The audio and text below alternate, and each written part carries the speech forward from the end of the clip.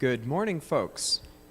Welcome to the final day of the GNU Radio Conference main track talks. I hope everyone had fun last night. Definitely some good racing happened here, and I think that the virtual social was also quite fun and successful. So we'll be getting started with our main track talk without any further ado. Our keynote speaker for today comes from the United Kingdom. Anna Scaife is Professor of Radio Astronomy at the University of Manchester and also head of the Jodrell Bank Center for Astrophysics Interferometry.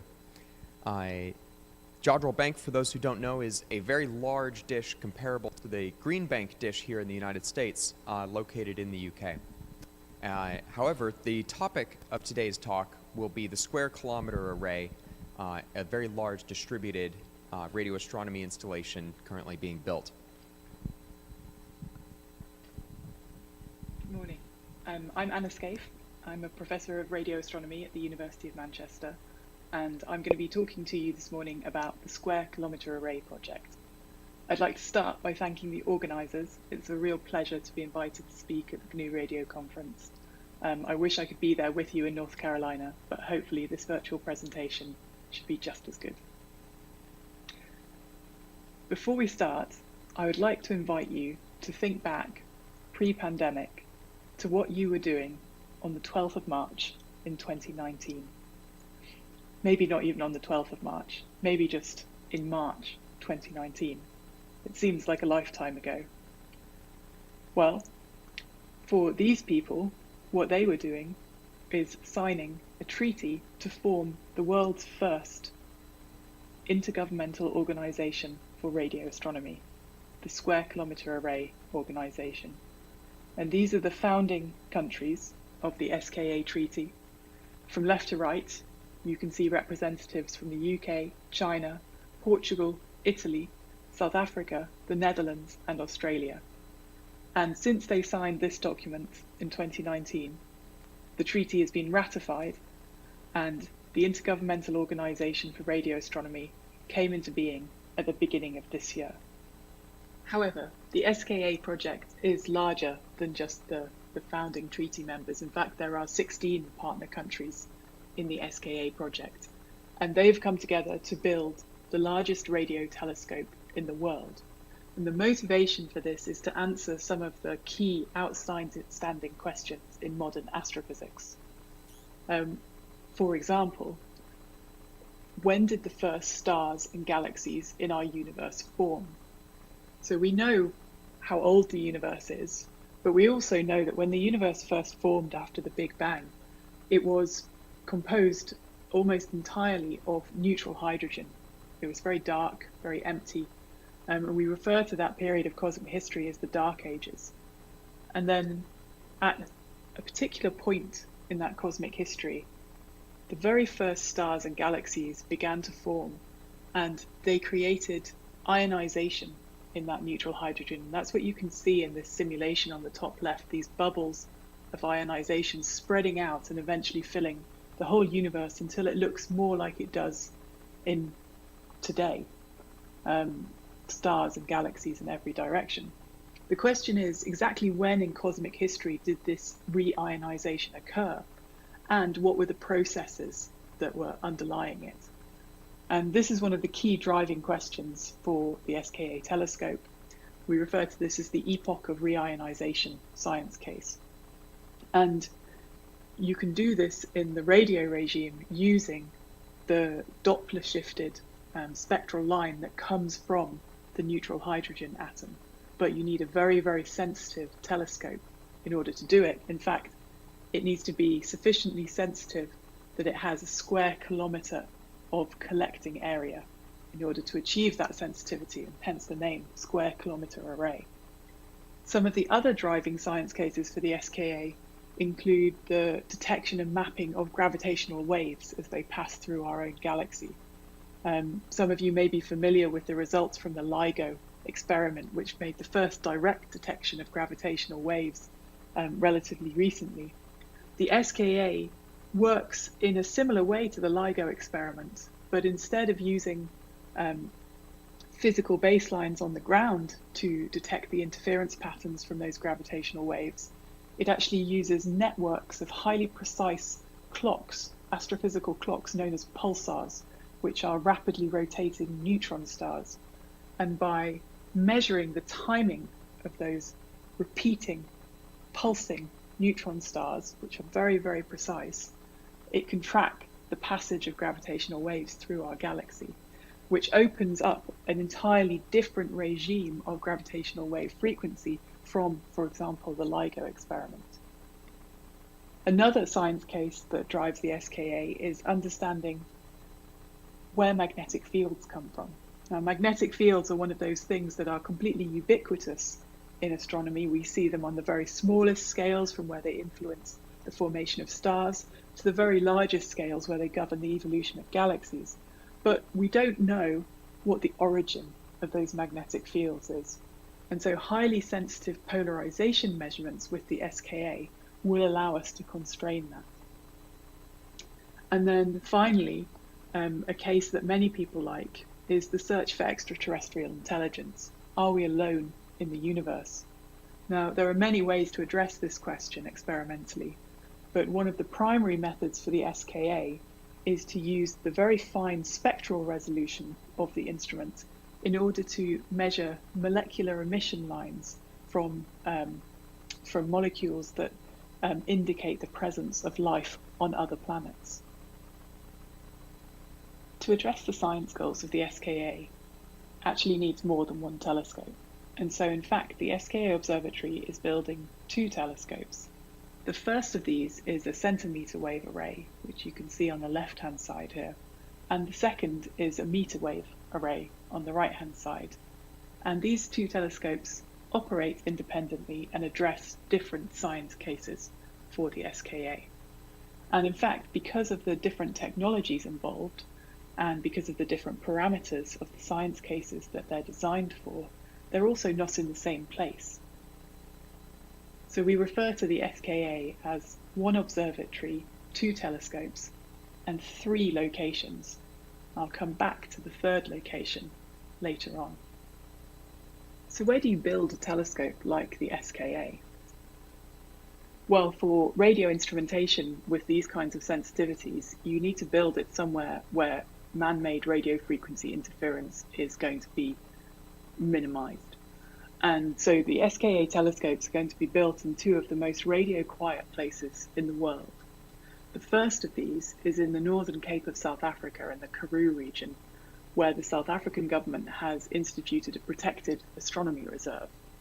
And in this location, the telescope that's going to be built is the centimetre wave telescope of the SKA, what we call the mid-frequency array. And this is an interferometric array, so it is an array of dishes. You can see them just popping up out of the landscape there. Now, in this artist's impression, you can see that the design for the dishes is an offset Gregorian design. So there's a carousel of receivers that sits in that cradle attached to the main dish by the receiver arm there.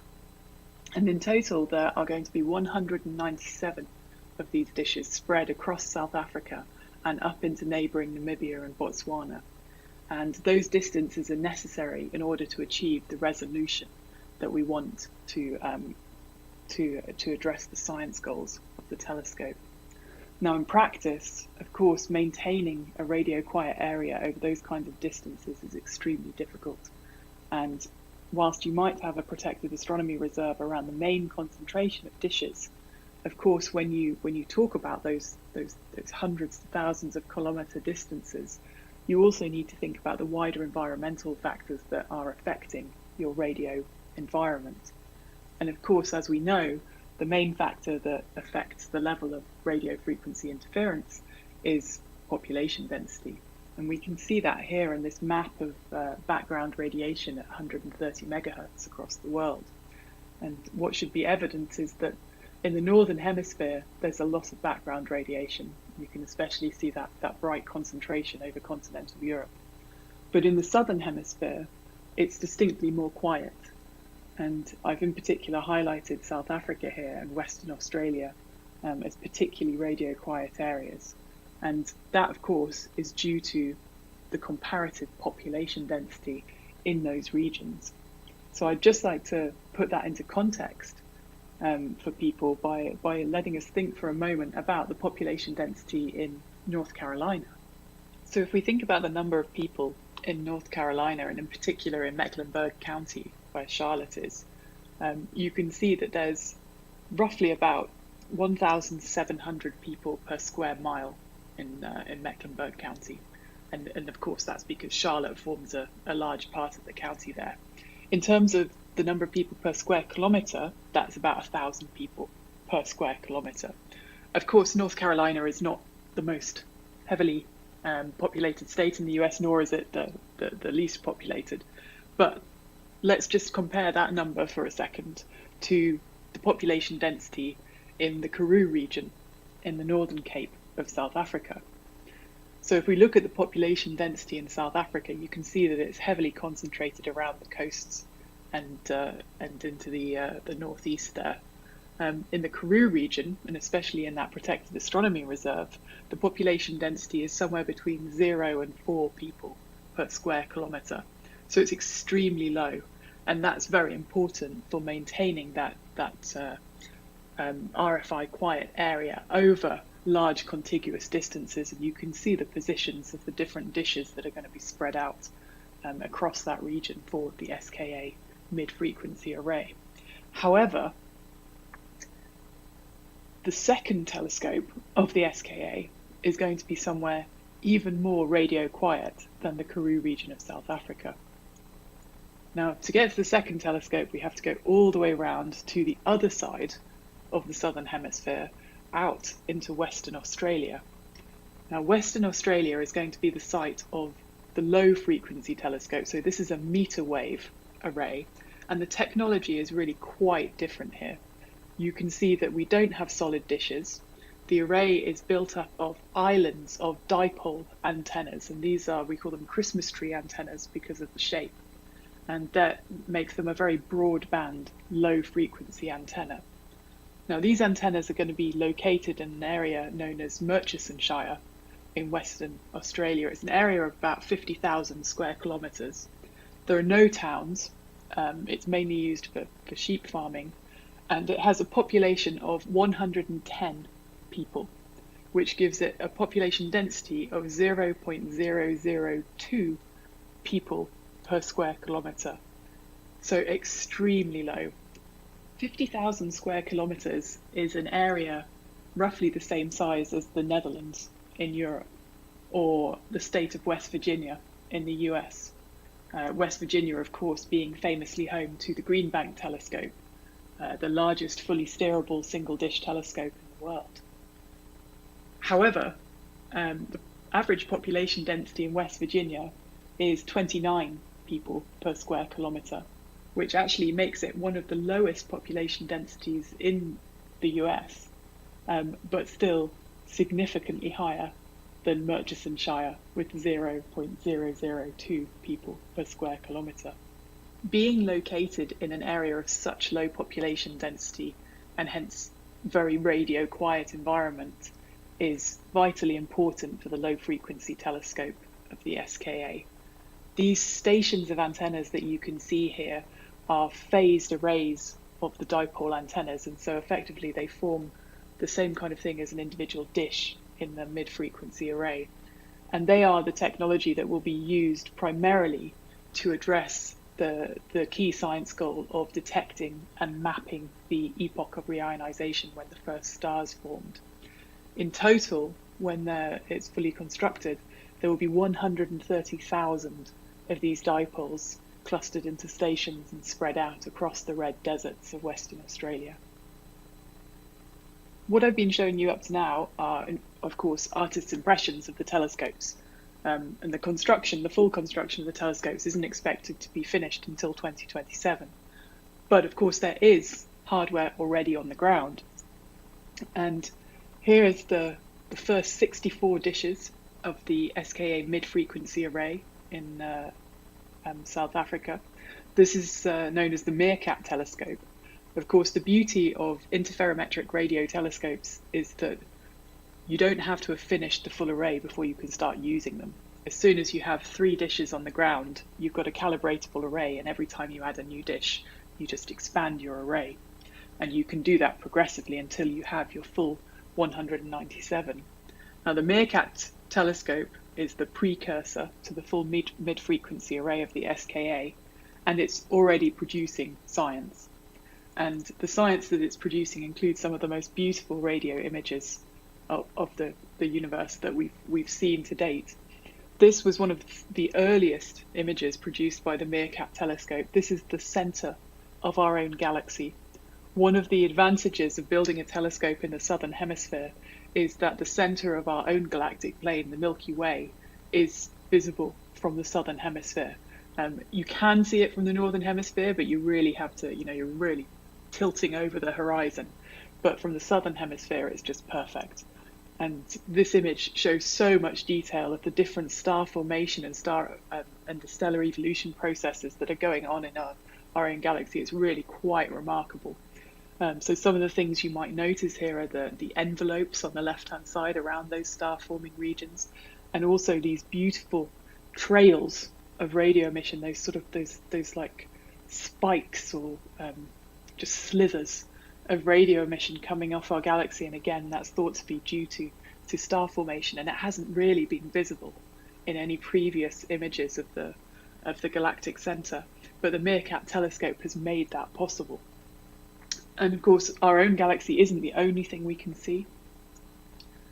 One of the other really beautiful things that's come out of the Meerkat telescope already is a very detailed look at the dynamics of what we call active galactic nuclei. So these are galaxies that are quite different from our own.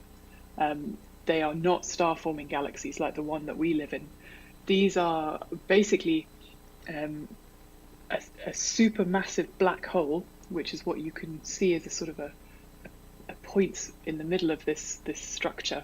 A supermassive black hole powering enormous jets of ultra-relativistic particles, so electrons, positrons, protons, and shooting those jets out into the surrounding intergalactic medium where they're interacting with their local environment. And that's what you can see in those beautiful dynamics of the jets there. What's remarkable about this image are those very narrow bands of emission that jump, sort of form a bridge from one jet to the other.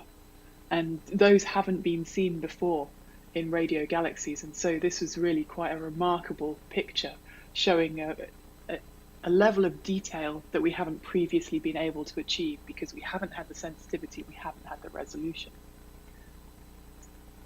Another very beautiful thing that we see is, again, with these active galactic nuclei, these supermassive black holes, you can see that the jets in this case are not symmetric. They don't sort of come out one on either side of that central supermassive black hole, but they have this kind of X shape.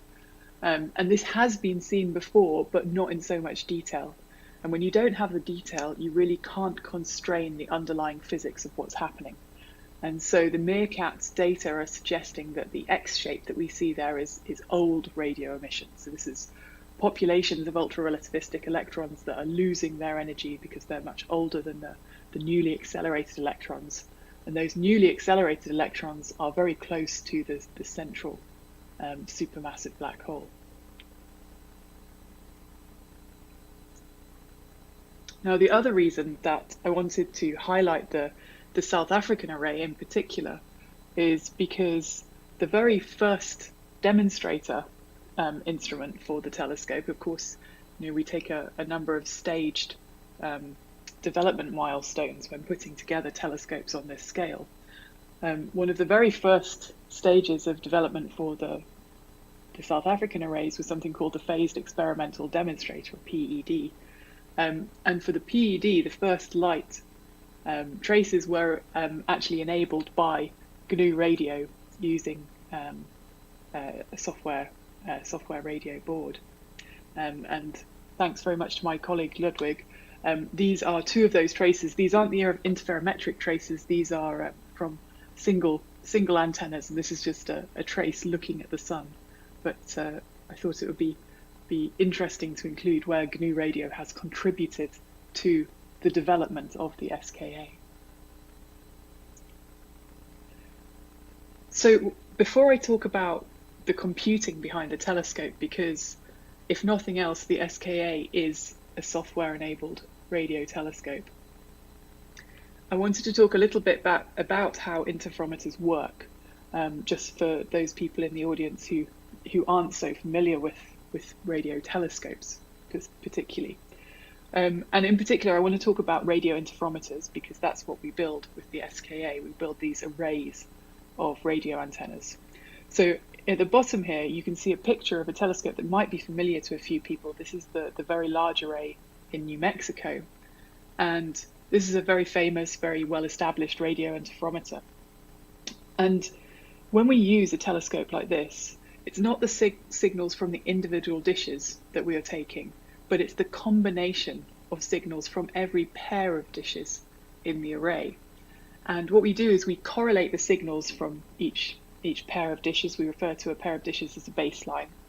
And the correlation products, which we refer to as visibilities, basically give us a measurement of the amount of power on a particular angular scale on the sky, which is the same as a spatial Fourier frequency. Now, the dishes that are close together give us the larger angular scales, so the large scale emission on the sky, and the dishes that are further apart give us the larger Fourier frequencies, which correspond to the smaller angular scales on the sky. So as you increase the number of dishes in your array and you put them further and further apart, what you're doing is you're increasing the resolution of your instrument. What this means is that for radio interferometers, what we are measuring is not a direct image of the sky.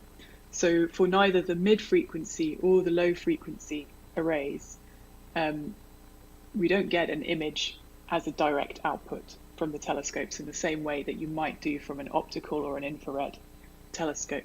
So there's a significant amount of computer processing that needs to be done in order to convert the signals into a format that is usable for individual astronomers in order to address their science goals. And of course, that requires the signals to be digitized at a very early stage in the signal processing, and that's done at the antennas for the SKA. So this level of digitization, and given the number of antennas on the ground and the size of the arrays, which determines the time sampling of those signals, means that not only will the SKA be the world's largest radio observatory, but it's also one of the world's biggest big data machines. So I'd like to take a moment now and talk about the processing that sits behind a telescope like this, because the SKA really is a software telescope. I'm going to talk you through the different stages of signal processing within the signal chain from the telescopes. Digitization is performed very early on within that signal chain, and so the signals that come out of the telescopes are transmitted over optical fiber. And at this point, we have data rates coming out of each telescope of about 10 terabits per second. And they go to what we call central signal processing. Now you'll notice here that there are signals going into central signal processing and coming out. And of course, that signal coming out is our clock signal, which we use to synchronize the data from each of the individual dishes or from the stations of antennas on the ground. And that synchronization is extremely important because we need to be able to correlate the signals with very, very high precision. So our clock signal is at the level of an atomic clock. And we synchronize our signals in order to perfectly compensate for the physical distances between the antennas. Now, that's really for doing the image processing, but we also do a time domain signal processing for astronomical signals that have a time dependence that happens on very, very rapid timescales, so micro to millisecond timescales. And so for those data, we do an ordering and a compression or averaging in the data in order to try and reduce the signal volumes or the data volumes at this point. The image domain data, once they're synchronized, have to be correlated. And the correlation actually does the opposite. It increases the volume of data. And we end up with an output that's actually proportional to the square of the number of dishes in our array rather than linearly proportioned. So the data rate here is really very high. But the objective is that we then send it to what we call science data processing. And this is where we form the images from those correlated data products. And that image formation is a Fourier inversion. It also includes a deconvolution process. And we produce an image product that's not just an image, but is actually a cube, because this is multispectral data. So we can have 16,000 frequency channels across the SKA bands. And so astronomers actually receive a cube which has an image for each one of those frequency bands. And of course, those data products then need to be shipped around the world to the teams of scientists working on the different science objectives of the SKA. And that in itself is quite a challenge. These individual data products are somewhere between 1/4 and 1/2 petabyte each in size. So the individual telescopes are producing about 300 petabytes of data each per year in the compressed data products. We can also think about those signal chains in terms of their geographic location. The original idea for the SKA was to place the central signal processing very close to the antennas itself. In fact, it's now been moved into the same locations as the science data processing, which for the mid-frequency array is Cape Town, and for the low-frequency array is Perth. The processing that's required in the science data processor is extreme, so approaching 1/2 an exaflop of computing for this volume of data. And again, we're talking about hundreds of petabytes a year of data coming out of these instruments, which then we have to ship around the world, of course, to all of the different partner countries and to the scientists in those countries. So in fact, there are dedicated submarine cable links actually costed in to the project itself in order to do that. I'd just like to take a moment to put into context how large the data volume coming out of the SKA is. So from each telescope, we expect to be storing about 300 petabytes of compressed data products per year, so 600 petabytes in total. Scientifically, that's very large. So the largest radio telescope archive in the world at the moment comes from the LOFAR telescope, which is a low frequency array that spreads across a lot of Europe. And LOFAR is storing about 25 petabytes of data per year. For particle physics, the 5 big experiments at the LHC at CERN produce about 73 petabytes per year. So again, the SKA is significantly larger than these, but it's also a lot larger than most commercial data volumes. So the numbers that I'm showing here are from 2017. I apologize, they're slightly out of date, but uploads to Facebook are about 180 petabytes per year, and searches on Google are also just coming in around 100 petabytes per year. More recent numbers from Facebook show that Facebook produces about 4 petabytes of data per day, but it compresses that down to fit into the Facebook archive, which is called the Hive, which has a fixed size of 300 petabytes for Facebook. If you put that into context with the SKA, if we take the data rate out of the telescopes, that will produce about 250 petabytes of data per day. and we compress that down to produce 600 petabytes per year of a growing archive.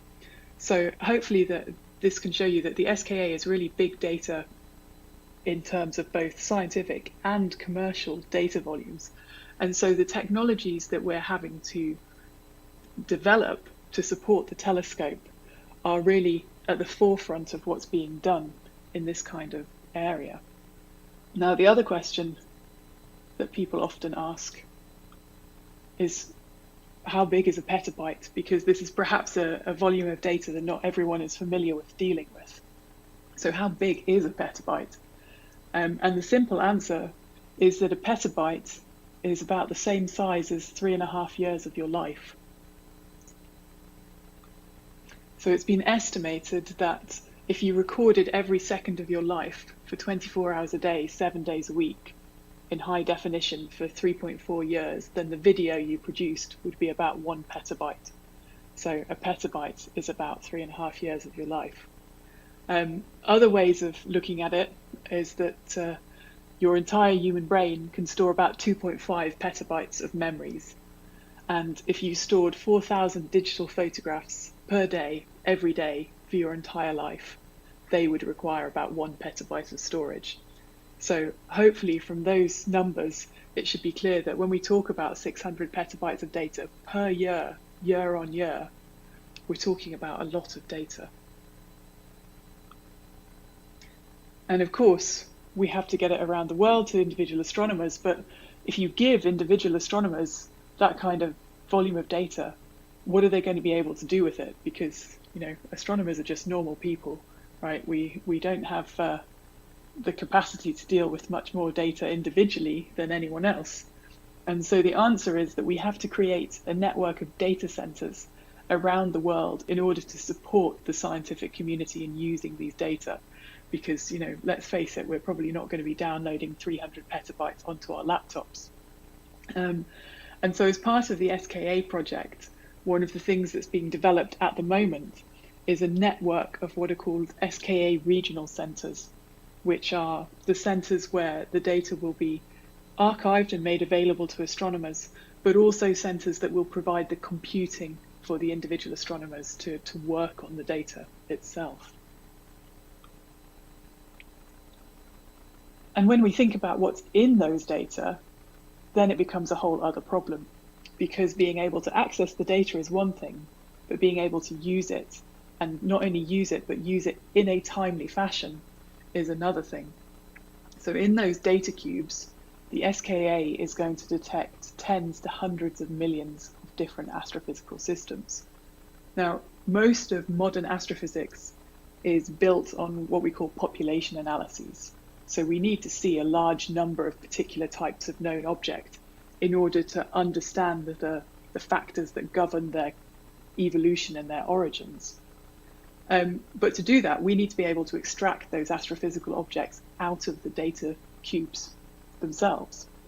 And we need to be able to do that, firstly, in an automated fashion, because there's simply not enough time for individual astronomers to go and look at that volume of data. But we also need to do it in a manner that allows us to also identify if there's something in those data cubes that we've never seen before. History teaches us that most new scientific facilities don't become famous for the thing that they were designed to do, but they become famous for the thing that they discover. So we need to make sure that whilst we automate our processing, we need to do it in a way that doesn't automate out the potential for discovery.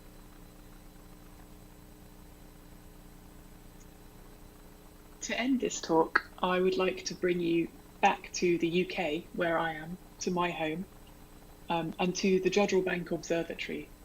And the Jodrell Bank Observatory is perhaps most famous for being home to the Lovell telescope, which you can see here, 76-meter radio telescope, originally built in 1957 when it was the largest radio telescope in the world. Of course, it's been overtaken these days. But the reason I bring you here is not because it's my home observatory, but because it's also home to the headquarters, the global headquarters of the Square Kilometer Array. organisation, now the Square Kilometer Array Observatory, since its intergovernmental organisation status has been ratified. And the headquarters of the SKA sits just below the Lovell telescope. You can see it in the foreground of this picture. Of course, it is completely finished these days. This photograph was taken over a snowy winter when the headquarters was being constructed. And this headquarters represents to the SKA what CERN is to the LHC. It is the global organisation and will be for the next 50 years of the lifetime of the telescope. So I do recommend, if you're ever in the UK, you are welcome to visit the observatory. There is a visitors centre and you can take a peek at the SKA observatory itself. And at that point, I will finish. I will be live for questions, but I'd like to say thank you for listening to my talk and enjoy the rest of the conference.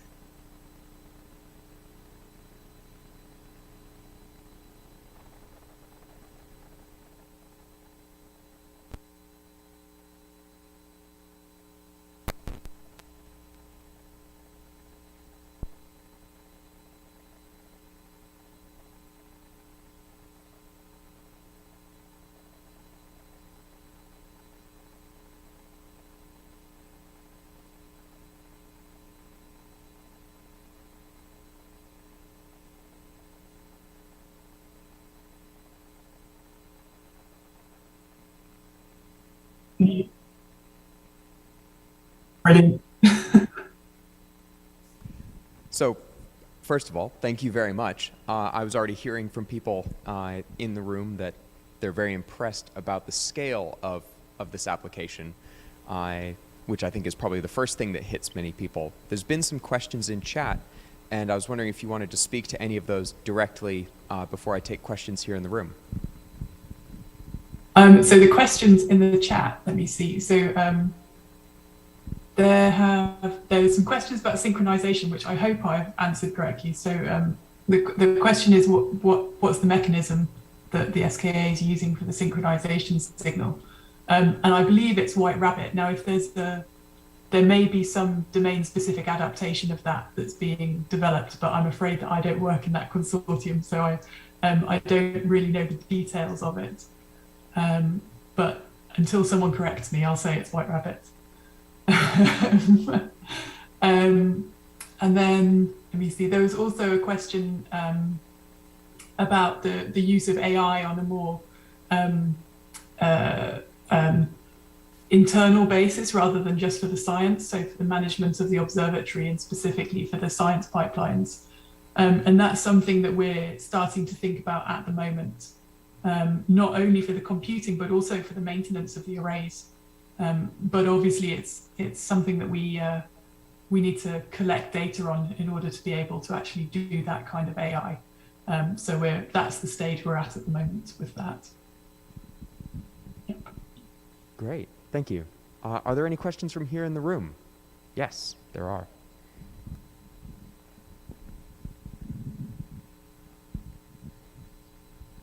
Hi, great presentation. I loved it. Great animations as well. My question is, how are you processing all the data? Like I was looking at the web page right now, and I see that you have CPU processors, but are you also mixing other processors like GPUs, FPGAs? I don't know if you can comment a little bit about that on the processing side. Thank you.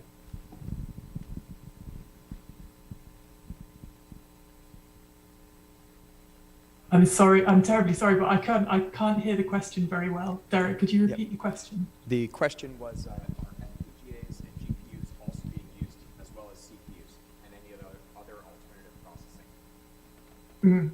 Yeah, so in fact, the central signal processing is mainly on FPGA. So that's all firmware. And then the science data processor is all GPU. So in fact, the cost per flop, and in fact, the power, the flops per watt is much better on GPU for this processing. Any other questions? Yes.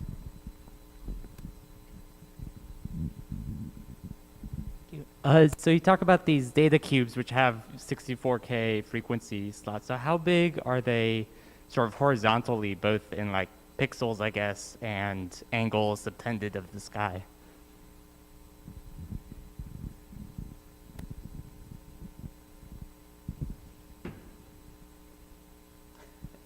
Sorry for this. So the question is, the data voxels, I guess, the data pixels, how large are they, in terms of angle in the sky or other dimensions? Yeah, so I think, so in terms of pixels on the side of an image, so the images are 64K by 64K, which I think is roughly 1 or 2 degrees for the mid-frequency array. For the low-frequency array, it'll be significantly larger, something more like 5 or 6 degrees in an image.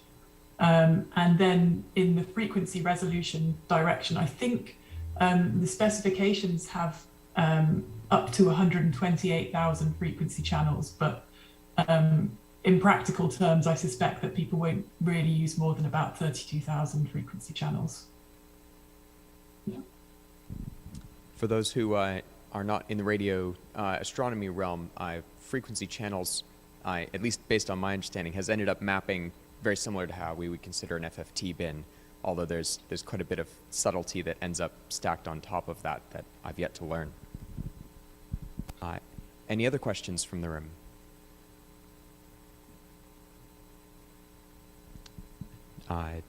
None from here. So just one last check with the online side. This is the fun bit of chasing around a hybrid event. All we have is a confirmation that it is White Rabbit from somebody who's gone and searched. So good guess.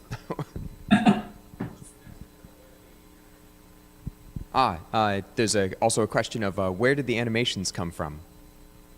Oh, so in fact, I think all of the animations that I've used are in the media and press pack on the SKA Telescope website. So skatelescope.org. So, yeah. Wonderful. Well, thank you very much again, Professor. And we wish you had been here, but hopefully GRCon will be a little bit more open in the future, and maybe even a European event. So thank you very much. Yeah, you're very welcome. Thank you again.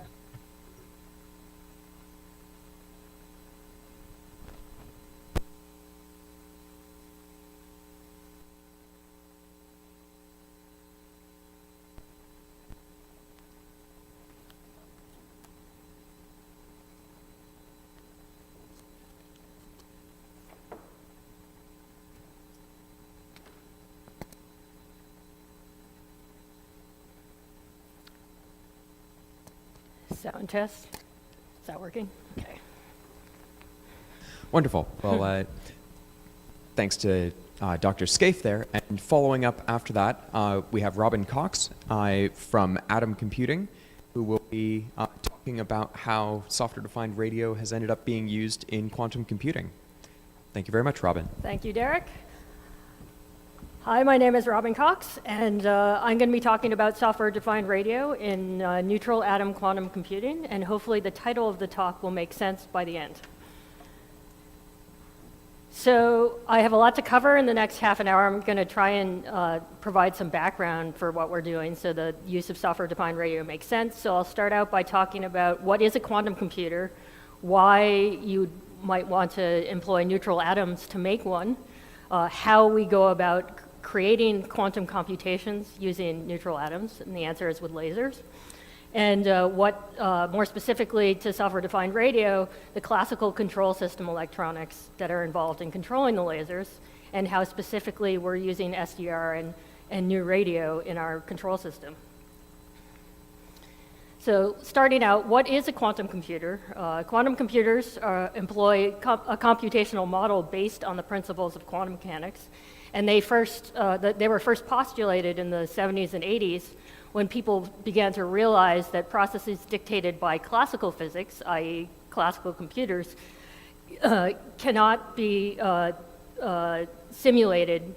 cannot simulate quantum mechanical processes in tractable timeframes. So people ask themselves, can we make computers using quantum mechanics to solve these problems? So both classical and quantum computers can be expressed in terms of a uniform set of reversible circuits. So we're all familiar with the classical computing model where you have binary bits and a set of universal gates whereby you can implement any Boolean function using only the gates in the set. And for instance, NAND and fan-out are a set of universal gates for a classical computer. And the quantum analog is a qubit and some quantum circuits. So qubits, so let me just start out by introducing some terminology, like what's a qubit. So the qubit is a fundamental unit of quantum computation, and the physical realization of a qubit is a two-state quantum mechanical system. So we're taking advantage of, in quantum computing, of the somewhat mind-bending oddity of quantum mechanics, and that a qubit is actually a coherent superposition of both the 0 and the 1 state. And when I say superposition, what I mean specifically is a complex linear combination of those two states. Sometimes you'll see in popular science literature people say a qubit is in both states at the same time, and that's not strictly correct. So qubits, this kind of complex linear combination is very precisely expressed kind of mathematically in terms of this notation. Alpha associated with the 0 state and beta associated with the 1 state. These are called probability amplitudes, and they're complex numbers. And these probability amplitudes, because they're complex numbers, can both constructively and destructively interfere. And the relative interference, the degree of interference, I should say, is quantified by the relative phase of alpha and beta. And the qubit actually collapses to one of these two states, 0 or 1, only upon measurement. So this picture denotes something called the Bloch sphere, which is named after a Swiss physicist named Felix Bloch, and it's a very convenient geometrical representation of a qubit. So the operations on qubits, these logic gates that I was talking about before as being the fundamental units of a quantum computer, can be quite conveniently visualized as rotations by an angle theta about the three axes of this sphere. A phase shift, which would be tracing a horizontal circle around the sphere, and something called a C0 gate, which actually requires 2 qubits, and it performs the NOT operation on the second qubit, provided that the first one, or the control qubit, is in the 1 state. So keep this Bloch sphere in mind, because it will help explain what I'm about to go into when we get in terms of manipulating these qubits. So just the operations on the qubits can be represented by rotations on the sphere. So what fundamentally are we doing with a quantum computer? So the inputs to a quantum computer are registers of qubits in an initial state, and the circuits are effectively interfering the components of the input according to a predetermined quantum algorithm that's programmed into the computer. And the magic of quantum interference results in the cancellation of all these probabilities except for the correct solution. I say these words, and it's like the more you think about it, the more your mind is blown. But the quantum mechanics is actually makes much more sense mathematically than when you try and say it in words. But one of the fundamental, another kind of weird consequence of quantum mechanics is when you have multiple qubits, you can put them in so-called entangled states, whereby the combined state contains more information than each qubit individually. So you need at least 2 qubit gates to take advantage of this entanglement, hence a 2 qubit gate being one of the fundamental building blocks of the quantum computer. You might have heard of quantum teleportation, whereby you can impart information from one entangled qubit onto another, regardless of physical separation. So people have thought about using this phenomenon for key exchange, for instance, and encryption. And entangled qubits can also enable the generation of quite random numbers. So, there's been a lot of news about quantum computing lately, and the one thing we should make clear is that quantum computers are very well suited for the types of problems that take very or intractable amounts of time on classical computers, but are not going to completely replace your laptop anytime soon. And if you're interested in some more examples, this IBM page has a good list. I have a lot to get through, so I won't talk about the examples specifically, but there are numerous applications for quantum computing that people are starting to look at. So why use neutral atoms for quantum computing? We haven't heard much about neutral atom quantum computers until quite recently, but they do have several distinct advantages. Notably, neutral atom qubits have very long coherence times compared to some of the alternative approaches, upwards of 10 seconds. So when I talk about coherence, I mean the ability to actually do useful computation with a qubit. So one of the things that you'll hear about when people talk about quantum computing is fault-tolerant quantum computers, because when you have things that are perturbing the quantum system, they can effectively collapse the qubit and decohere the measurement, which we don't want. So we have chosen to use arrays of identical atoms that we cool and trap with a laser in an array. And so we don't have to deal with like semiconductor process variations like people making superconducting qubits have to, because we don't have to fabricate anything. We have chosen strontium, which is an alkaline earth element. And strontium and some of the other alkaline earth elements have an atomic level structure that's quite conducive to quantum computation. We can actually operate our system at room temperature, so we don't need huge dilution refrigerators or liquid helium. We actually read the system out by taking images, so we don't need dedicated electronics for readout.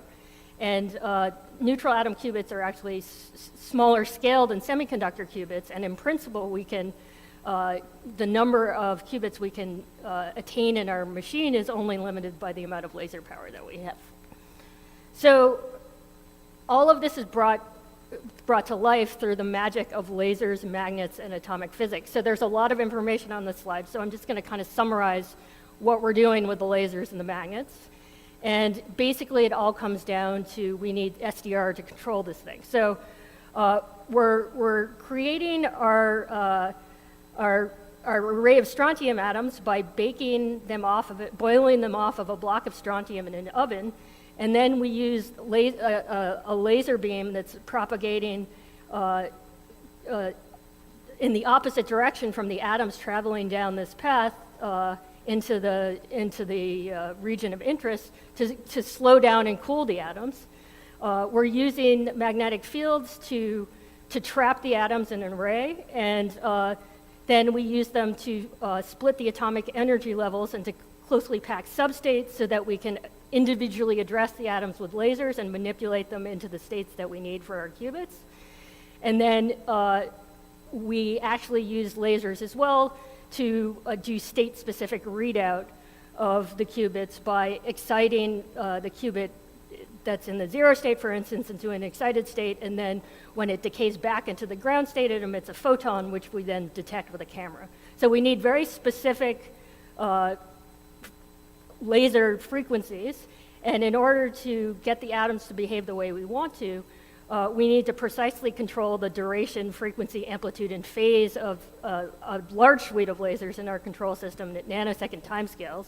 And we need RF pulses to do that, and hence software-defined radios. So this just basically summarizes what I just said. So we're making a single qubit, we're cooling the atoms, we're isolating them in optical dipole traps focused by laser beams, then we're cooling them some more. And one point that should be made is when we fill the array, only on average about 50% of the sites are full, so we can fully fill the array, the computational region of interest, by moving atoms using the laser and RF pulses from outside the region of interest inside into the empty spaces in the array, so we have a fully filled array, and I'll show an example of that in a minute. And then once we have our array, we need to be able to address individual atoms and construct our gates and perform our quantum computations. So how exactly do we make a qubit with a strontium atom? Well, I will, essentially what we do is once the strontium atom is trapped in its trap, we are taking advantage of the fact that we are applying a fixed magnetic field, so there is a magnetic moment of the nucleus that's okay, let me start again. So we have a strontium atom in the ground state, we apply a magnetic field, the magnetic field splits these ground state energy levels, and we take advantage of two of them to create our single qubit gate. And we actuate the gate through an off-resonant coupling to coherently rotate between the 0 and 1 states on the sphere. And so we use a laser two laser beams, one to excite the 1 state into an off-resonant excited state, and then second one to de-excite it to the other state. So we can create an X gate, which is a pi rotation around the x-axis and flopping from 0 to 1 with these two laser beams. So that's our 1 qubit gate transition.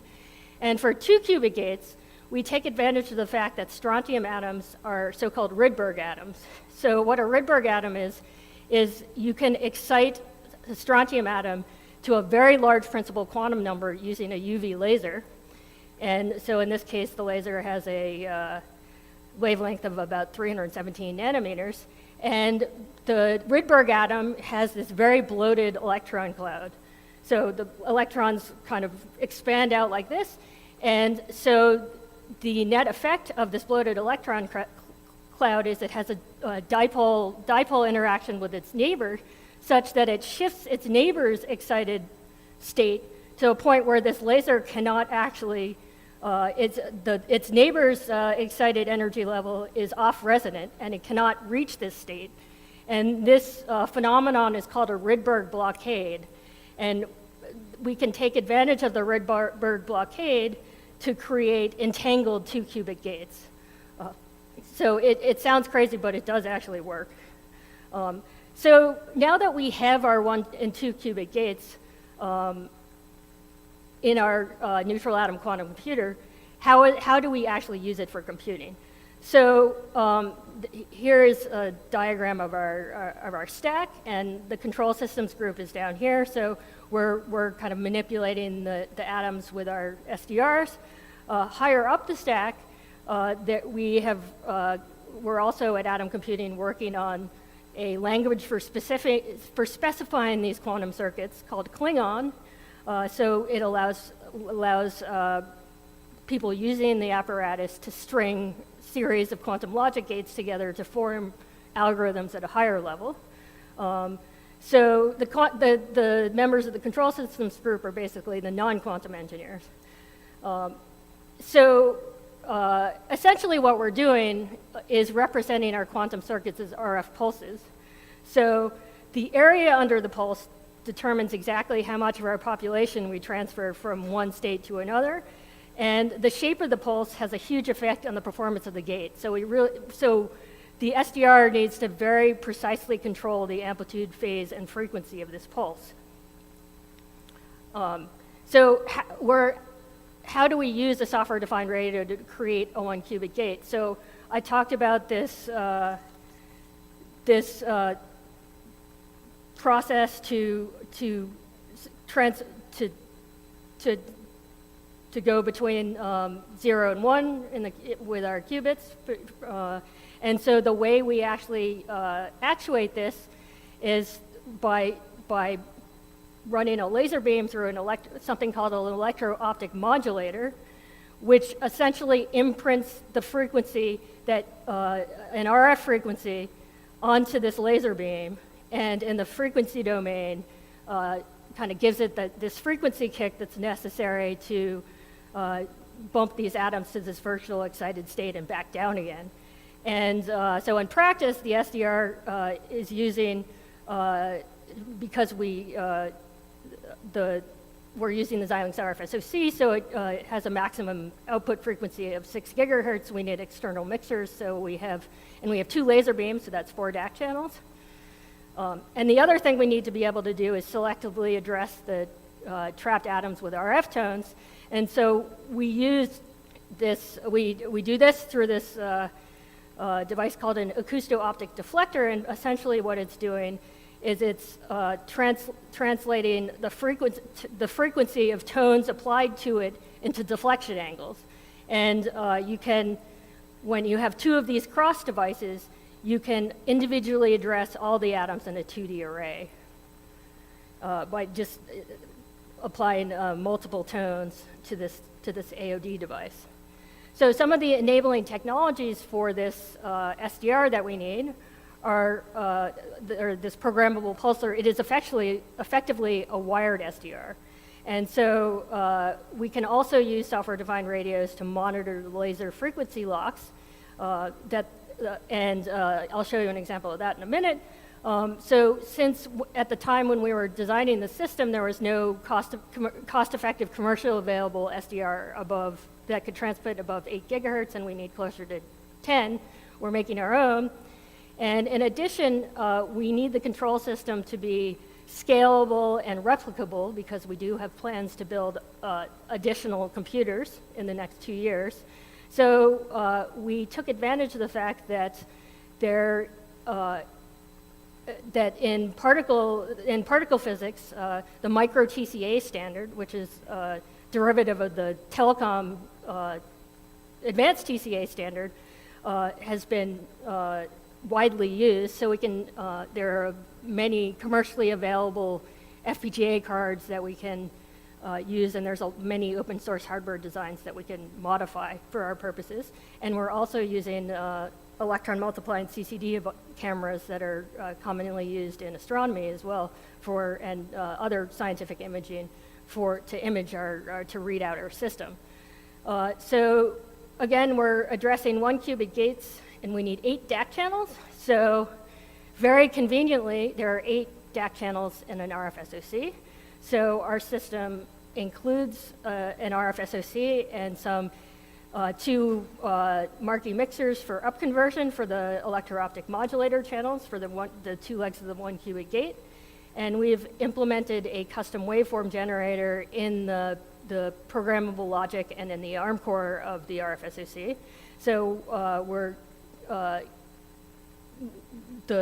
AWG is in CPU and FPGA and RF land, and these EOMs and AODs transition to the lasers to manipulate the atoms to create quantum computations.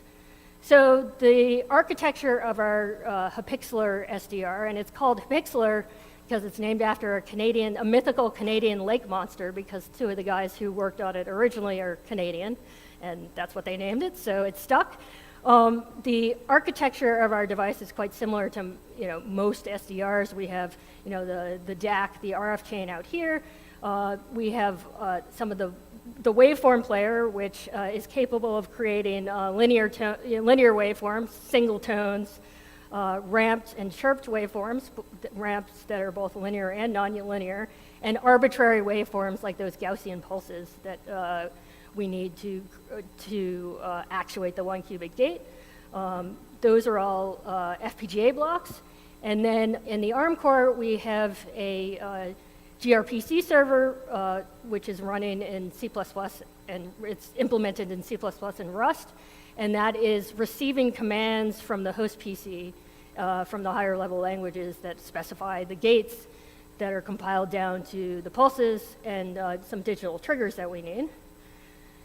So this is an example of some of the types of commands that might be sent to the gRPC server, like setting the frequency, triggering, arming some digital triggers, and then playing out the waveforms.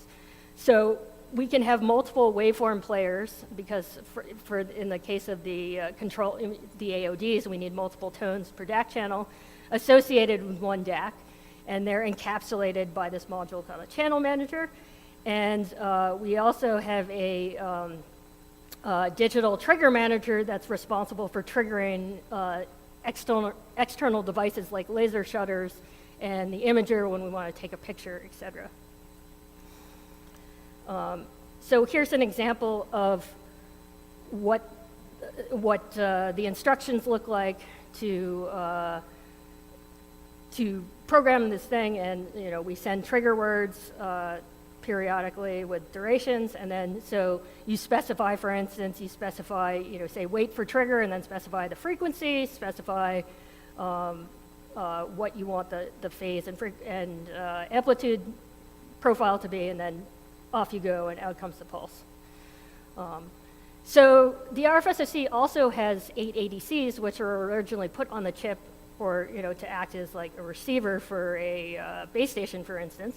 But we're actually using them, we have DC coupled them, and we're using them to measure photodiode voltage outputs that scale with laser intensity. So it's like massive overkill for the RFSoC ADC, but they're there and it works, so we use it.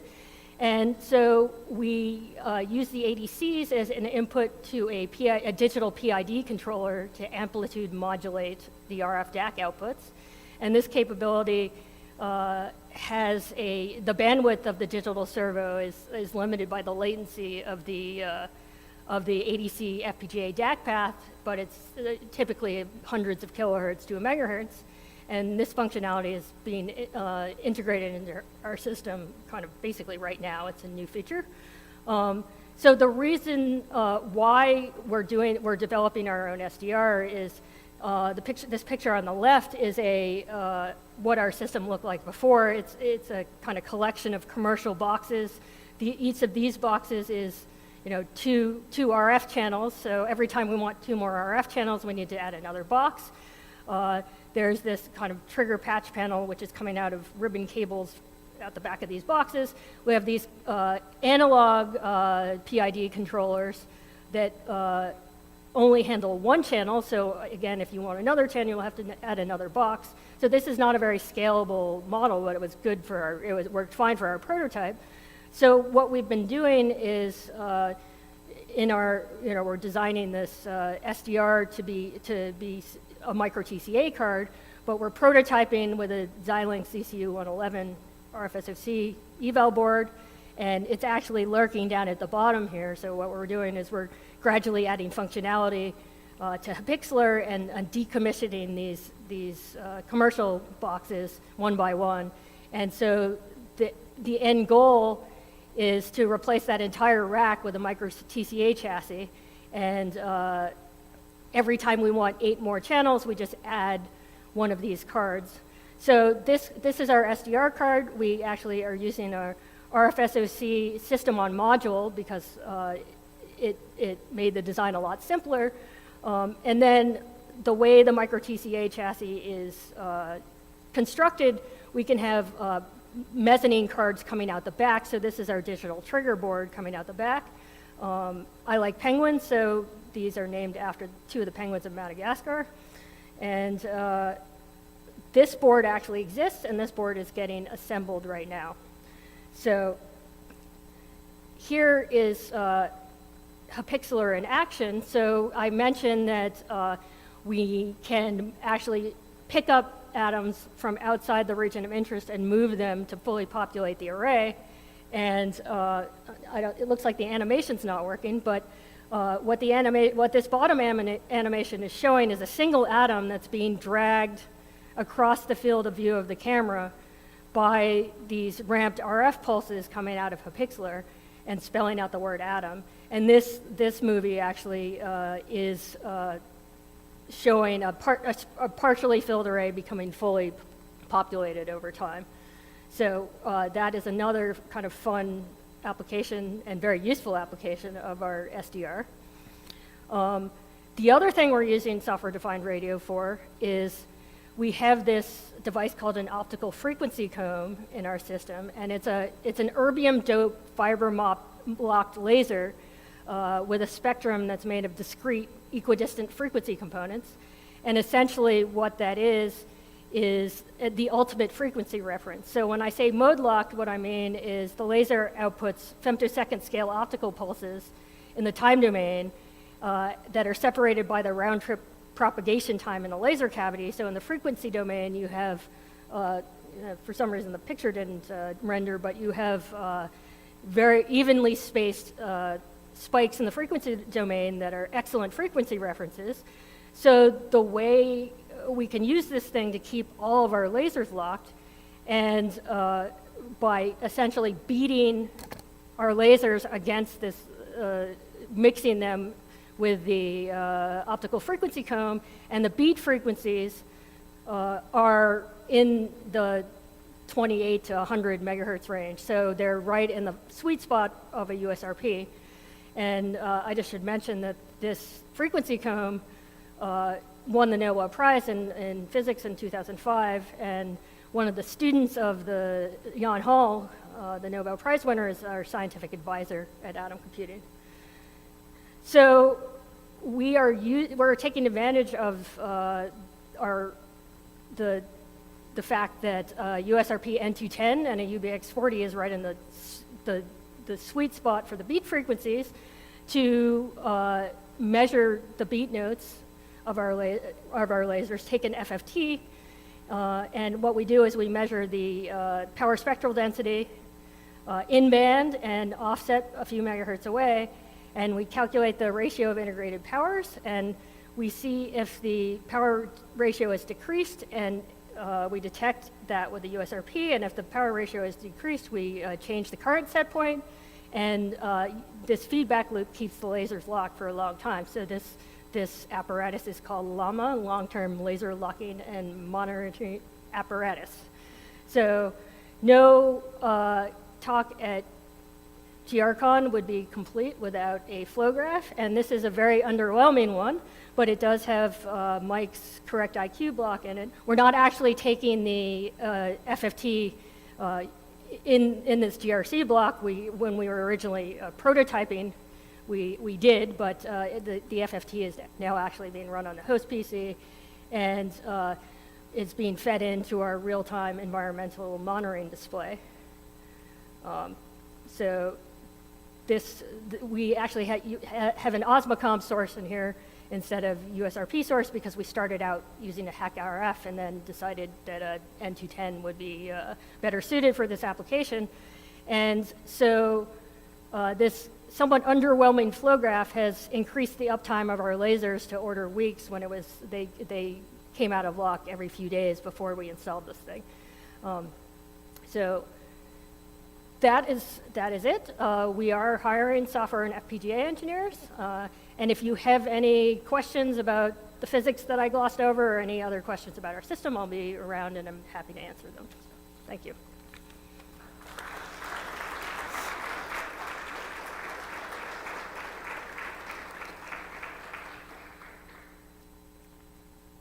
Thank you very much, Robin. Are there any questions from the audience here? There is.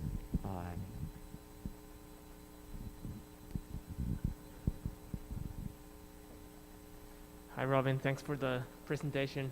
Hey, I was looking at the diagram for the RFSoC, and I noticed that some of the DACs you are using external mixing versus the internal mixing. Can you comment a little bit about the difference between those two use cases? Yeah. So for the DACs without the external mixer, let me just find the slide. Those are driving the AODs, and one of the things I failed to mention is the AOD tones that we're outputting are in the range about 80 to about 400 megahertz, so you can directly generate them out of the RFSoC, whereas the EOMs in the modes that we are operating in to transition between the two states of the 1 qubit gate require 9 to 11 gigahertz tones. So we need to upconvert because the RFSoC's maximum output frequency is about 6 gigahertz. Makes sense. Thanks. Great. We have a few online questions, and then I'll jump over. All right. From Arthur Lobo. What is the coherence time of neutral strontium atoms, or what is the coherence time of a neutral strontium atom quantum computer compared to superconducting and trapped ion quantum computers? Well, it's much longer. And what that effectively means is the qubit can be used for computation for for a much longer period. And so for neutral atoms, it's in the tens of seconds. The superconducting transmons, it's 10 to the minus 4 seconds, so the operations have to occur be executed much faster. And for trapped ions, it's in the hundreds of milliseconds. All right. And next one, are the neutral atom qubits susceptible to cosmic radiation? That's not something that we've thought about, but I suppose so. I mean, any perturbation could, in principle, decohere the system and would result in us having to use error correction. But I don't think it's our primary source of worry. Like things like temperature variations and electromagnetic interference and the lasers being unstable are far larger effects. So question about the software architecture. I noticed that you all use Rust. I was wondering if there was a particular reason you chose it and whether you had any regrets about that choice. So the server was originally written in C++ and it was okay, but the Rust was actually more of an experiment than anything. It's the first piece of code that we've written in Rust, and so far the performance is great, where you have no complaints. It is, I can't tell you exactly how much faster it is, but it is faster. And it was kind of our first foray into using Rust in an embedded application, so stay tuned. Any other questions? Yes. If you have questions, please raise your hand and I'll shuttle the mic during the answer. This might not be the most intelligent question, but I'm just curious how you use lasers to cool something. Oh, that is actually a very good question. Okay. So essentially what's happening is so the atoms are propagating down kind of a channel from the oven where they're boiled off from the block of strontium. And there's a laser that's propagating the opposite direction, which is at a frequency that is that excites the atom into an excited state. And so you've got the momentum factor slowing the atom down and cooling it. But also when the atom in the excited state decays back into the ground state, it emits the photon isotropically. So so you'd think you kicking it into excited state, it would make it actually not cool it, but the opposite happens. I'm not an atomic physicist, but that's my kind of understanding of how the cooling is working. So this is a comment that I think basically attaches to this, but folks have seen most quantum computers having like room-sized coolers. This laser cooling is the alternative to that? Yes, so we can use lasers to cool atoms, and you can also cool them by trapping them in essentially a potential well. So if you put them in the right state with magnetic fields that are trapping them in one place, they can't move, so they can't heat up either. But we don't need a cryosystem, but we can use one, and it can actually help us, but we don't need the cryosystems to the scale of the superconducting devices. Great. Seeing no other questions, thank you very, very much.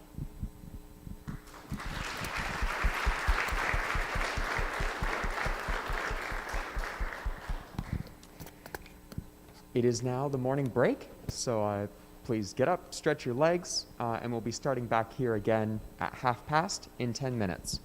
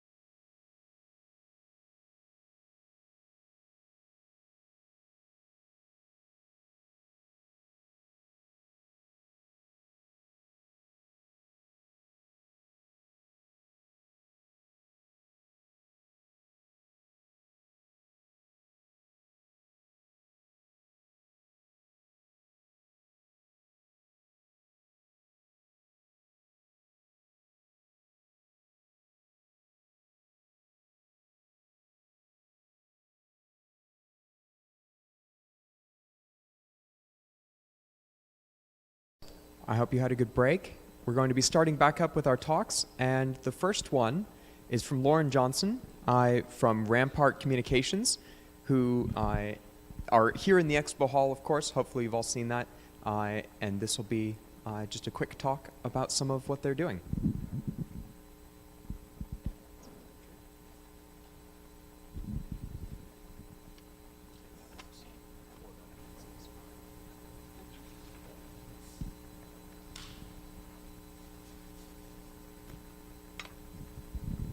Hello, everyone. I'm Lauren from Rampart Communications. You met my CTO, Keith, on Tuesday and Wednesday. My focus today is just talking a little bit about the employment side and not so much the technology side. So prior to Rampart, I spent the better part of my career working for large institutions where I found myself getting lost, forgotten, stifled, not really having a clear path of advance, not really making much of an impact or really growing as a professional. And for unrelated reasons, I decided to relocate from New York down to Maryland. And I started working with a recruiter, and I was once again looking for another large-scale institution because that's what I knew, where my recruiter challenged me to look at something different, to look at Rampart. She advised me to consider some of the growth opportunities offered by a startup, the opportunity to create, build, and grow, and do some exciting things, work with new science, and to use my talents that can help shape the company. So Rampart Communications is technically a startup, but a better description of Rampart is a baby with a mustache. My first day, the founders said this to me, and I thought it was so weird, but it makes sense. The mustache is our technology. It's something that's been refined over 5 years. Our founders are experts in their field with over 25 years combined experience working in information security. Since 2016, they have secured patents, achieved independent validation, and created multiple prototypes. The advisory board and leadership are industry professionals that have experience building organizations globally.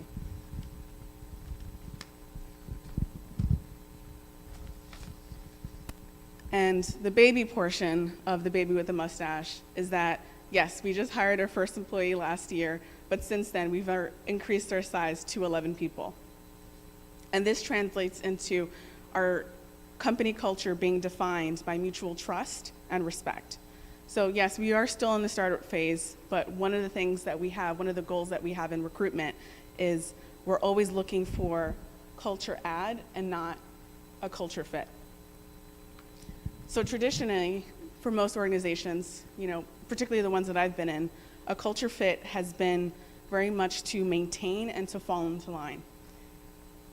They say things like, we've always done it this way. We really don't want any new ideas. We want you just to come in and fix the problems that we have, not really create your own new paths. Versus an ad is, we want you to be the impact. We want you to bring your whole self to work, and we want you to think differently, have that direct impact on day-to-day operations and long-term goals. And it's okay if you don't always agree with the method that we've done in the past. We're open to new ideas. We value curiosity, learning, and pushing the bounds of science. Our founders care about personal growth and development for all of our teammates at Rampart. So it's very common to see our leaders around their office with whiteboards, taking time to explain different concepts, principles, techniques, and ideas. Or even hosting brown bag discussions where we talk about different topics that are completely unrelated to DSP, FPGA, or anything that we do in Rampart day-to-day operations. And although my primary focus has always been HR related, I had a personal curiosity about building my own computer. I shared with our team that I learned how to upgrade 2 of my Macs, the RAM in 2 of my Macs, and I was really curious of completing that process and building the computer. So when our CTO found out that I wanted to do this, he volunteered to sort of take me under his wing and teach me how to do that. So overall, yes, Rampart technology is great, and Rampart is also great because of its people and our commitment to our people and their development. So if you're the type of person that wants to make that impact, reach out. Thank you.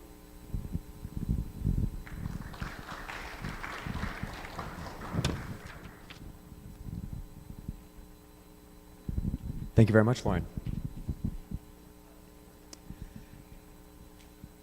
So our next speaker is Jean-Michel Fruit, who is an absolute mainstay of the FOSDEM contributions, and I think he's also been here at GRCon nearly every year. Incidentally, he's also one of the principal organizers of the European GNU Radio Days. And so, just make sure I pull up the correct one of these talks. Now that looks a lot like him.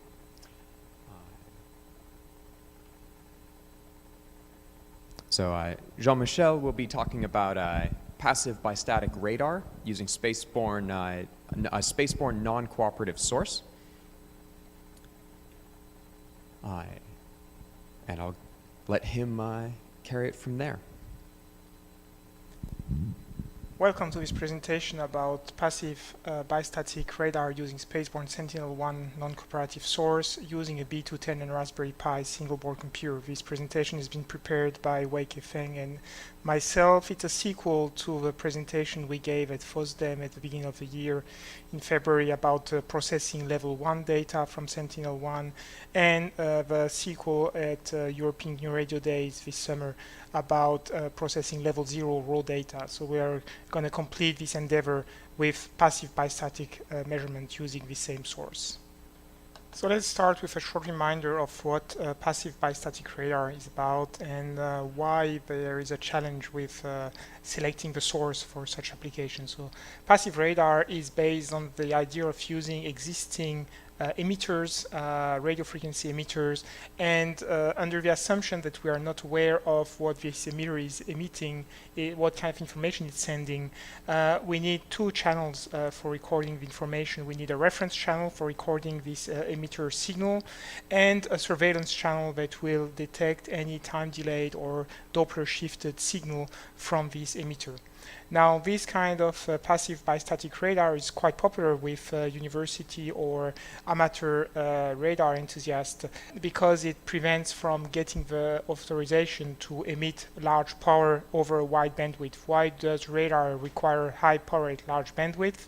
First of all, because the received power decays as the fourth power of the distance between emitter and receiver in a monostatic approach. So because this emitter is transmitting towards target, which appears itself as a point-like source, we have a 1 over d squared multiplied by 1 over d squared, that's 1 over d to the fourth power. So we do need high power emission, and furthermore the range resolution, so the accuracy with which this distance can be estimated, is solely dependent on the inverse of the bandwidth. The range resolution is the velocity of light in the medium divided by twice the bandwidth, twice because it's a two-way trip, and the higher the bandwidth, the better the resolution. Furthermore, the beamwidth is defined by, which gives the azimuth resolution, will be determined by antenna size with respect to the wavelength. So the shorter the wavelength or the higher the frequency, the smaller the antenna, allowing for a narrow beamwidth and hence a high azimuth resolution. Nevertheless, most of applications will require extremely large antennas, and in order to achieve high azimuth resolution, synthetic aperture radar is based on the idea that we can move the receiving antennas along a path that will synthesize an equivalent aperture equal to the path length traveled by the antenna as we measure successively the reference signal and the target echoes. Now, this technique has been demonstrated using a wide range of sources. Actually, I discovered when preparing this presentation that even the sun has been used for passive bistatic radar, and this has been demonstrated using a wide range of software-defined radio receivers, E312, B210. These are the references demonstrating these applications. Actually, the lowest grade radio frequency, such as the Pluto SDR, will not be usable, because you do need two coherent channels with the same local oscillator clocking this A to D converter and the same local oscillator performing the frequency transposition from radio frequency band to baseband. So you do need a dual channel receiver. Now, many sources have been applied to passive bistatic radar, analog television, digital television, FM broadcast, GSM. Surprisingly, spaceborne radar has hardly been ever applied to this kind of endeavor, and this is the topic of his presentation. Sentinel-1 is a spaceborne radar. Actually, it's a couple of satellites launched by the European Space Agency, orbiting at an altitude of 693 kilometers. So we'll see that this matters when calculating the parameters. And the NORAD two-line element orbital parameter will tell us that the satellites are orbiting nearly 15 times per day, so that's 98 minutes per orbit, as most low Earth orbiting satellites exhibit. Sentinel-1 emits a peak power of about 5 kilowatt, which explains why we selected this source for passive bistatic radar. It's a C-band radar, meaning that it's emitting in the 5 to 7 gigahertz band, which is nicely within the capability of the B210 front end, the AD9361, and with a bandwidth of 60 megahertz. That's going to be more of a challenge. This radar is emitting over all landmass in the so-called interferometric wide swath, which is exhibited over here. Interferometric wide means that we're going to have successively 3 swaths that are swept during the motion of a satellite along its orbit, and as the satellite is sweeping each one of its swaths, we're going to have bursts one after the other. So if we have a target located somewhere on the surface of the Earth, we will need to know on which swath we are being illuminated with, because radar parameters are evolving along this illumination scheme. In this example, the motion of a satellite along its orbit will provide the spatial diversity needed for azimuth compression. So the question is, now that we understand the basics of level 1 processing from the FOSDEM presentation and the radio frequency parameters that are extracted from the telemetry in the level 0 data processing, can we use this information for passive bistatic radar measurement? Here are the the European Space Agency toolbox for processing the Sentinel-1 data, level 1. You see here interferometric wide 1 and interferometric wide swath 3, 1, 2, and 3, and these are the bursts. So assuming that our target is located with a green star, you see here that we expect to be illuminated with interferometric wide 1 parameters between bursts 2 and 3, and interferometric wide 3 parameters should not allow us to get a clear image, because this is not the illumination scheme over our location. So based on this knowledge, we decided to try to collect raw data from Sentinel-1. Initially, we started with a horn antenna. It's a rather fancy antenna. It's about $1,000. At the end of the day, you only need a helical antenna as described in Balani's book. With these design rules, the circumference is between 3/4 and 1/4 of the wavelength, and considering that the wavelength is 5.5 centimeter, that defines the circumference and hence the diameter. And additionally, we have resistance at operating frequency, which gives you something about 100 ohm, which is not matched to 50 ohm, but will be working well enough. So this is about 4 centimeter long, a 15 millimeter diameter, helical antenna over a hollow Teflon core cylinder. Now, the challenge in collecting these data from Sentinel-1 is that the satellite is emitting a 60 megahertz wide bandwidth, and our CF19 laptop only has USB 2 port, which will not allow us to collect such large data rates. So our interest is to try to use embedded single board computers, namely Raspberry Pi 4 with its 2 USB 3 ports and its 8 GB RAM used as a RAM disk for fast data storage. Now, if you do a quick computation, the B210 is claimed to allow streaming 56 megasamples per second. And if we reduce the over-the-wire format to 8-bit per data, that means that by using 6 GB of the 8 GB RAM at 56 megasample per second IQ, we get a 57-second record.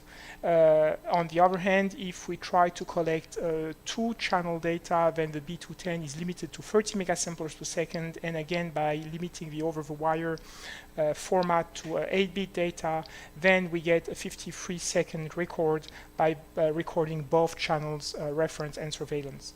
Now, Sentinel-1 pass as given by the parameters by heavens above should last 9 minutes from horizon to horizon, but due to the illumination scheme that we have just described here, where a given location is illuminated during a single interferometric wide swath and a given burst, actually by monitoring a full path emission, we observe that the useful duration is only a couple of seconds, 5 seconds at most. So out of the 9 minutes, we're going to collect only 5 useful seconds, and due to the uncertainty of synchronizing the recording time, starting the acquisition, stopping the acquisition, we see that 53 seconds give us ample freedom before and after the actual useful record. So at the end of the day, we're going to have 2 helical antennas for broader beam width, and we're going to record about 50 seconds worth of data on both channels and then extract each interferometric wide. How do we know that each one of these power as a function of time is associated with a given interferometric wide parameter? Because we learned how to decode level 0 data from Sentinel-1, and from one pass to another, the satellite is using the same parameters.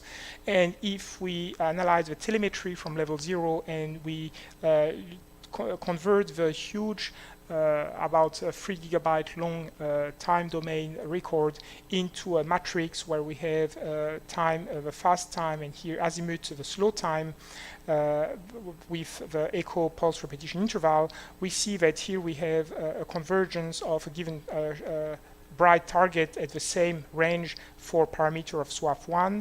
We see here that this is swath 2, and here we have 2 record of swath 3.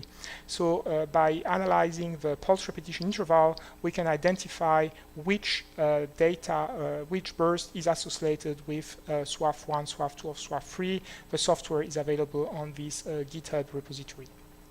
So based on this knowledge, we might consider that we want to maximize the bandwidth, and maximizing the bandwidth means increasing the sample rate by using a single channel.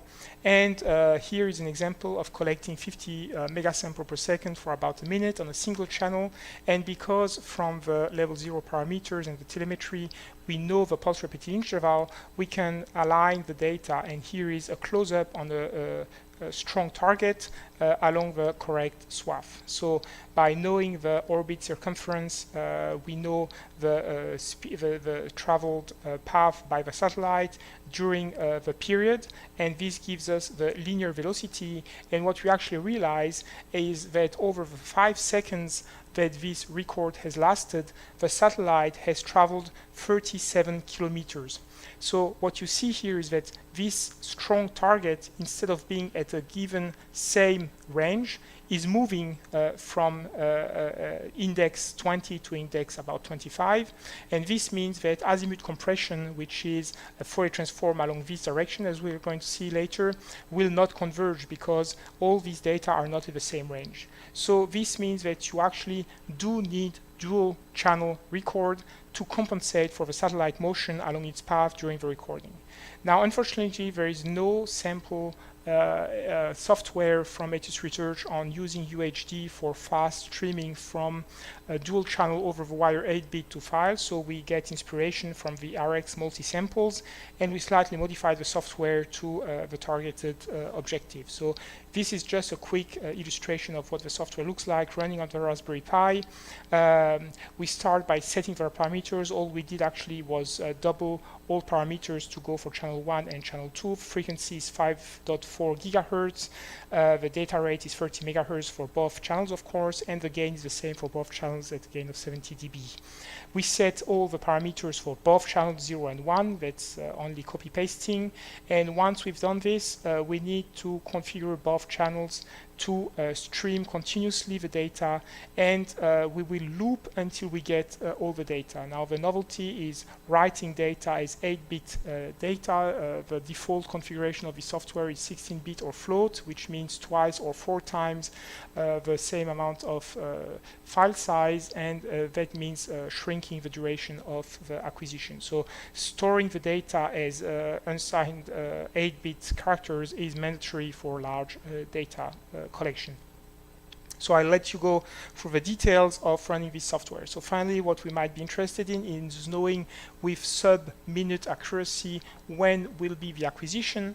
If we take one of the level 0 data set, whether the raw data set over the interferometric wide single lux complex data from the European Space Agency Copernicus website, we see that the naming convention is Sentinel-1, interferometric wide, raw or single lux complex. And what we have here is the date, 2021 May 19th, and this is the UTC hour, 17 hours 23 minutes 56 seconds until 17 hours 24 minutes 29 seconds. So we see here that the duration of the pass, the duration of the illumination of one of these data sets that illuminated our location as stored on the Copernicus website lasts about 30 seconds, from 23:56 to 24:29.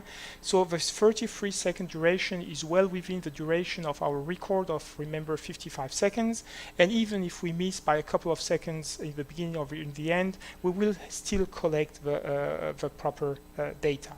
Finally, we might wonder where is actually the satellite located as it is illuminating a given location. This is our location in Besançon, east of France, next to the Swiss border.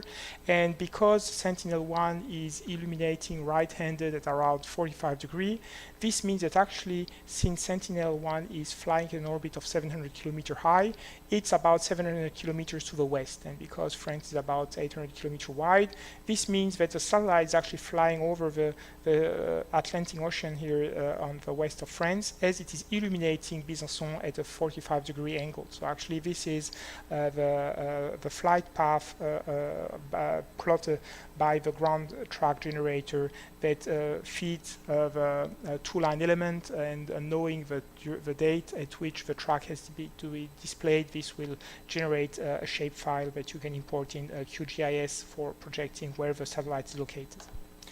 So with all this knowledge, we put on our balcony a reference channel. Here we put the helical antenna on the facing west on an ascending path. This is the horn antenna facing east. The idea was to have the maximum gain towards the echoes of the targets, and this means that because this is quite a narrow beam antenna, we will only see reflections on a rather narrow beam around 16 degrees. Here we have a raw time record. This is the reference channel and the surveillance channel, and you see here that out of 33 seconds that were recorded, only about 5 seconds are actually useful, and of these 5 seconds, about 1 second interferometric wide free has been used to perform the processing. So you nicely see some features that are actually reminiscent of the topography. Here we have the Besançon city at the front, and on the background here we have some of the mountains, and these are nicely correlated with the topographic features. Actually, the trick is that the range here is not the range as if the satellite was flying at the level of the Earth, but the range needs to account for the angle of illumination, in this case around 45 degrees. We're going to see a bit more details, and if you want to see some scientific endeavor on this topic, you might want to have a look at this Romanian and German paper where they actually use Sentinel-1 to do this kind of bistatic measurement. Here you've got the Raspberry Pi 4 collecting the data from the B210, and actually there is a 15-meter long cable between between my balcony and the other side of the building. This is facing east, this is facing west, so I have to go all the way through my apartment, through the hall, and to the other side of the staircase.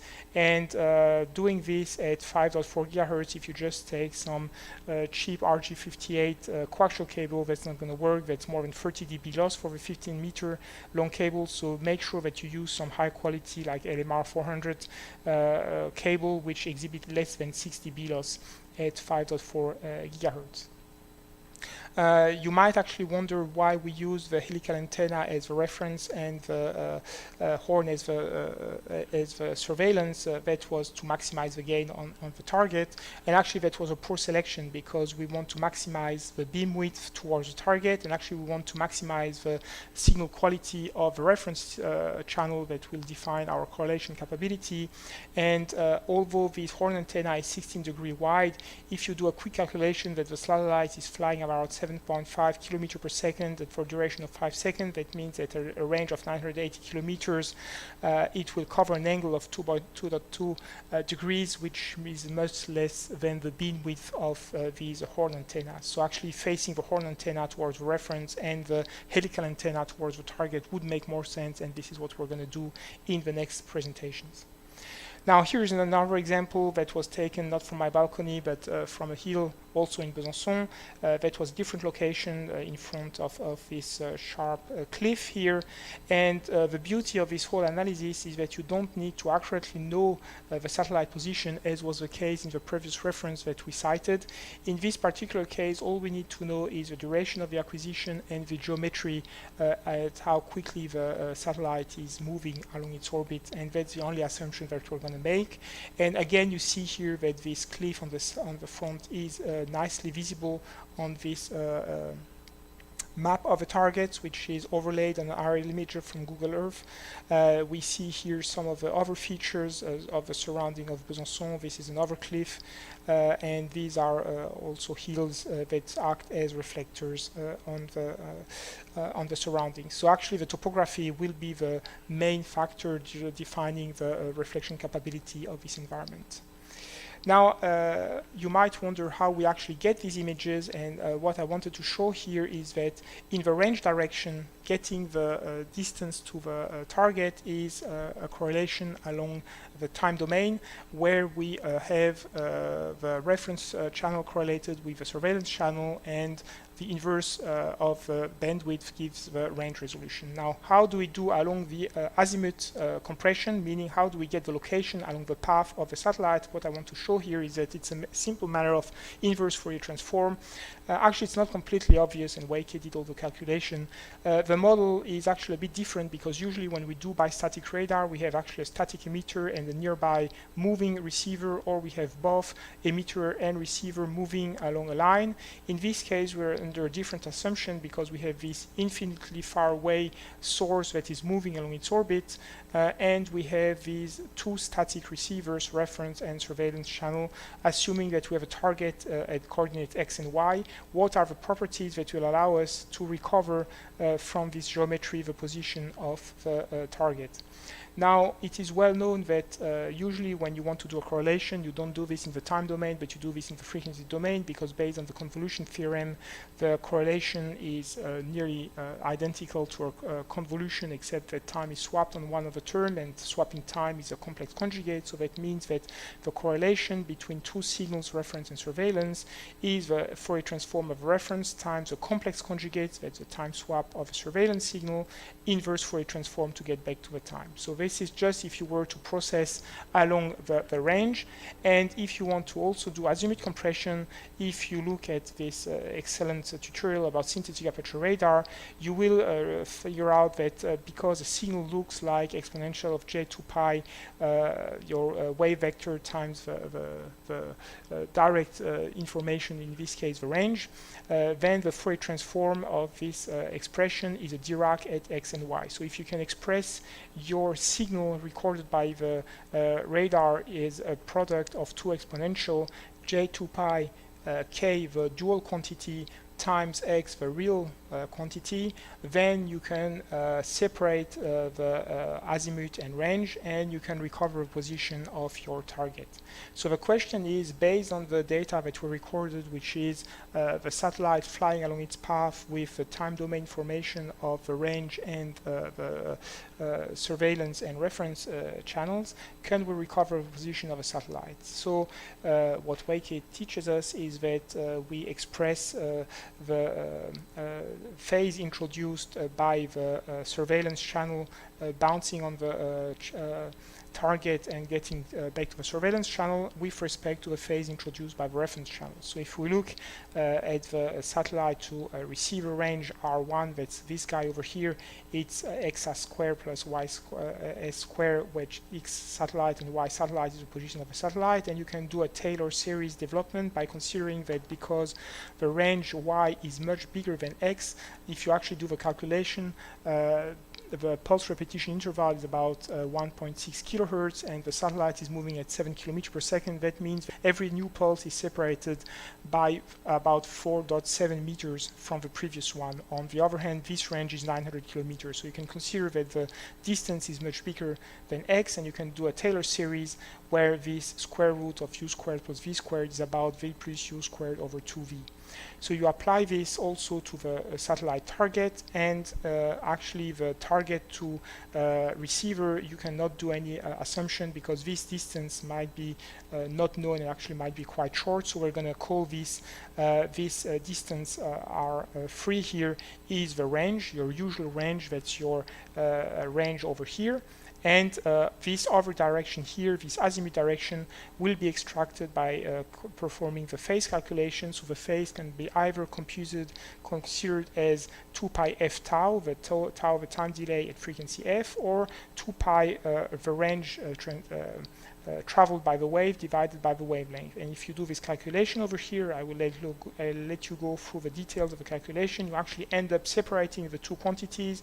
You get 2 pi f, something like R3, which is the range, and you get something about xs and x, which is independent on the range and which is only dependent on the azimuth, and which will give you the azimuth resolution. So actually, because we're able to separate range and azimuth through this Taylor series, it means that by taking a 2D Fourier transform, we can separate range and azimuth and get these 2D maps, such as this one. This one was collected over Paris. So here we're located at Mont Valérien, which is a nice lookout over the Paris area, of course located on the west side because the satellite is flying on the west, is illuminating towards the east, and we want to have reflections from the targets. We have here business district of La Défense, we have the Eiffel Tower here, and we have in front the Bois de Boulogne, and all these features are detected at a range of about 4 kilometers using our bistatic radar measurement. So this is overlaid over an aerial picture of Paris, and if we just remove the transparency, you see nicely here these long straight roads that are well known to crisscross Bois de Boulogne. Here you have the business district of La Défense, and initially we were a bit disappointed not to see the Eiffel Tower because this is a huge mass of metal right in the center of Paris, and we expected to see this as a reflection. Nevertheless, we did have a reflection, actually a triangular shaped reflection, a bit closer to the expected range, and actually, by analyzing a bit closer, what happens is the Eiffel Tower is quite high, about 320 meters high, and this means that the incoming electromagnetic wave hits the top of the tower before it reaches the bottom, and actually your structure here is going to be elongated in this direction. So this means that what you see here is the top of the tower, not actually 320 meters, but this is dependent, also you can look at the geometry here, it's dependent on the tangent of the illumination angle, so that's going to be about 400 meters, and actually the top of the tower is indeed about 400 meters closer to the expected geometric location of this target. So this is the so-called layover effect, which is well documented in this publication by European Space Agency, so it's really nice to see this experimentally. So to conclude this presentation, we described a low-cost educational opportunity for passive bistatic radar measurement using a moving source. The hardware requires a B210, it's about $1,000, a Raspberry Pi 4, and a couple of homemade helical antennas.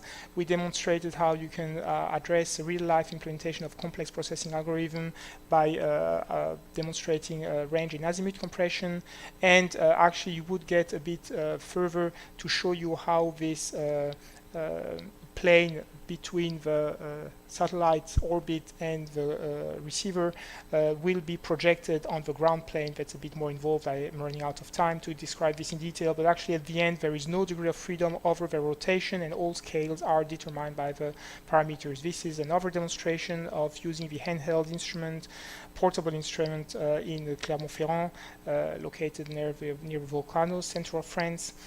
All demonstration and software can be downloaded at GitHub on the Sentinel-1 PBR repository. And perspective, in all these demonstrations, you see that we're looking for elevated location to see the illumination from above. This is actually lightweight enough to be carried by a UAV, so it would be nice to fly the UAV for a few seconds that the recording is going to last. The Raspberry Pi and this antenna will be lightweight enough to be carried. Furthermore, we might consider interferometric synthetic aperture radar by comparing successive passes under the assumption that the satellite is close enough from one orbit to another for the phase subtraction to make sense. Actually, this topic field of application is probably going to widen if we look at this shifting ground publication from Science in 2021. We are told that the number of civilian and commercial synthetic aperture radar satellites in orbit has more than doubled, and a dozen more are set to launch this year, which would bring the number of spaceborne satellites to more than 60. So enjoy and have fun with passive bistatic radar using spaceborne radar systems. Thank you for your attention. Thank you, Jean-Michel.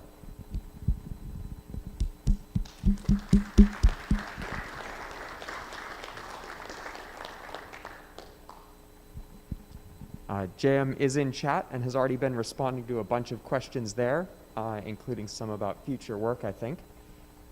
So please do check that out if you had questions about any of his work.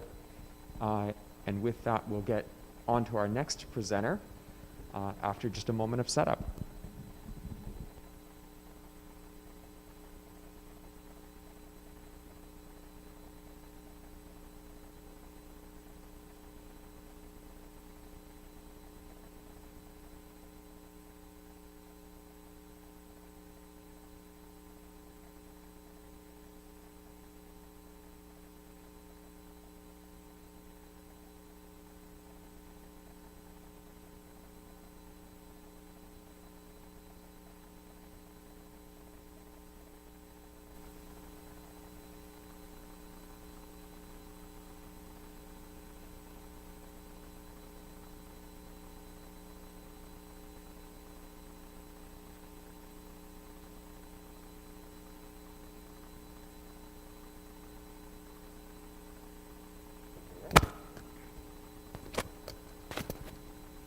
So our next presenter will be talking about RF convergence using GNU Radio, and is currently studying for his PhD at Arizona State University.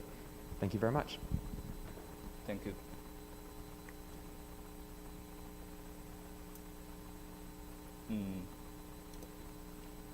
Hello, my name is Yuken Fu, and I'm here to present RF convergence with GNU Radio.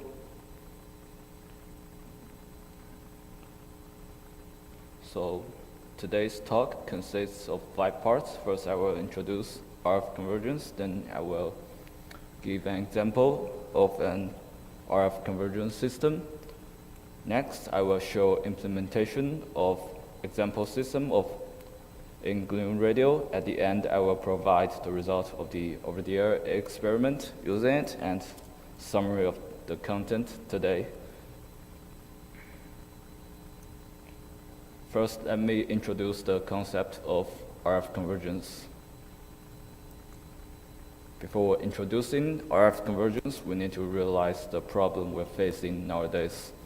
Spectral congestions caused by increasing increasingly crowded wireless domain is a major concern, especially for telecommunications.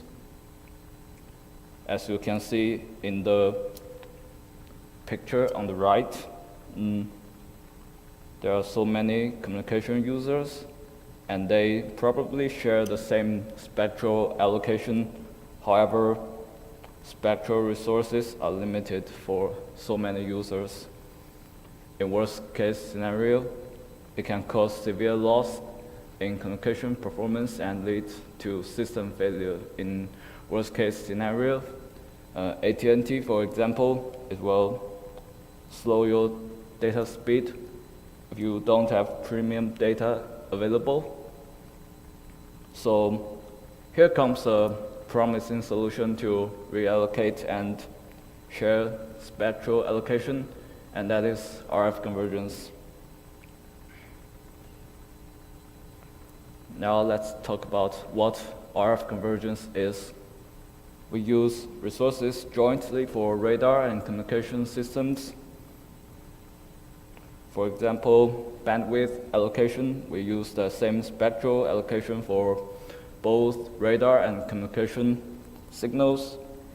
In order to make it work, we are developing multifunction RF systems, including multifunction transceivers for both radar and communications, which transmits and receive joint radar communication signals. RF convergence system can improve spectral efficiency and reduce external interference and enable new system capabilities. Here are some ideas of the RF convergence system.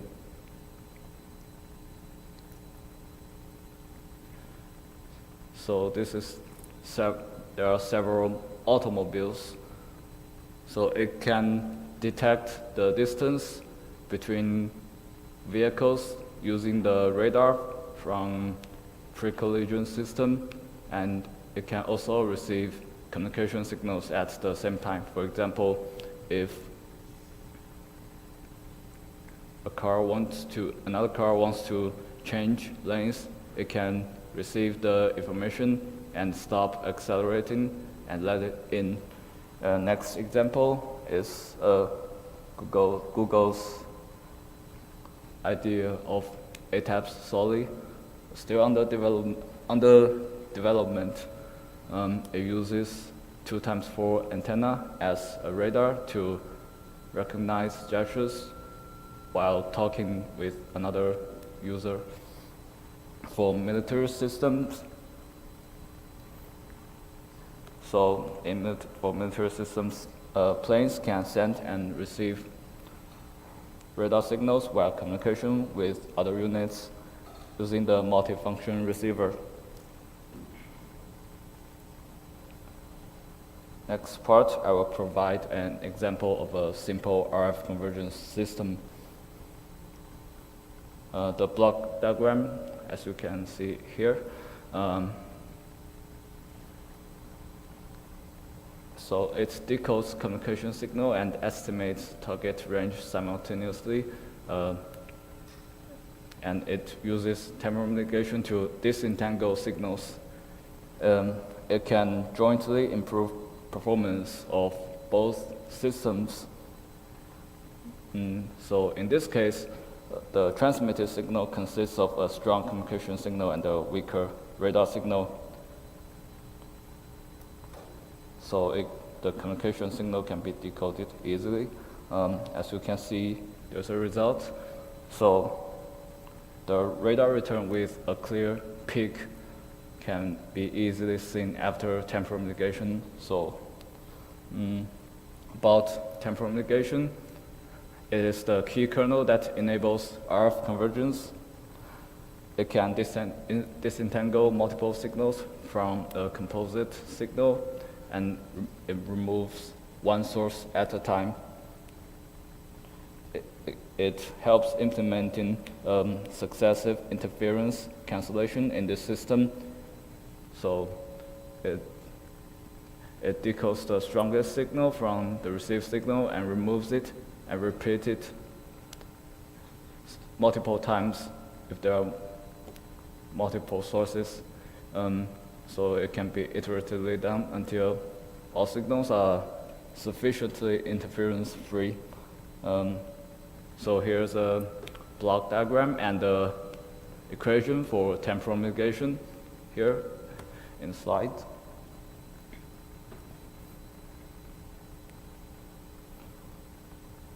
And here we'll show how we implement the system in GNU Radio. So here is an illustration showing the complexity of RF convergence system. It is extremely difficult to implement simple RF convergence system in RF hardware because it is a relatively new area of research, and the system design is undergoing rapid advancements of the RF convergence system, and the algorithms here are computationally complex and novel, and there is no ready-made hardware implementations, and it requires both algorithm and hardware expertise.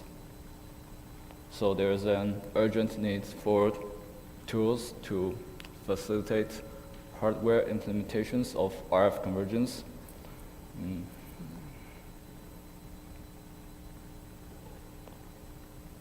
So here we implemented the temporal mitigation block as previously mentioned. So as we mentioned earlier, it disentangles multiple signals from a composite signal and remove one source at a time.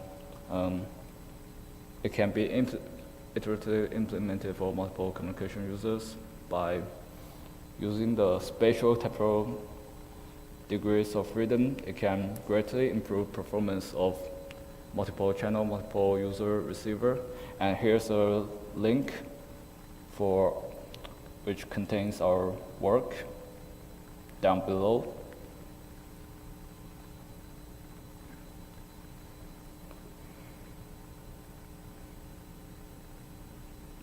So here is a flow graph of the GNU Radio implementation. So we use GNU Radio to easily deploy RF convergence system on RF hardware, and it is extremely important for rapid development, testing, and evaluation. So the implementation here is driven by the developing the new temporal mitigation GRC block. And here's a magnified version of the GRC flow graph.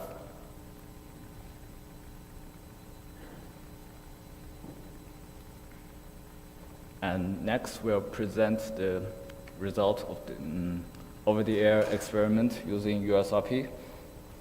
So here we have a one antenna transmitter and a 4-channel receiver. For the parameters, the relative power levels, the radar is -10 dB and communication signal is 10 dB and the noise is 0 dB.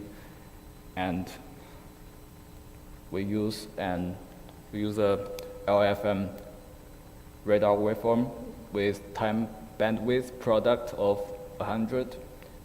For communication part, we use simple BPSK communication signals, and both signals overlap in spectral and spatial domain.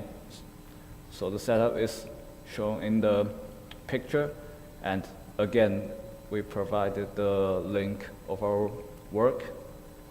And next, I'll show you the result. These are the range Doppler map of the radar return. The one on the left is the radar return before temporal mitigation. So here the communication signal is not removed yet, and the one on the left is after the temporal negation. So here the communication signal is removed. So as we can see, the target point is very hard to recognize before temporal negation, but it can be easily seen after temporal negation. And in the end, there's a summary of today's content. So we introduced RF convergence system, and we showed the implementation of the system in GNU Radio, and we showed the experiment result over the air, and that's it. Thank you very much.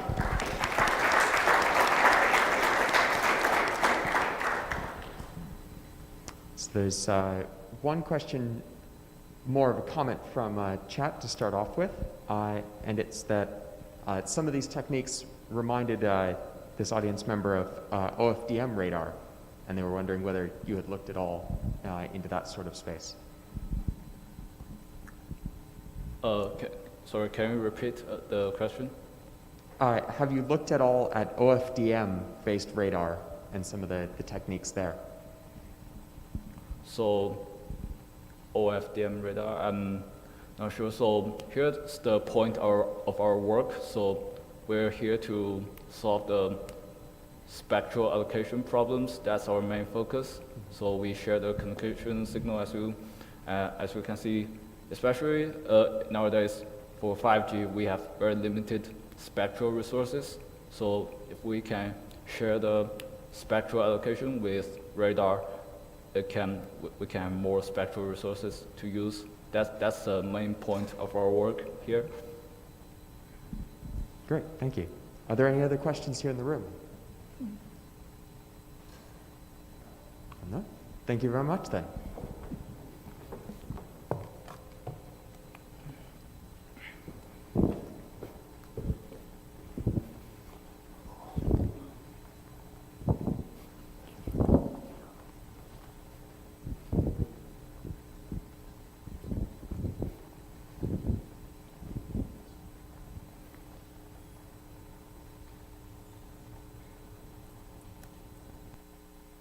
One of the things I have yet to learn how to do is how to run a Mac. So here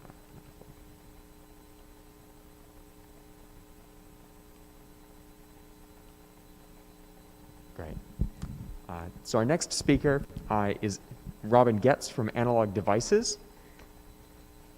Robin Getz, unfortunately, is unable to be here this year, but is normally a regular fixture of GNU Radio conference, and it's definitely regrettable that he's been unable to join us.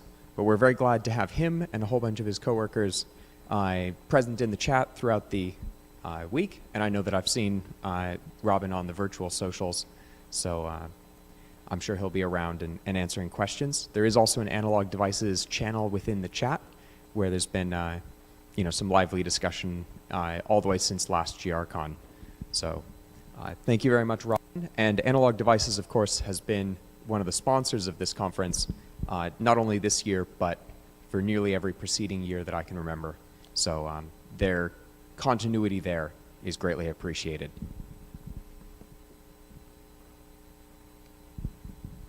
Hi, welcome to the Analog Devices sponsored session at the GNU Radio Conference 2021. My name is Robin Getz, and I'm an engineering director in ADI's System Development Group. For those not familiar with Analog Devices, we operate at the center of the modern digital economy, converting real-world phenomena into actionable insight with a comprehensive suite of analog, mixed signal, power management, RF, digital, and sensor technologies. Analog serves over 125,000 customers worldwide with more than 75,000 products in the industrial, communication, automotive, and consumer markets. The continuing growth of communications in RF is important to ADI, not only as a separate market, but also ensuring everyone adding wireless technology to their system have a complete ecosystem to lean on, and we're happy to be a longtime sponsor of GNU Radio, not only at the conference, but also working on infrastructure and merging new features upstream. At Analog Devices, we invest in our people so they can engineer solutions that sense the real world around us and make it better. Explore jobs where you can find the freedom, training, and opportunity to design solutions that transform the planet. We have lots of openings not only in my group, but in others as we seek the best and brightest talent from around the world. Rather than listen to me talk about things, I'm going to quickly turn it over to a recent ADI intern, David Winter, who is currently a student at Karlsruhe Institute of Technology, where he will describe the project he did during his ADI internship, which started out reaching out to me at last year's GNU Radio conference. And with that, I'll pass it on to David. Hi, and welcome to my talk on OFDM radar and how I implemented an OFDM radar system on a DirectRF platform using IIO and GNU Radio. Now, this talk is about DirectRF, so I will start introducing the hardware that I was working with. The boards are what you can see here. To the left, you just have a large FPGA carrier board with a Zinc MPSoC, so that's an FPGA in combination with some ARM cores running Linux. And to the right, we have the DirectRF evaluation board that's carrying an AD9081. That's one of the newer 4-channel DirectRF chips. Now, DirectRF means we are sampling at RF frequencies, so we have a 12 gigasample per second DAC. Actually, we have 4 12 gigasample per second DACs and 4 gigasample per second ADCs, though you don't have to sample the first Nyquist band, so the ADC bandwidth is actually 7.5 gigahertz, and you may need some anti-aliasing. To get the data off of the chip, there are 8 JST lanes available, which allow you to transmit up to 200 gigabit per second to and from the device. But in my application, I'm only using around 40 gigabit per second of bandwidth. Now, just a quick primer on how you use DirectRF systems, because 12 gigasample per second is obviously a bit much to handle in an FPGA, at least if you don't want to go crazy. So there are lots of down conversion, up conversion, interpolation, decimation, hardware filters available for you. So in my system, I'm using just 250 megasample per second per channel. So I'm running 4 channels. Each of those runs at 250 megasample per second of complex samples in the 2.4 gigahertz ISM band. And I don't really want to run a 2.4 gigahertz numerically controlled oscillator in my FPGA fabric. So all of that stuff is available inside of the AD9081, just needs to be configured, and what you get out of the JST lanes are your downsampled sample streams at baseband. Now, how do samples end up in GNU Radio in such a system? It basically works like this, where we have our ADC and DAC over there. Samples are streamed over JST to our FPGA fabric. And in the FPGA fabric, we do some sample processing, package those samples in a format that's used by IIO in our kernel.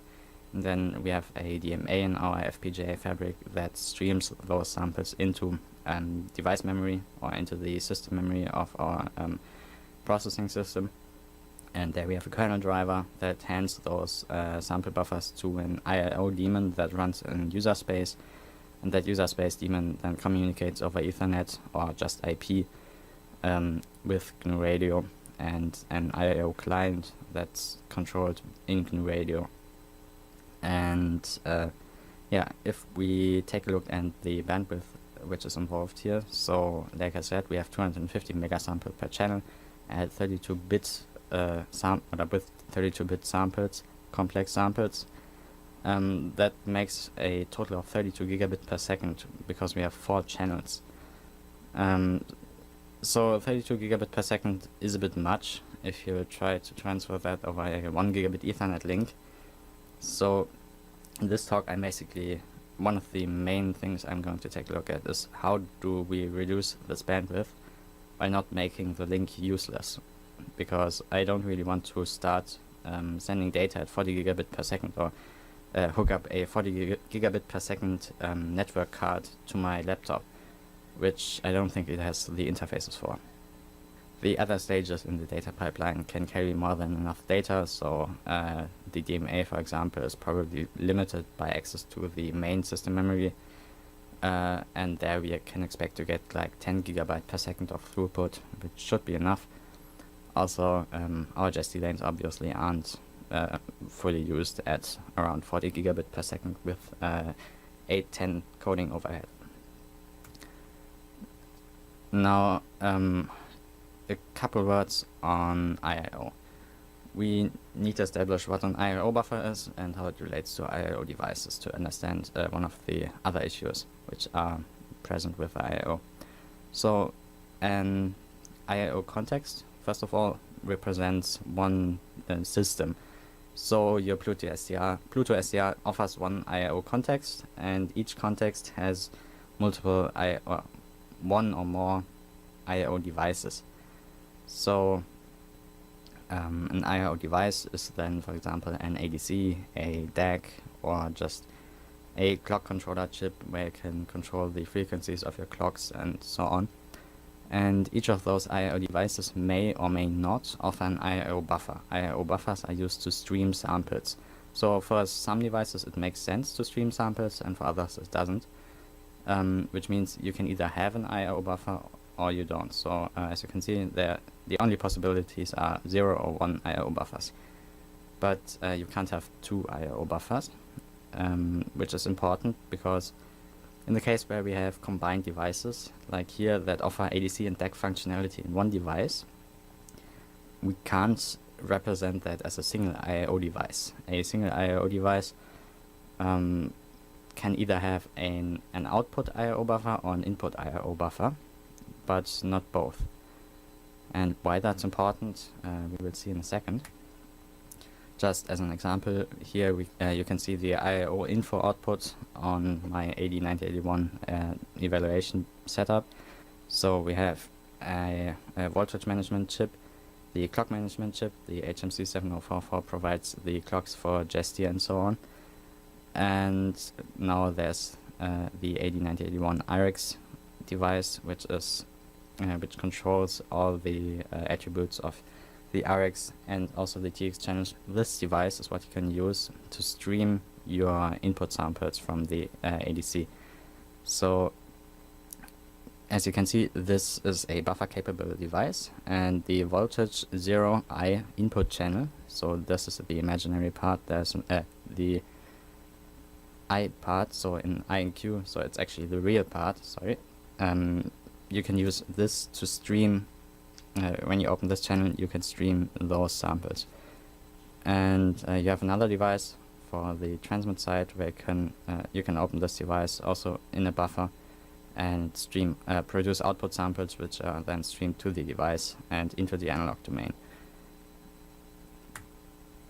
Now, because we only run our link between laptop and device at 1 gigabit per second, obviously we can't saturate the required 32 gigabit per second of data.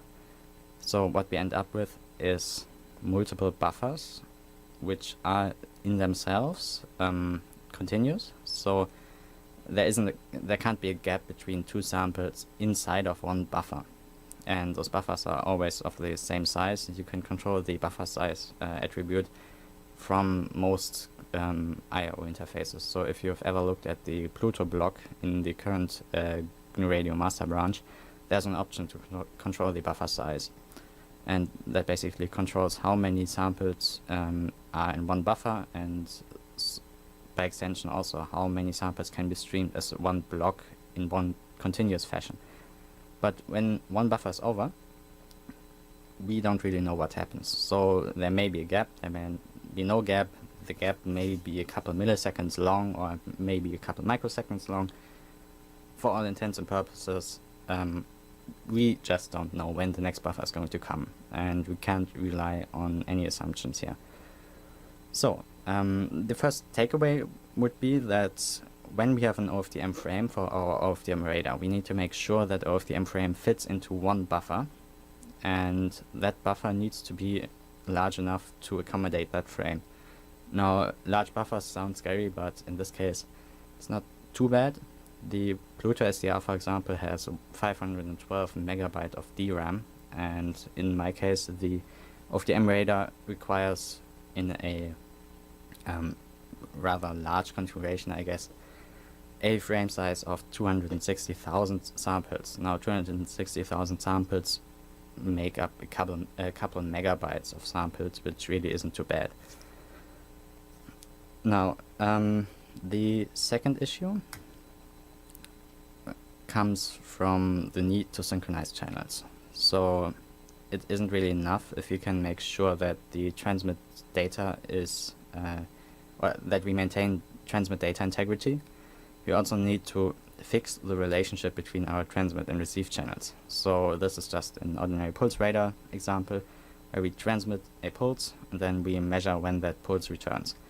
Now, what we are really measuring is the time difference between our transmit and receive signals. But if we don't know when our transmit signal went out of the wire and when it came back, so if we have samples and we don't know when those samples actually arrived, we can't really determine a range because we have no notion of time.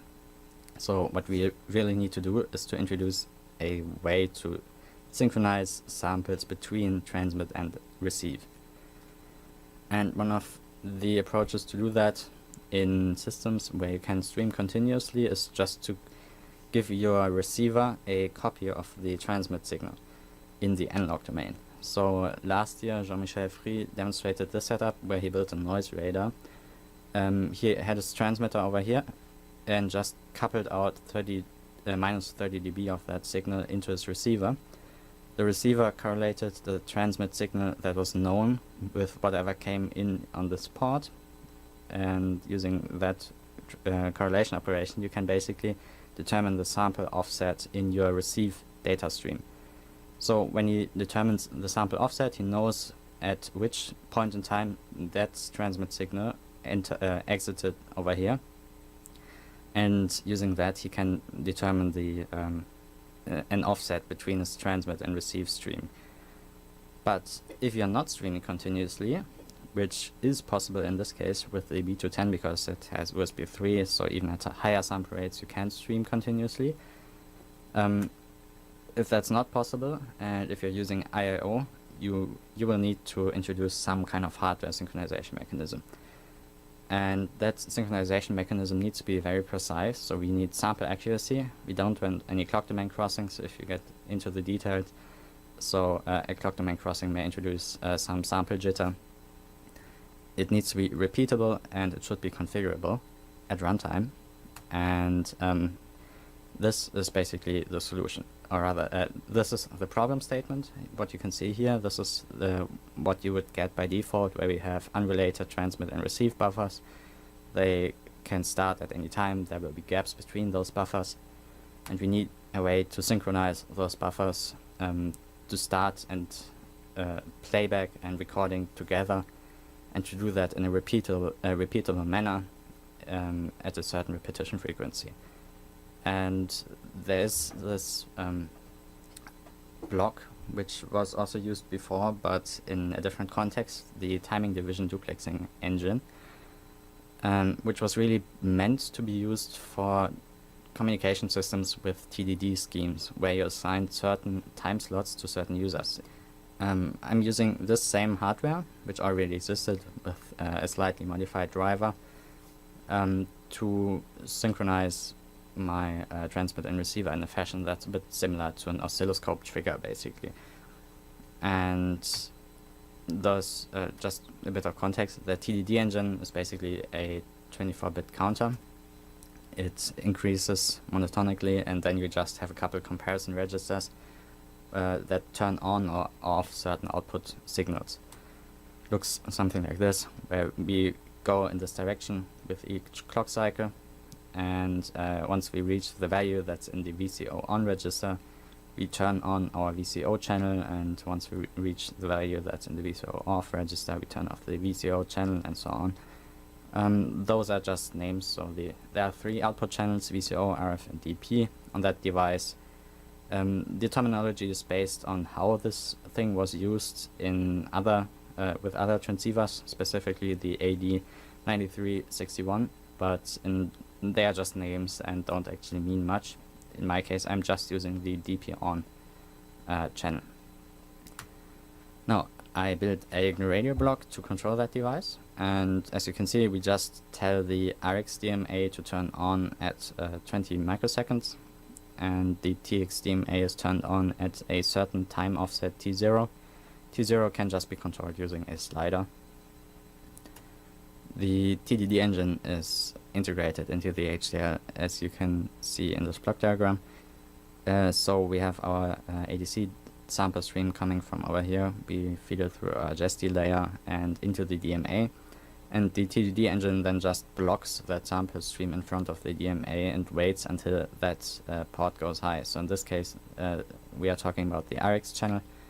Once the Rx channel is enabled by the TDD engine, 1 buffer of data can flow into the DMA and is sent to the CPU, and then the sample stream is disabled again. The same on the TX side. We wait with our TX buffer. So the GNURadio has produced a buffer, sent it to the CPU. CPU has initiated transfer using the DMA, but the DMA can't output that transfer until we allow it to output that.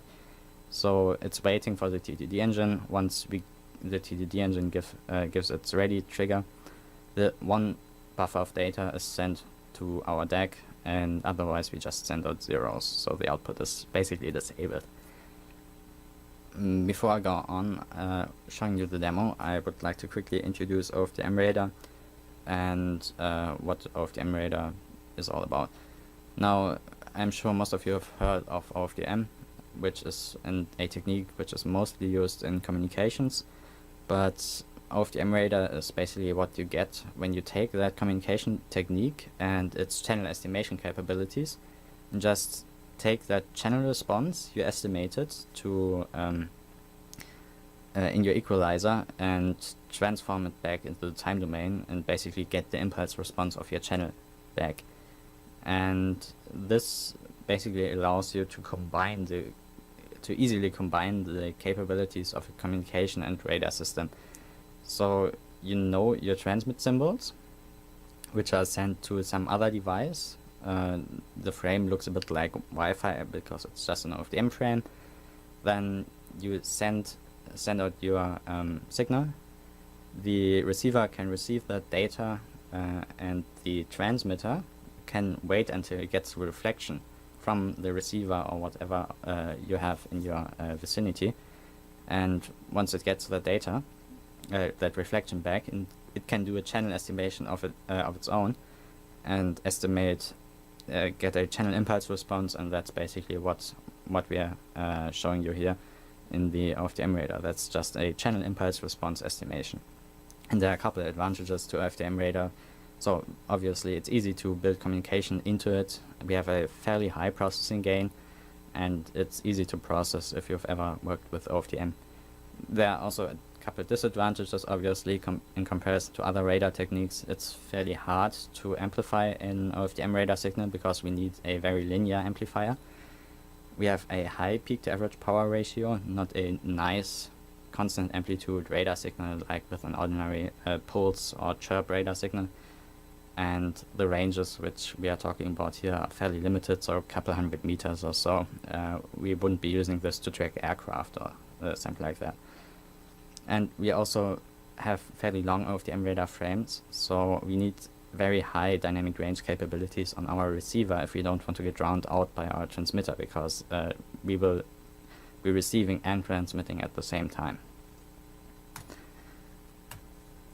Now this is a simulation flow graph, which is part of the examples in GR OFDM radar. As you can see, we just have a radar transmitter, scale that a bit, and send it through a channel model that applies some Doppler shift and simulates 4 targets at AWGN, and send that into the radar receiver. The radar receiver does the OFDM processing and generates a periodogram, which is then displayed in this radar GUI. I can quickly show you this in a demo. So if we run this flow graph,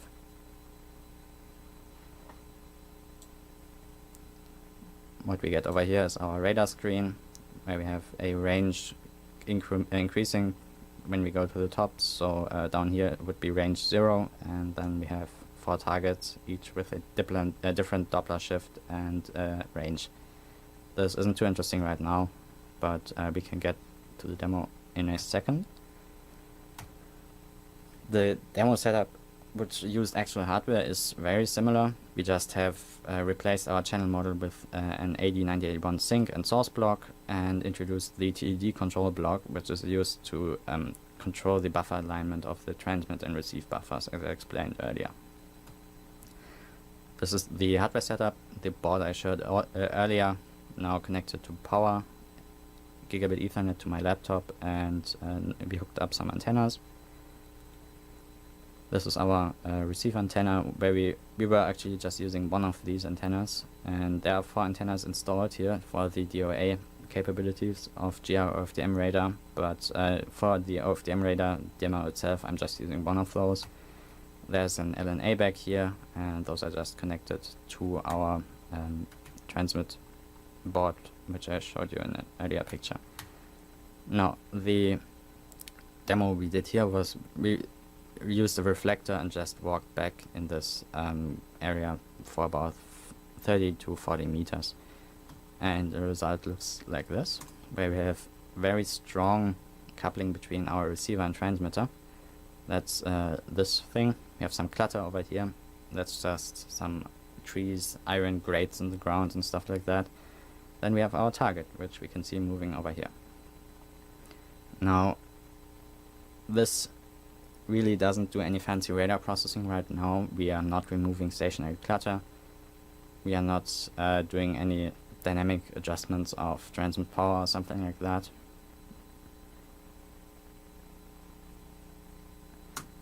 So yeah, that's the demo.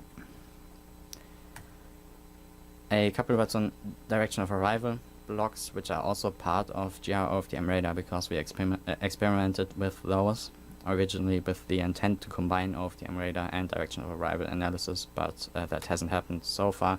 If you want to learn more about direction of arrival, I recommend you check out Travis' talk at GRCon 2017 and the Ethos Research GR-DOA module, which are dedicated to DOA analysis. But just for completeness sake, here's the simulation flow graph I used to test my DOA blocks. We have the autocorrelation and subspace decomposition, which is then fed into either the music estimator, spree estimator, and the calibration block, which is just used to compensate for the uniform, the random phase offsets, which may be present in our hardware channels. Now, if we take a look at the GNU Radio again, you can see that in this setup, we are just launching the demo. Now we are currently sending at 0 degree, but our system is uncalibrated, which means the results are fairly bad. Calibrate our system, and then we can start changing the direction from which our signal is coming. So if you go to 45 degrees, for example, you can see the spree estimator is spot on, or not spot on, but fairly close. If we want to use this with some real hardware, we basically just need to replace our test waveform generator with our hardware source, combine 4 channels into one vector, and this is it. Though I don't have the hardware hooked up right now, so I can't show you it. In conclusion, the GR-OFDM radar module implements 2 sets of blocks. The one would be blocks implementing OFDM radar, and the second, DOA blocks. Both of those are independent, and both are hardware agnostic, so you could, in theory, implement those with some different SDR. You will need to implement RX and TX synchronization for your OFDM radar blocks. The details are described in the README of that module. Now, regarding the TDD engine, the TDD engine is a really easy way, I would say, to do that synchronization, and rather flexible. in case you're working with repeated operations. You could also just make the TDD engine produce one frame and then reconfigure it to some other values, but that's not a supported operational mode in the TDD engine GNU Radio block I created. What may also be interesting to you is that the TDD engine is already part of the Pluto SDR HDL, but it's not really exposed right now. So you may need to flash a custom firmware. And I opened a pull request which you can build yourself if you want to play around with that, which is available over here. For more information about how the TDD engine can be used with the Pluto SDR, I recommend you check out this wiki article, which will cover more of the implementation details of all of this entire system. Now, a small outlook for IAO. We plan on introducing some functionality which will make the TDD engine no longer required, I guess. For example, RX and TX timestamping, where we can tell when exactly a buffer was received, and we can tell the system to wait with transmitting a buffer until a certain timestamp. Functionality like GPIO controls, where we can use buffer metadata to set GPIOs to control fast frequency hopping, for example. This could be used to allow certain IO frames to be transmitted at different frequencies, which may be useful to implement something like Bluetooth or in general fast frequency hopping systems. Then buffer loss detection, especially on the receive side, we really can't tell if a buffer has actually been received right after the last one, or if there's a gap in there, and so on. So especially when we've got RX timestamping set up or up and running, buffer loss detection should be a lot easier. And also we are working on speed improvements. So currently the network protocol, for example, is a synchronous protocol which just doesn't really cut it and has quite a large processing overhead. Now again, a couple links. Like I said, the wiki article may be interesting if you're looking for more of the implementation details, just gr-OFDM radar. And if you want to learn more about the AD981, there you go. Thanks for your attention, and I will be answering questions in the chat. Thanks very much, David. We're definitely going to be hanging around the chat to answer any questions. And if you're interested in future positions, whether it's full-time or internships at ADI, definitely reach out. Thanks a lot. Thank you, Robin, and thank you to David.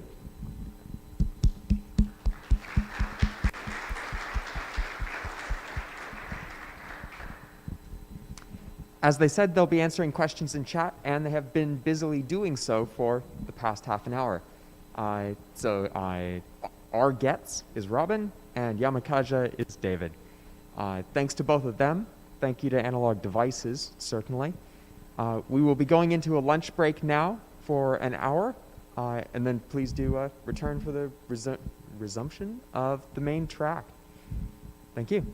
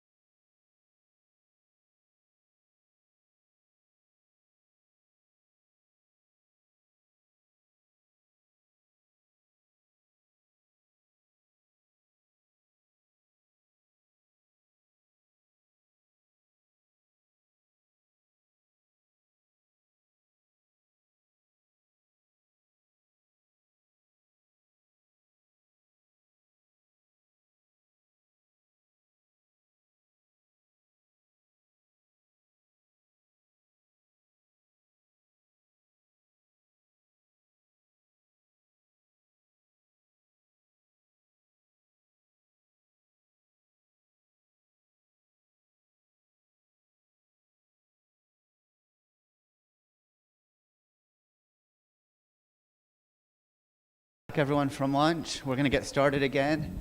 We have next up Martin Braun from NI is going to be talking. It's called Meet the Makers. So we'll learn about the makers of the USRPs.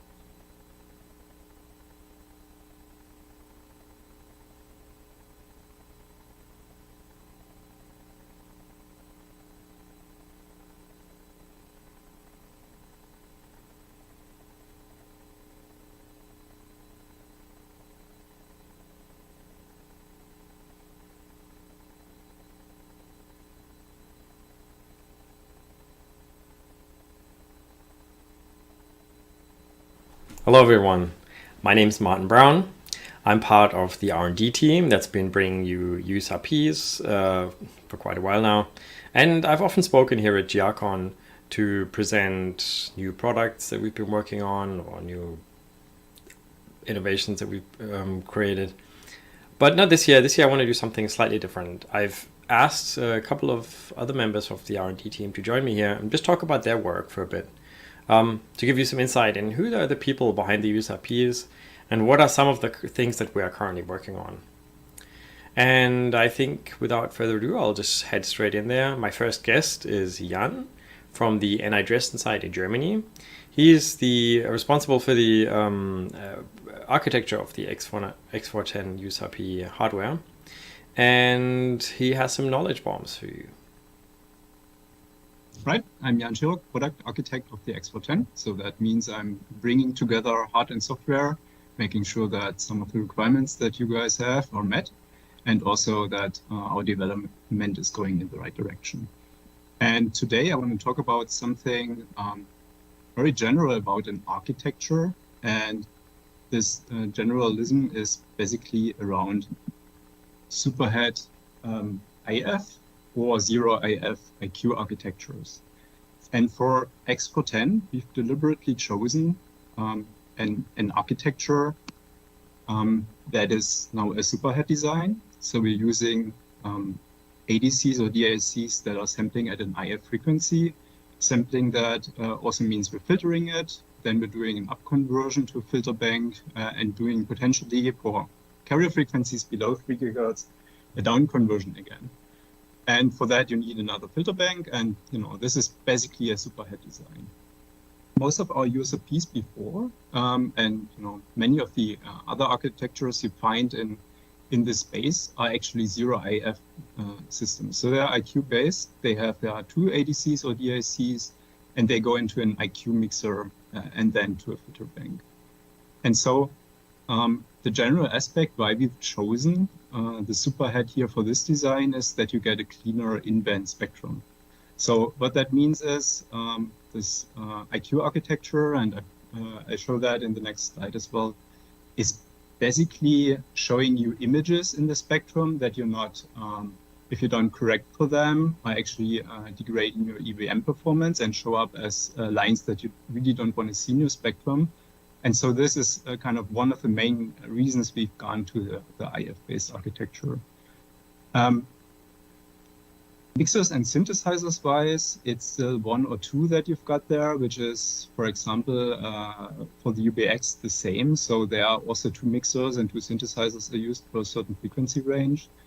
It's just one ADC or one DAC that you are using in IF for high sample rate here, which in comparison IQ would have two of them and then at a moderate rate, but a well synchronized INQ scheme that works that way.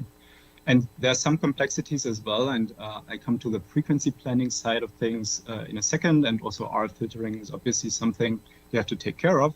Whereas in IQ, the main challenge is really finding the right IQ mixer that covers all the frequency range that you have, which is the challenge for the wide ranges we want to hit. And so the ideal in-band spectrum you see on the left-hand side, and it is idealized, so IF-based, even that will show you some spurs, but those are usually from out-of-band mixing products. So the in-band spectrum is actually pretty clean that you get. If you're seeing the same spectrum in an IQ-based mode, and you've probably seen that spectrum already in a lot of plots you've seen for IQ-based systems, is that you get this DC offset, even though no signal is around, or kind of an image rejection, so a kind of a mixing product there. And this doesn't even incorporate nonlinearities in the mixers. So if those are added, there's even more spurs that you're seeing in IQ-based architectures. For them, obviously in-band. So the challenge that you're running into if you're doing that, and that's the tricky side of things, which is why we're not doing that IF-based architectures in all the products we have, is it's a challenge to actually cover the wide frequency range. So our ZBX in X410, the dot code there is 1 megahertz to 7.2 gigahertz, so that even tunes up to 8. And you see the frequency plan here on the left-hand side, and you can look that up, how we've put things together. You've got, for every single frequency selection, you've got IF frequencies to choose from, you've got LO frequencies to choose from, and you've got filters in each filter bank, so a lot of design complexity there. And that design complexity you also see in kind of the block diagram that's also in our knowledge base. And so there you see per channel, our ZBX contains 4 synthesizers to cover TX, RX, 20 amplifiers, over 40 filters. So 4 of them even, that's just one channel, right, in the X410, which is a lot of RF to put on a board. And that is one of the complexities in the design, to actually put all of those components onto a board and make them work with each other and together. Right, that's my short intro on IF and IQ-based architectures. We've deliberately chosen IF here in order to get kind of the good and clean in-band spectrum, but that comes with a lot of complexities. All right, and my next guest is also from the Dresden site. His name is Volkan. He's a hardware engineer working on the analog design of the actual device. He also does other things such as testing, oversight, but he's going to present a couple of new features of the X410 for you. My name is Volkan Etz. I'm an analog design engineer at NI. I am responsible for either designing new USRPs and helping also with customer escalation. So whenever there is a bug in our hardware, usually I'm the first one looking at this and distributing to the team. And especially this year, I was working with the team on supply chain issues we had, so replacing components so that we can still deliver the products. For the X410, our latest USRP, I have worked on the motherboard design, especially, so the RFSoC, and spent a lot of time on V&V to make sure that the design meets all the requirements we had, and that we have characterized it accordingly so that we have a clear data that we can present to customers. So today I want to highlight a few upgrades we have done to the USRP, and I want to start with the first one here. This, especially on X310, I think we got on a weekly basis the question how the customer can make sure that the device is working on really heavy environments. Because of this, we have added a lot of monitoring to the X410. So as you can see in this simple block diagram, we have a microcontroller which is monitoring all voltage rates. It's monitoring the power. We have added a lot of temperature sensors on critical places on the PCB, so that these can be all taken to monitor the device and also to control the fan in case you want to go to higher temperatures. Moving on, the second feature, it's the GPIO interface. So we've moved on from DB15. We've increased the I/O lines or doubled them. And now we have a maximum data rate of 100 megabits per second and selectable I/O voltages. So this way, hopefully, customers can now work with a faster interface to control devices which they usually want to control with an USRP. These can be external RF modules or antennas.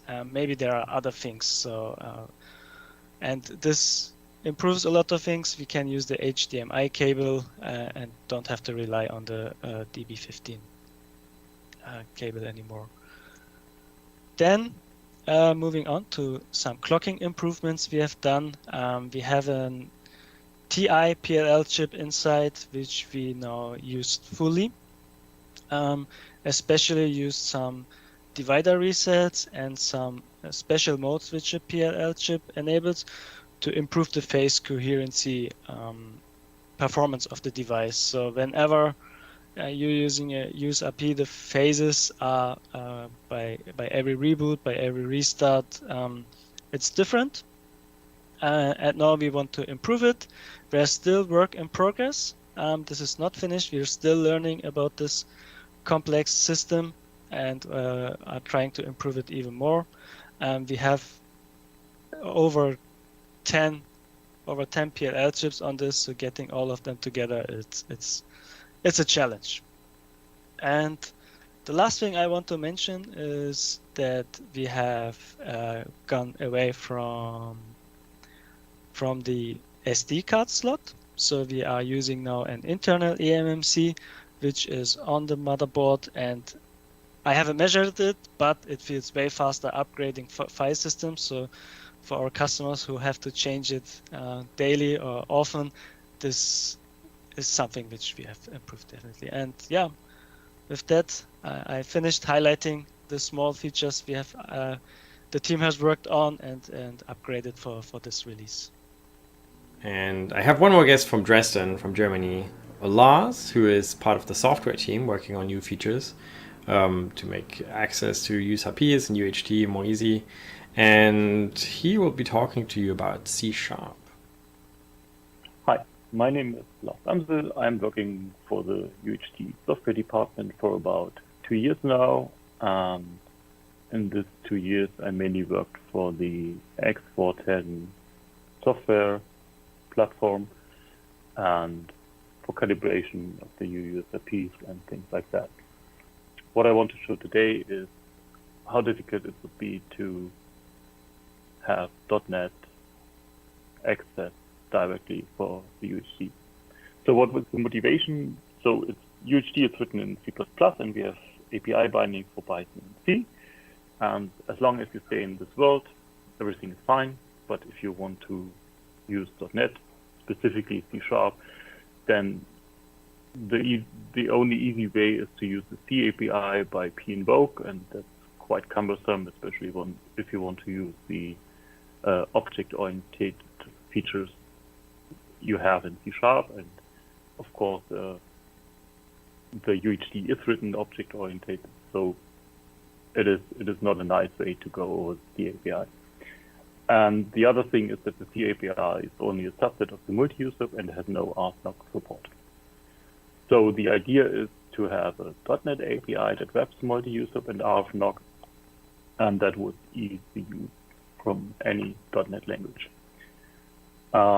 What I did in the proof of concept is I had a look at some automation tools, but had difficulties to get them working together with the plain UHD, so I didn't want to change so much on the UHD DLL itself. And UHD makes a lot of use of concepts from standard libs that are not allowed in .NET, like utexes, threads, and so on. And also, I didn't want to add additional dependency for the UHD. So what I used at the end is the C++ CLR. That's a C++ dialect Microsoft invented for the .NET world. And this one is ideal for wrapping C++ DLL in .NET. So what you can do is you can, in your implementation, you can just use the C++ DLL as it is. You only have to make sure that all your parameters, return values, and so on, that they conform to the .NET world. And so there was not much need to adapt the UHD DLL itself. So some header files had some links to mutex and so on, but it was easy to solve. So when you use that, so because in UHD we use a lot of smart pointers, you have to make sure that you use a smart pointer like concept in the .NET implementation as well. Then everything is mostly a simply wrapper. As you can see here for the ZX antenna, it's just a call to the user object, and that's it. A bit more difficult is when you have non-primitive types, but at the end of the day, it's just work to do. And so UHD use a lot of exceptions for error signaling. These does not leave the boundary to .NET. So in .NET, you will only see a generic exception in that case. So that would be something we would also have to spend more effort on having a good error propagation into the .NET world. But at least error handling is quite easy because we don't need an additional copy in that glue layer. So, and what I can show you now is, on the one hand side, how the C# program looks like, and if you are familiar with the Python one, that might look fairly familiar to you. So you create the object, you set different properties of the object to meet your need, and then you can just create a streamer, issue a stream command, and with the buffer you create, you can just call a receive on that. So it's quite easy and fun to use. And I have the same program in LabVIEW as well. So LabVIEW in that case, because it was easier for me to have a running plot in that. So just create the object, then I set all the properties. I get the streamer object, call the issue stream command on that, and in this loop here, I just call receive again and again and display the result in a graph. So I'm going to start that. That takes some time to start, and then you will see I have a small signal generator on the RX, and you see I can easily receive. So why do I present that? So we are not decided yet whether we want to create and maintain an additional API for UHD, in this case the .NET API. It would be very nice to get some community feedback, whether this is interesting for you, whether you would like to use something like that, so we have some feedback and can make good decisions on whether we want to support .NET or not. Thank you for your time. And finally, I have someone from the Austin side, of course, from Texas, Humberto, a digital engineer who is currently and for the foreseeable future working on new features for USRPs. And his desire is to bring data to you as fast as possible. Let's hear it from Humberto. Hi, everyone. My name is Humberto Jimenez. I'm a digital hardware engineer working for NI in the SDR products, specifically USRPs, which I am very excited about. And today I wanted to talk to you a little bit about one of the key features that we have in Export 10 from a digital perspective that will enable a lot of applications with the high data throughput. And what I'm talking about is 100 gigabit Ethernet. So I prepared a few slides just to get you some visual aid here. But this is essentially what I'm talking about. So at the Export 10 level, we have very capable hardware. So this is a picture of the rear panel of the module. We have two QSFP connectors, as you can see here in the back. Two QSFP 28s actually. Each of those connectors has 4 MGT multi-gigabit transceivers per connector, and now each MGT is rated up to, or analog rated up to 25 gigabits per second. So that is essentially what I'm trying to do is we have a lot of data capability or data movement capability in the X410 and expandability, right? So we could have up to 200 gigabits per second of aggregated streaming bandwidth. Now, what are we doing with this? Well, first thing is 100 gigabit Ethernet, getting that implemented, and that's what I'm talking about here. So, sorry, I'm a digital engineer, so I'm a little bit biased towards digital, so I'm going to be mostly focusing on the FPGA side of things.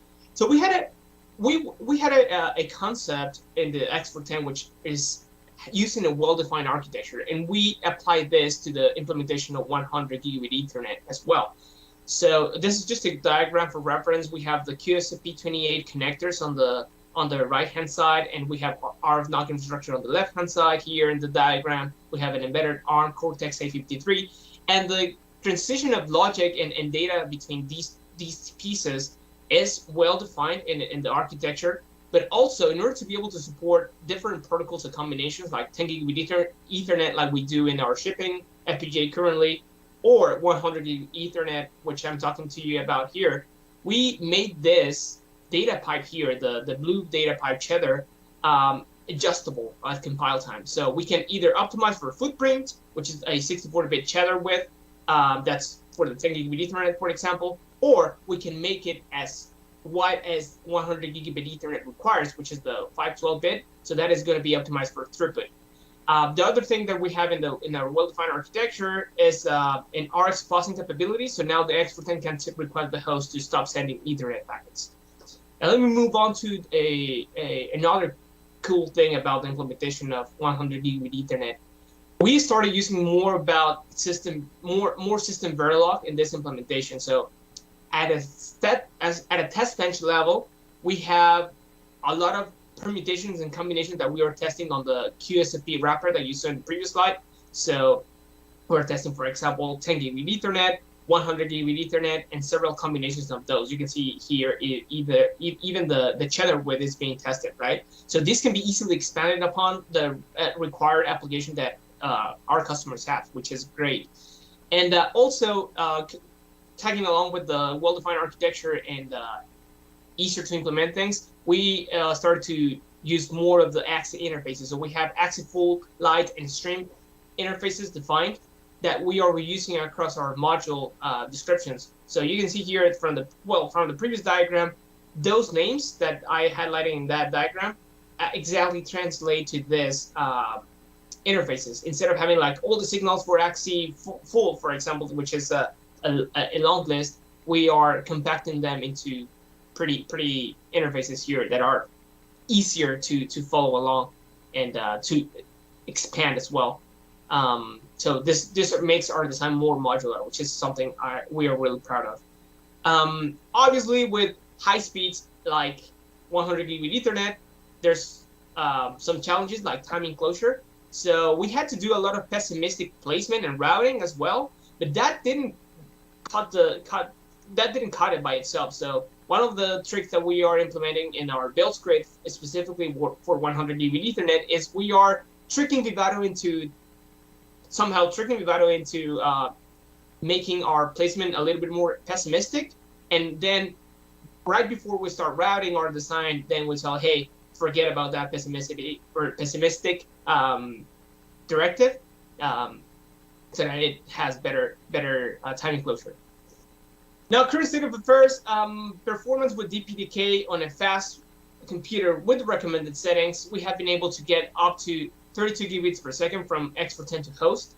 And from host to X410, we were able to get twice that. So 4 channels of the 400 megahertz of bandwidth, RF bandwidth, I mean. So we're still working in this feature. We have a lot of great minds making progress into getting this finalized to customer and public standards.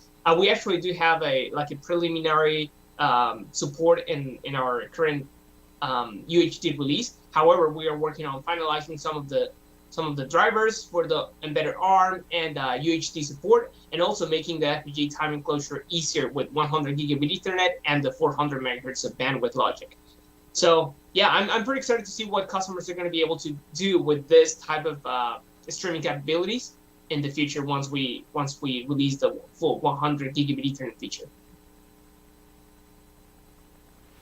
All right. I hope you enjoyed meeting the R&D team together with me. I hope we could show you some of the new things that we are working on. And yeah, I'd like to thank all of you for watching this video and having a look at the new features that we either put into the X410 or that are coming potentially in the future. And if everything goes well, we might have people on site to answer questions. But I'm going to hand it off to those and back to the hosts. Bye-bye, everyone, and until next year, hopefully in person.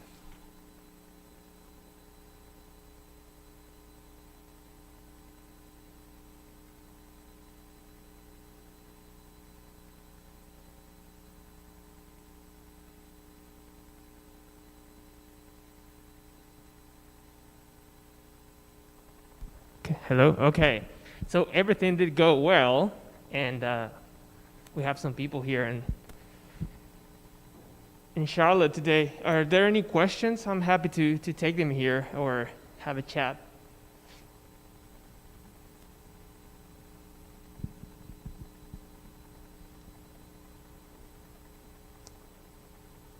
All right. Well, if you think of anything, just let us know. We're going to be sitting around in this area. Yeah, thanks.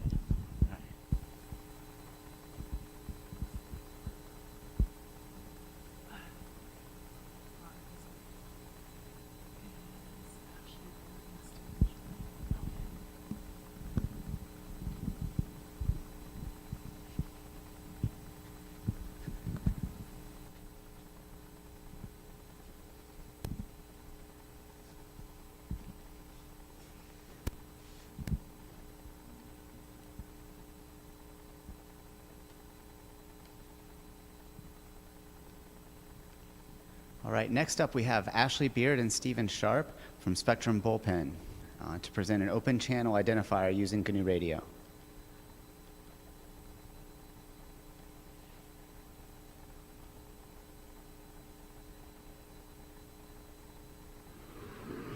Good afternoon. My name is Ashley Beard, and my education includes a bachelor's degree in astronomy and astrophysics from Florida Tech, and I'm currently working as a research scientist at Spectrum Bullpen in Florida's Space Coast. Today I'm going to talk to you about our applications of GNU Radio as a radio channel identifier using machine learning. To introduce this project, I'll share our conclusive claim of the results we've achieved. Using GNU Radio scripts, we modeled a neural network that differentiates between open and occupied radio frequency channels. We confirmed that this neural network is more accurate but less efficient than a classical power estimation algorithm, and is less accurate but more efficient than its neural network predecessors. This presentation will dive a little deeper into the motivation, the process, and the analysis of this endeavor.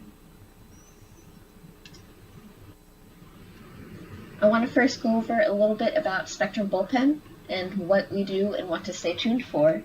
Next, I'll share the motivation behind this project as well as some background history on neural networks and cognitive radio to give a better understanding of the reasoning behind this project. Then we'll get into the experimental setup and how we use GNU Radio to both generate large batches of training data and to design the algorithms we've tested and compared. We'll go through the analyses we conducted on the algorithm results and what these results ultimately mean for the field of signal processing and cognitive radio. Lastly, I'll leave you with a short preview of Spectrum Bullpen's current projects, one of which also relies heavily on GNU Radio and its Python interpreter. Let's get started. Spectrum Bullpen is a small contracting business based out of Palm Bay, Florida. It was founded in 2016 by Raymond Shaw, who worked in spectrum management and electronic warfare at Lockheed Martin and Northrop Grumman after serving as a strategic spectrum planner at the end of his 22 plus years of service in the United States Marine Corps. We're celebrating 5 years contributing to the leading edge of spectrum management and electronic warfare, and we've had past contracts with the DoD, the Navy, and we recently have been awarded the first phase of an Army SBIR. Our focus areas include RF spectrum planning and execution, software radio solutions, machine learning applications, and dynamic spectrum access, or DSA, policy generation. Our motivations behind designing a channel identifier using machine learning came from some of the previous work we came across in our preliminary literature review. There is a wide variety of neural networks applied to different types of RF classification schemes, including modulation classification, symbol rate prediction, as well as RF signal identification. Not only that, but there have also been machine learning work done in GNU Radio in the past.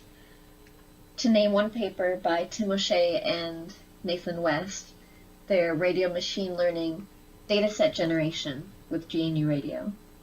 Part of our motivations is to make a first contribution as a company to the GNU Radio community. Sharing a project like this is meant to show channel detection as a further application in more unique topics such as spectrum sensing, cognitive radio, interference minimization, and DSA policy generation, like I mentioned before. The DSA applications are something I'll touch on briefly at the end of this presentation when I discuss the future work. This table here goes over some previous literature relevant to this work. The earliest paper in this list is from 2007 by O'Shea, Clancy, and Ebiad. They similarly use GNU Radio to design a signal classification algorithm. However, they do not use the machine learning in this iteration. They use multi-threading and a connection to a power processing element, or a PPE. The next related work I want to mention is a machine learning approach by O'Shea and West.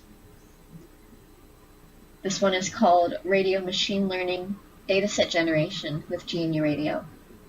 Our work is somewhat based off of this same concept of using simulated radio signal data to test a neural network model. O'Shea and West use a convolutional neural network, or a CNN, whereas we use a feed-forward neural network. We also use the simulated data with a traditional power estimation algorithm to compare the performance of the two. In 2020, Rodriguez and Desati also utilized GNU Radio by designing an out-of-tree module to use machine learning, and they use this to classify types of signal modulations. The next one is a paper by Tumularu, Wang, and Yado from 2010. They want to solve the same problem we propose our work under, to use spectrum sensing for more efficient utilization of the radio broadcast spectrum. They use a machine learning model called multi-layer perceptron, or MLP, which is a somewhat different approach than our own feed-forward neural network model. The results of their paper show that the best performance of their model is 95.2%, which is a nice, very high percentage accuracy. Presented in the 33rd Conference on Neural Information Processing Systems, Cao and Gu described their neural network model using stochastic gradient descent and a sigmoid activation function. These two algorithms are what we used in our neural network model. However, the data they used is different from ours in the sense that it's a normal distribution of parameter values, whereas our data comprises of a randomized sample distribution, which I'll go over a little bit more later. The next related work is a novel approach worth mentioning, where the authors Han et al. Use GANs, or generative adversarial networks, to generate and predict signal propagation maps in order to identify a radio channel. The work these authors did contributed greatly to the cognitive radio field and machine learning applications thereof. Finally, I'd like to mention Solanki et al., their work from 2021, and their model called DL-SenseNet. They contributed a deep neural network consisting of both short-term memory layers and CNN layers to recognize both temporal and spatial dependencies of data in their digital signal data. Now that we've gone through an introduction to the modern work done in the field of spectrum sensing and cognitive radio, I can describe in more detail how our project was designed. The intention of this paper was to design two algorithms, a simple neural network and a non-machine learning algorithm, to compare the performance of the two, with the goal being to create a neural network that can distinguish used from vacant radio channels with a higher performance. This performance would be either in terms of higher accuracy, better efficiency, or both. The end result of this process has provided a lightweight, mobile, and low-cost channel identifier with the help of GNU Radio. I'll go into more detail on the two algorithms later, but to give an idea of what they entail, the non-machine learning algorithm is a power estimation algorithm, is created using GNU Radio. It was made to provide a baseline in analyzing the performance of the neural network. The neural network is also implemented in GNU Radio. It was created as a simple feed-forward neural network, meaning data travels directly from one layer to the next without having all the neurons in each layer fully connected. Both of these algorithms are fed simulated signal data to produce results that tell whether the frequency being observed is occupied or open. And this data is simulated using a GNU Radio flow graph. The frequencies shown in Table 1 are common 2.5 gigahertz band Wi-Fi frequencies used in the US. This is according to the IEEE. For each data set, we randomly chose 5 frequencies to use for the occupied channels, and the other 5 frequencies were to be used for the open channels, where there was no signal. As a side note, I've included what software and packages we used so that anyone who chooses to recreate this work can have the same system set up. For this project, we used a Windows 10 system, a GNU Radio version 3.8.00. The Python version associated with the GNU Radio version is 2.7.10, and extra Python packages we used for this were, for the two channel identifier models, included the time package, the random, PMT, and NumPy packages. And Spider was the Python compiler that we used to modify our GNU Radio scripts. It came in very handy for viewing matrix and variable sizes.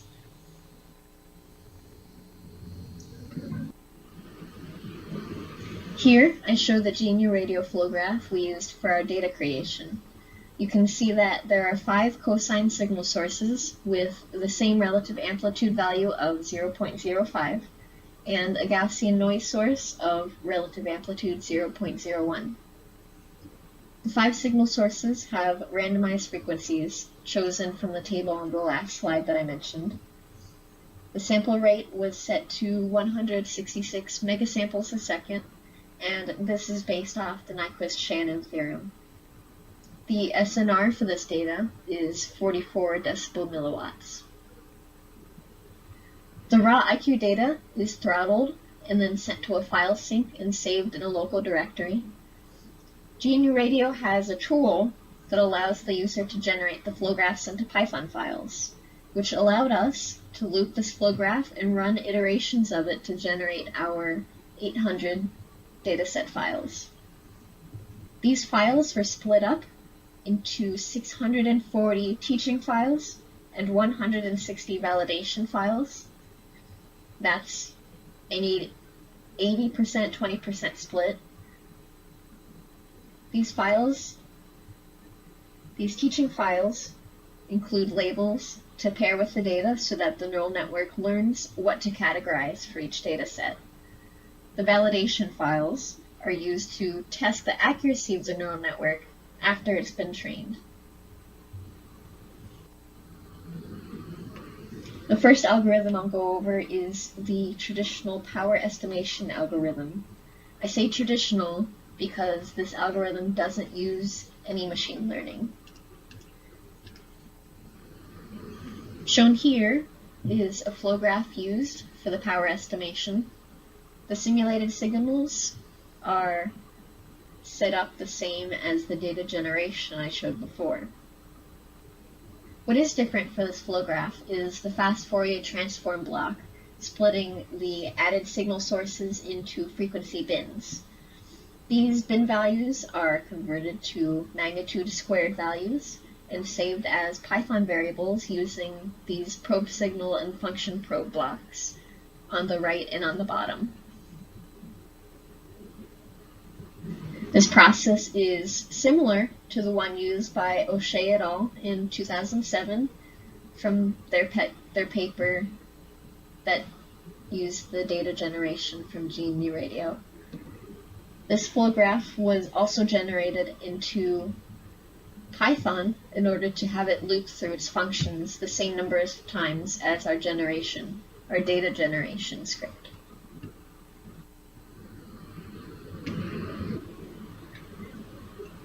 We chose to compare the power estimation script to a simple feed-forward neural network after conducting a literary review in machine learning applications in digital signal processing. We've seen multi-layer perceptrons used, which are a type of fully connected feed-forward neural network. We've also seen CNNs, recursive or RNNs, LSTMs, and combinations thereof used. These neural networks have been shown to perform to high accuracies of 90% or higher, when applied to things like modulation classification, channel estimation, and predicting signal propagation loss. A feed-forward neural network was the appropriate choice to use with GNU Radio for us and our channel identifier, because we only have a simple binary vector stream as our data input. The neural network contains 5 layers. There's 1 input, 3 hidden inner layers, and 1 output layer. The idea is to feed in vectors of data alongside a vector of labels that assign this data classifications. These classifications say either a channel is occupied with a signal or it is open. The sigmoid activation function was used to calculate weights associated with each input. An example of this function can be seen on this bottom image. And you can see the sigmoid function is 1 over 1 plus exponent raised to the negative z, and z is our data set in this case. The data that has the most relevant features associated with the classification label gets the highest weight from the network, and the least relevant data gets the lowest weight. The network uses a stochastic gradient descent algorithm for forward pass classifications, and uses a backpropagation to recalculate those weights and feed them back into the first layer to start the next training step.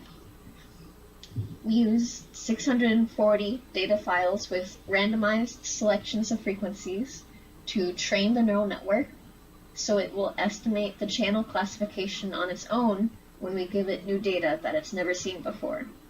That's where those validation files come in.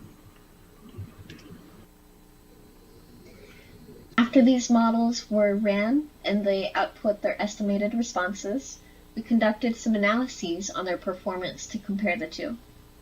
Our analysis section includes an analysis of percent error in our signal detection models, of the random bias in our data generation, and of the compared computational complexity of our models.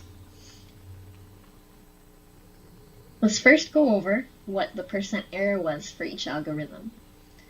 The neural network achieved an accuracy of 66.17%, and the power estimation algorithm achieved an accuracy of 49.12%.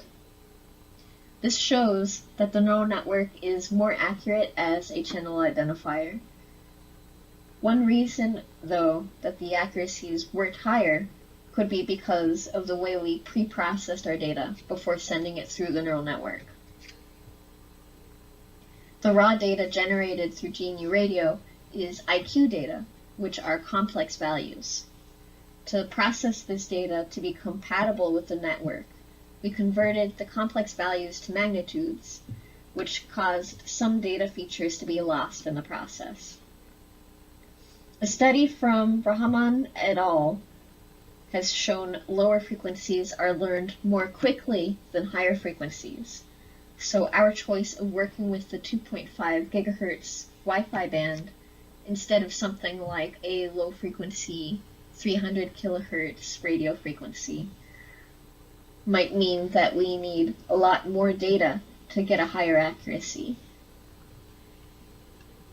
Although the accuracies are not as high as some of the previous work done in this field, we believe our models can be improved in the future to achieve and perhaps surpass the 90 to 95%.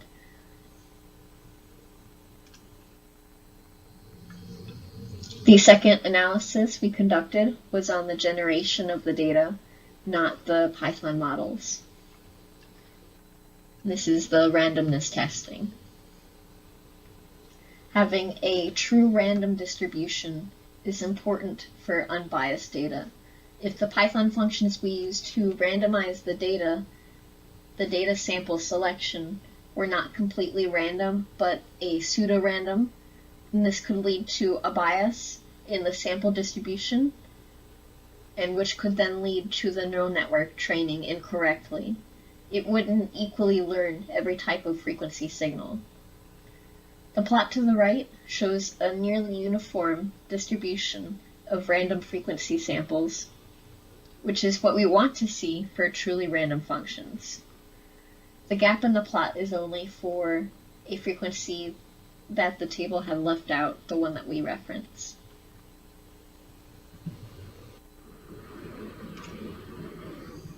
The third analysis we conducted on the models were the computational complexity. This tells us how much energy the system is expending to run these scripts. The standard notation used to describe this value is using big O notation. This describes the upper limiting factor when an algorithm approaches its bounds. When this value is low, it means the algorithm is efficient and it costs less energy than an algorithm with a larger big O value. All the complexities for the Python functions and the mathematical operations we used in our GNU Radio scripts have previously been calculated by other mathematicians and computer scientists, so we can reference those and combine the functions to get an estimate for the complexities of both our neural network and our power estimator. These results show that the neural network is more computationally intense than the power estimator. However, it is worth noting that since our network is only 5 layers, whereas some previous work uses deep networks with something on the order of 15 layers or more, there is still an advantage to using our model in this scenario.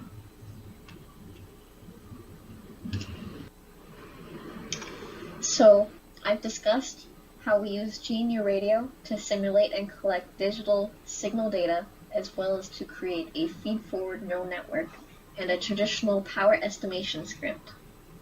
These two scripts were used to estimate whether a set of frequencies had a signal or was unoccupied, and these results were compared to find the more beneficial of the two scripts. The results showed that the neural network had a higher accuracy but a more computationally intense. And we argue this script is better of the two, with room for future improvements. Some future work that the script would benefit from includes rearrangement of the data pre-processing to allow for complex input instead of converting to magnitudes like we did and losing some data features that way.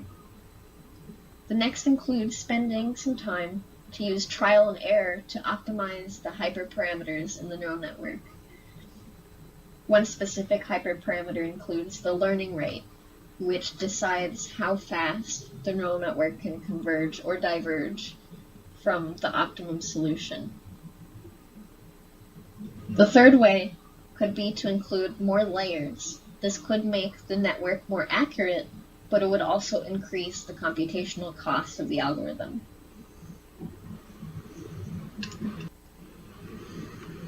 The last thing I'd like to leave you with before concluding this talk is to describe the current research and development we're working on at Spectrum Bullpen and that you may be hearing more about in the future.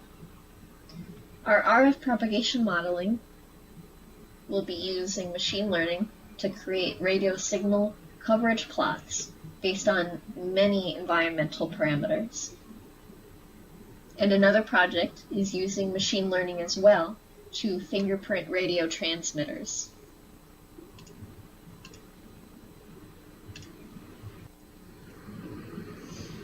Thank you very much for your time, and I would like to mention that our code and our data is openly available at this GitHub link, and feel free to take a look at those as well as our company website to see more from us.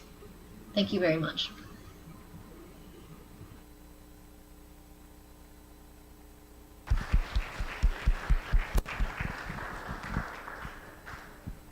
Thank you very much, Ashley. Ashley has been very active in chat, as have so many of our speakers, answering questions, and I think that the lively discussion is continuing in the Talks channel. So I'm going to keep saying it, but if you aren't in the Matrix chat system, chat.GNURadio.org, and in the Talks channel, you are missing out on many of the Q&A answers from here. If you haven't joined, if you're not following along live, those Q&A pieces will be available there for the infinite future. Our next talk is by John Ferguson from Epic Solutions. I'll just pull that up for a moment. Unfortunately, he isn't able to be here in person. However, quite a few members of his team are here, and so drop into the expo hall if you have questions following on from this. He is also going to be in chat to respond to questions, and if there's time at the end, we might be able to bring him on live.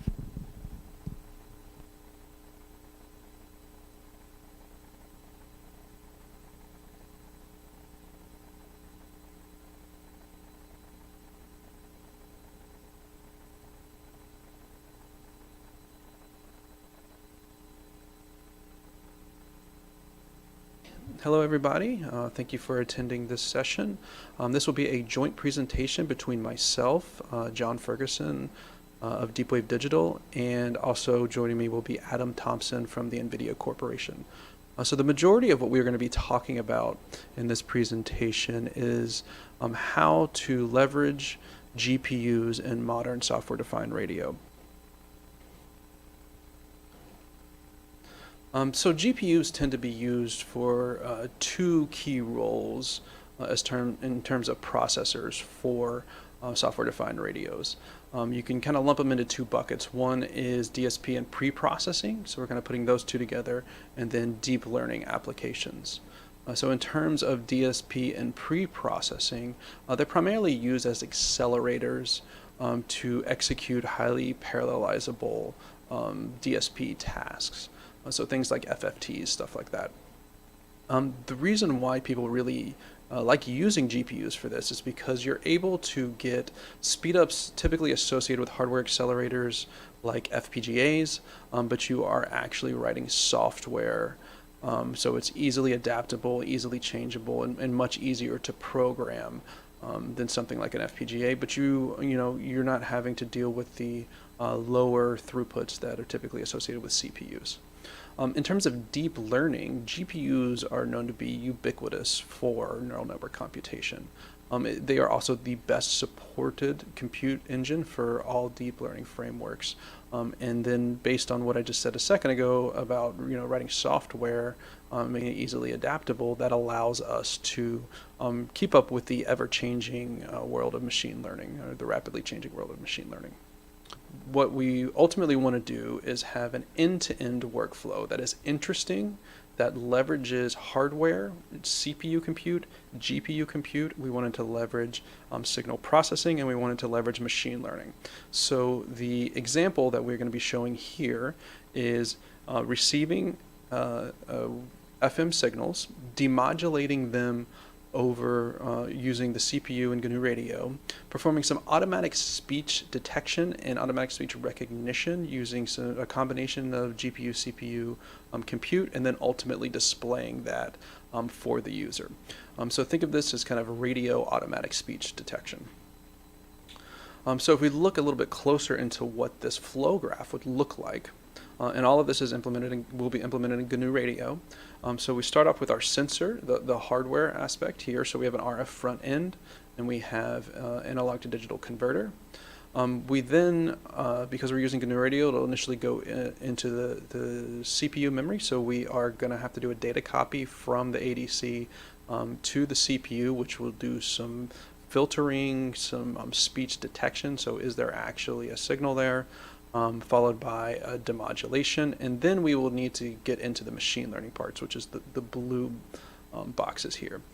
So we'll do a MEL spectrogram, then have an acoustic model, and then look at various text candidates, and we'll rank and score those. Finally, follow that up with a language model to rescore them, and then display the most likely text output.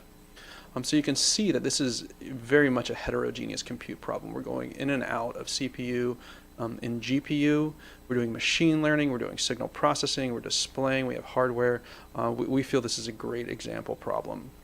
But when it comes to GNU Radio, one thing that you will realize is that you when you start to do GPU processing, what ends up happening is the machine learning aspect of it, or the GPU processing aspect of it, tends to get lumped into one big group. So what we will end up having to do is taking all of these GPU processes, lumping them into one big Python block, and to be inserted into GNU Radio. And this is mostly due to making the memory management more efficient. Okay, so when considering doing signal processing with GPUs, there are a few things that we do care about. One is the ability to do high performance signal processing operations and an easy-to-use API, okay? We care about throughput. We want to be able to do low latency, high bandwidth compute. And we want to, for this particular problem, we want to make sure that we're future-proofing this for various AI APIs. And then, of course, almost all compute for signal processing is complex valued. Okay, so what I'm going to do now is I'm going to toss it over to Adam, who's going to go through our outline, and then he is going to discuss the signal processing and pre-processing aspects of the presentation. Okay, Adam, to you. So one of the themes of GRCon this year is about the integration of accelerators into the workflow. And is one of the components and one of the accelerators that we find particularly important here are GPUs. And so GPUs are well positioned to do the fast signal processing that we care about in this community.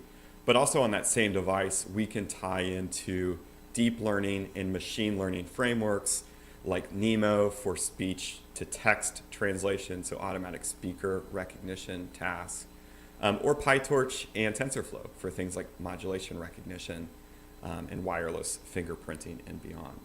So we plan in this part of the talk to go over the current capabilities and limitations of the software products targeting signal processing and its connections to the GNU Radio community, and in addition, give some forward-leaning information about future APIs that NVIDIA are working on to push this community forward. So one of the libraries that you may be familiar with is cuSignal. So full disclosure, I am the creator of cuSignal. It is a pure Python interface to do GPU accelerated signal processing and borrows heavily from the open source SciPy Signal library. So QSignal is all free and open source. Kind of the elevator pitch for QSignal is if you are familiar with MATLAB's signal processing toolbox or with SciPy Signal, you can kind of get base GPU performance with minimal or trivial code change to your application. So we support probably 75 to 80% coverage of the API of SciPy Signal and have particularly expanded upon support for things like phased array applications. So we have an MVDR beamformer, for example, and some pulse Doppler processing. And we've also added support for things like a polyphase channelizer. So this is kind of like the classical polyphase channelizer with uniform channel sizes and all of that other stuff. So we have a full list of supported functions within the QSignal documentation. And later in this presentation, there will be links of how do you download this and where do you see the code. QSignal is all free and it's all open source. One of the things I want to hit on here, and this talk is not a QSignal talk, so we'll go really quickly through the enabling technology stack. But fundamentally, the design philosophy of QSignal was that if we're starting from scratch to build a library that's going to be widely used in the community and have a lot of interest and support, our goal was to get out features as quickly as possible. So feature first, performance second. And so the quickest way to kind of realize this was to focus and build our software totally in Python, okay? And so there are libraries that build on top of CUDA that expose Python bindings that we can leverage to kind of put everything together to create a signal processing software package, which is QSignal. And so if you look at the SciPy Signal code, so looking just at CPU, you see a lot of NumPy, a lot of FFTs, a lot of matrix multiplications, as we are all kind of familiar with. And so we can say, let's leverage CuPy, which is a GPU-accelerated version of NumPy, to do most of the work. And then we can fill in the gaps for performance. We can look for things like deep copies and try to minimize those. And then if there isn't support with a library like CuPy, we can create our own custom CUDA kernels via Numba. And so fundamentally, we have 4 free Python bindings down to custom GPU kernels, that we've built in this purely Pythonic environment. So this is what QSignal is, right? It's all about quickly building signal processing code in Python. And so we have this recipe for crawl, walk, run, where first, if you're trying to build this new library like QSignal, and the same kind of philosophy applies if you're not building something just for signal processing. But look for GPU library replacements. So if you see a lot of NumPy in your code, Control F and replace with CuPy. If you're a data analytics person and use a lot of pandas, Control F for pandas and replace with QDF, etc. So these are kind of free, trivial code changes that automatically give you GPU support. And underneath the hood, all CuPy is doing is it's calling the CUDA math libraries. So you're not having this like massive Python overhead in your application. But not all things that we want to do. So the polyphase resampler is a good example of this. Not all of our applications exist in a drop-in library replacement. So we need to create CUDA kernels. And so we leverage Numba, which is a low-level virtual machine, to do this, and it really simplifies and gives boilerplate code to creating GPU-accelerated functionality within Python. And finally, if that kind of doesn't give you enough speed or you want to go kind of as fast as possible, we can use these custom raw CUDA kernels. So essentially, this is C++ code that's wrapped into a string and put into a CuPy raw module. So this gives you native CUDA C++ speed, but it doesn't force this custom Python or PyBind software layer to do Python bindings. So let's take a look at the API. This is the QSignal API. So here what we're showing is SciPy Signal. So this is just CPU. We're going to do a quick polyphase resample, and we're just timing the compute here. So we're not timing the hosted device to the CPU to the GPU memory transfer here. And so if you time this just 3 sample poly, this takes about 2.4-ish seconds on a Xeon E5. And as we move to cuSignal, everything that you see in the code that's green is what's changed. So instead of instead of NumPy, we import CuPy, and instead of SciPy signal, we import cuSignal. So trivial code change here, right? And this is 285 times faster than the CPU on a V100. So cuSignal works on, it's not just these big data center GPUs, it also works on the Jetson Nanos. So any CUDA-enabled GPU, cuSignal fundamentally works. And one of the really cool key enabling technologies that cuSignal integrates is this support of what's called the CUDA array interface, which is a standardized mechanism for how we handle on GPU memory within Python. And so what you can do is you can do some fast pre-processing within cuSignal, and then you can move that data object to PyTorch with torch.asTensor. And if you display the pointers, you can see that the CuPy array that's denoted as SIG there and the torch array both have the same memory pointer. So there has been no additional memory copy as we have moved from cuSignal or CuPy or Numba to PyTorch. So you can join the cuSignal community. We have an active community, many of which are within GNU Radio, so I very, very much appreciate your support. And the conda install instructions are listed below, along with the GitHub repository. It's free and it's open source, and we highly encourage you to try it out. So if we look at CUDA acceleration into GNU Radio, there's been a couple of efforts to do this. We can provide generic CUDA interface for GNU Radio with gr-CUDA. It has broad applicability, but is slightly difficult to use. And there's also been some efforts for, specific to some of the CUDA math libraries, so cuFFT interface to GNU Radio within gr-wave learner. So again, this is kind of, it's easy to use or easier to use, but it's kind of limited in its operation.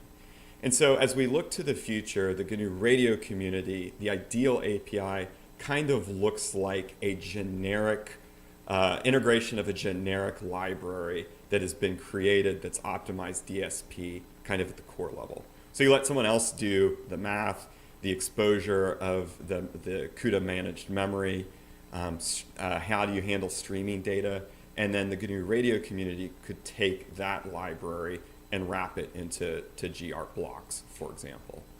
So one of the libraries that we're working on specific to at NVIDIA is called MATX. And so what MATX is it's a C++ header-only library that's existing to unify the CUDA math libraries and place them behind an easier to use API. And so this is not public yet. We're working on getting approvals to open source this, which is going to be coming hopefully any day now. And so the way that someone like the GNU Radio community could use MATX is it's saying MATX is the engine from which you are integrating into GNU Radio. And so what the overall design goals and philosophies and API looks like is that, again, we're trying to get maximum performance by deallocating memory management from processing. So we introduce a concept of lightweight descriptors to our underlying data objects called views, and most of the compute that you do operates on these views. But when you do something like changing the representation of your data, so if you do a transpose, for example, you're just changing the view. You're not actually invoking any compute. And so again, the idea here is providing an easier to understand API within C++ that allows you kind of to get native GPU performance. And if you want to do FFTs and matrix inversions, you don't necessarily have to learn each of those libraries, right? You would learn MATX. And so what this library looks like is, this is an example of just a very, very simple FFT-based resampler. On the left is what Python looks like, and on the right is MATX, right? So we have these tensor views, But then essentially we just call an FFT, we slice, and we do our IFFT. So one of the things that the GNU Radio community could do is to wrap a GNU Radio buffer into one of these views to execute a CUDA algorithm. So we have no additional data copy kind of once GNU Radio Scheduler supports these GPU buffers. So it's just kind of an idea of some of the fundamental DSP libraries that, that the GNU Radio community can build upon, particularly with the goal of making GPUs as an accelerator of choice to be more integrated into these workflows. All right. Thank you, Adam. I am going to now jump right into the machine learning aspect of this presentation. The implementation that we're going to be talking about is what we're calling radio ASR, or radio automatic speech recognition. And so we think you should care about this for a few reasons. You may look at it and say, well, demodulating a FM signal and doing speech to text, that doesn't sound like a difficult problem. You know, both halves of that problem are already solved. But we see it a little bit differently. The integration of these two disciplines, in particular for this problem, it is a great example of how to do that. So it really is a good example of integrating deep learning tools into radio flows.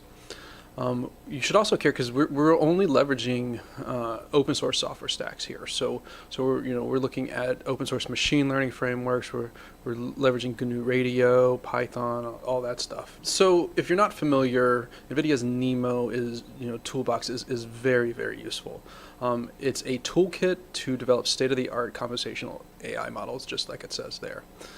Essentially, it has a lot of tools that interact with different CUDA toolboxes.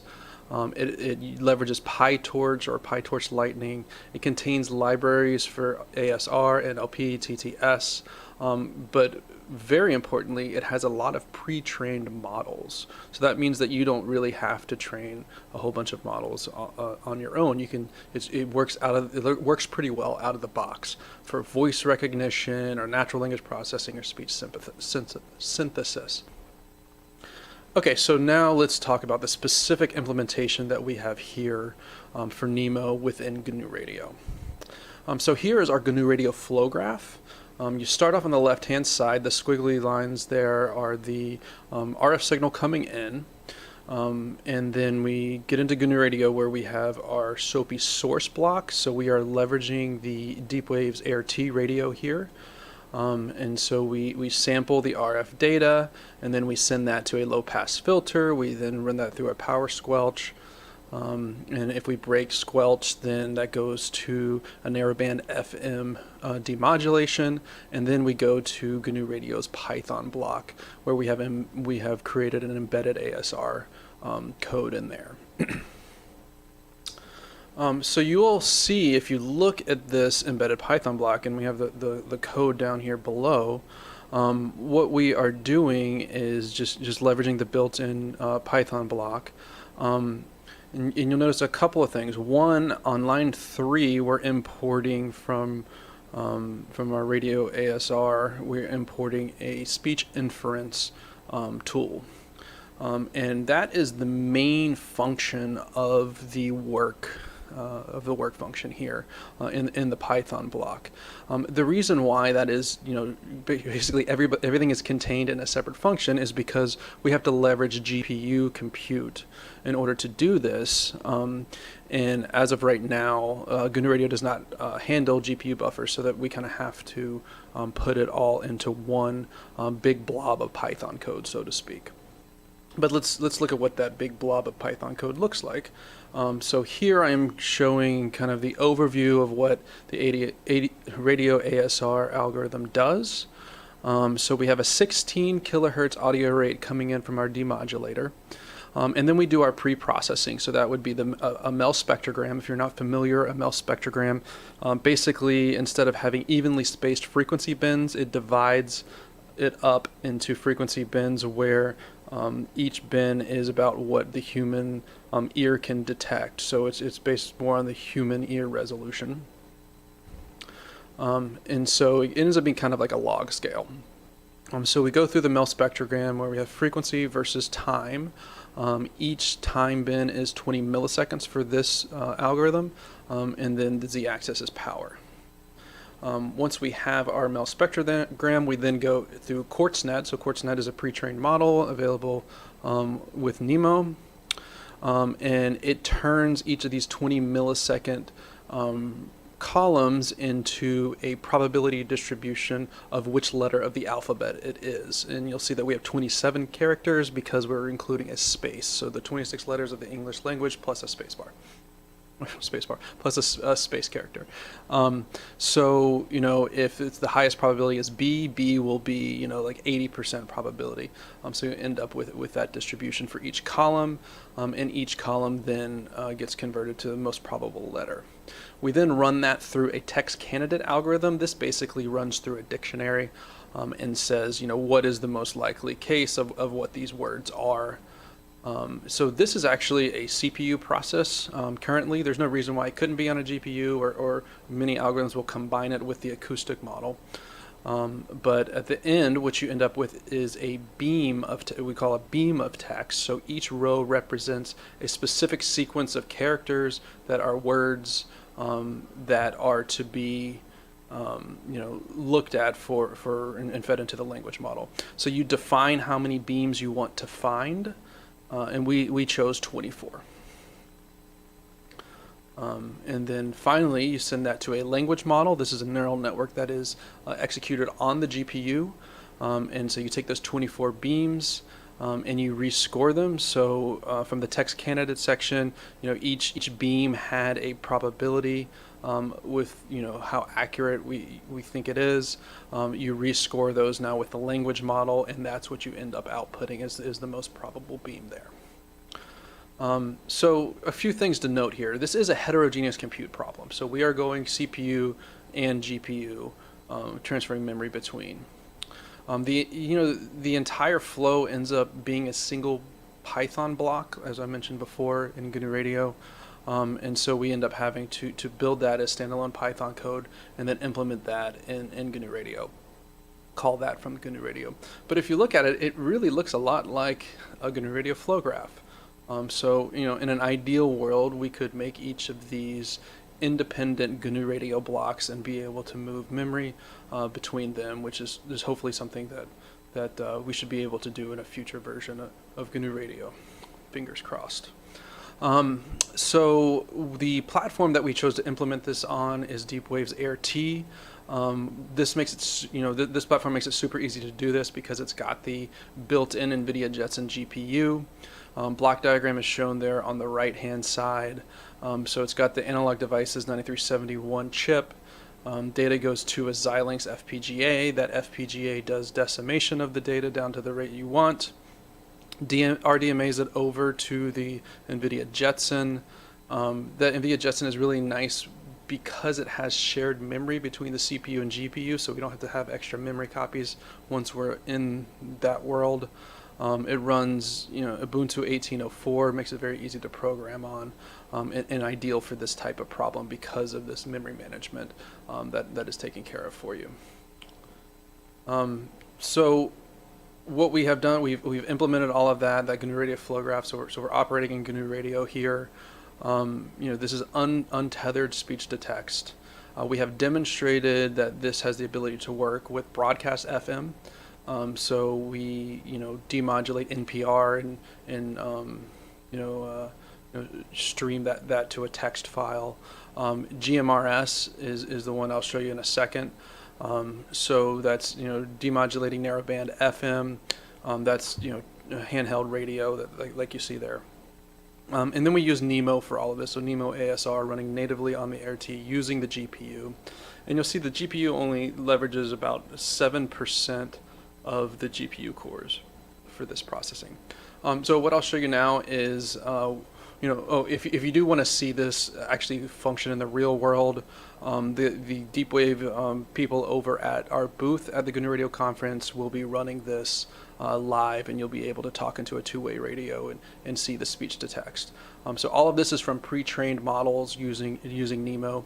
And what I'll show you here is Jeff Zarita, who is going to be at the booth, spoke the Gettysburg Address into a two-way radio, and we received that with the ART and ran the radio ASL. 7 years ago, our fathers brought forth on this continent a new nation, conceived in liberty, and dedicated to the proposition that all men are created equal. Yeah, so you see it's not perfect. It used the word forth as in the number as opposed to forth as in brought forth.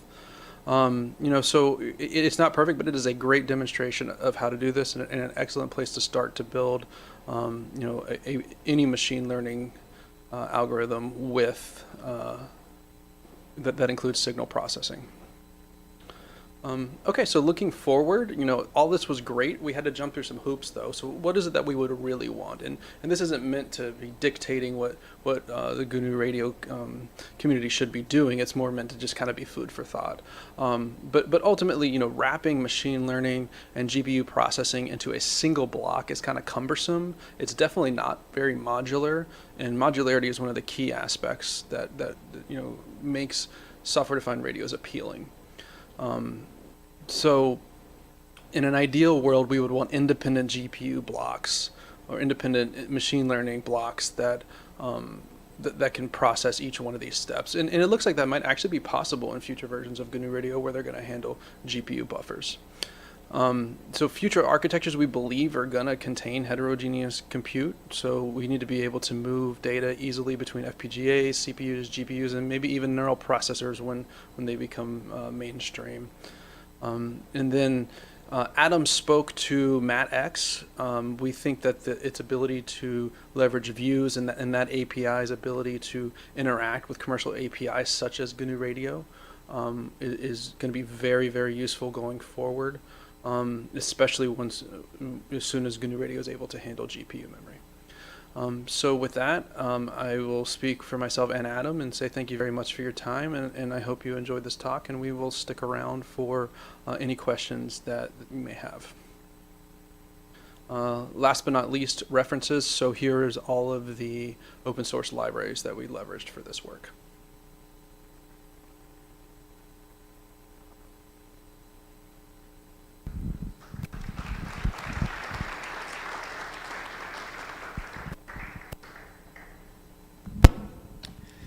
Thank you very much to John there. We do have him here for some live Q&A.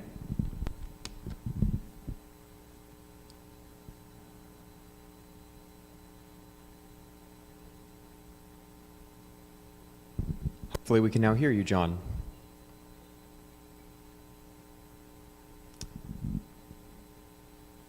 Though your mic is muted.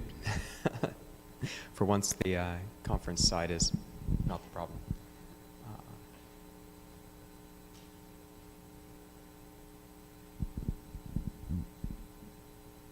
So Adam Thompson, who was presented quite a bit of this, has been active in the chat, and as was mentioned at the end, definitely getting better support for having discrete GPU blocks and handling the buffer management between them is a key aspect of the GNU Radio 4.0 scheduler, and being able to support that in different environments, as was described in the GNU Radio 4.0 scheduler workshop and in the discussions yesterday. And I'll mention we have a breakout session scheduled for Friday specifically about GPU acceleration in GNU Radio. So if you're interested in exploring this further, I believe that, yeah. All right, here we go. Okay. Wonderful. We can hear you, John. You can't hear me.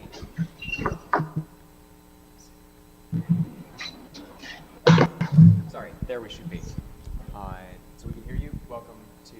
there we go. Welcome to the Q&A. And this is why the hybrid Q&A has been a bit challenging, but I'm glad we have you here. So this is John Ferguson, CEO of DeepWave Digital, and Dan Bryant along with him. Did you have anything that you wanted to point out first? No, I guess I would just say, it seems like a lot of people have gone over to the booth and tested the ASR stuff, appreciate that. So we're happy to answer any questions. And I think Adam's still in the chat answering questions as well. Yes, that's one of the things we've been finding is that so many questions get answered in chat. There's not usually so many live ones. But is there any here in the audience?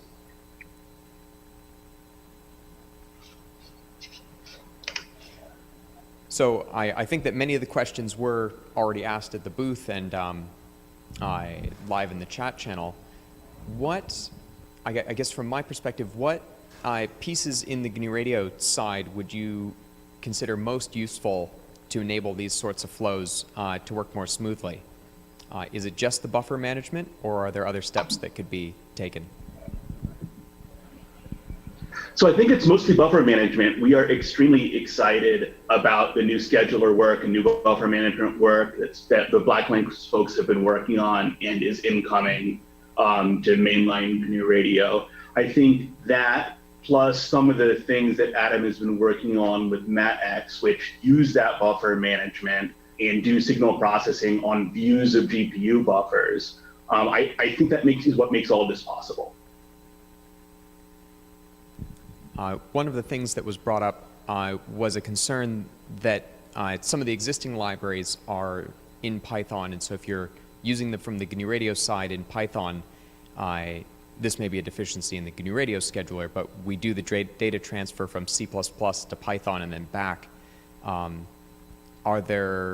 any of these tools ones that would help avoid that issue, stay in a pure C++ data transfer environment?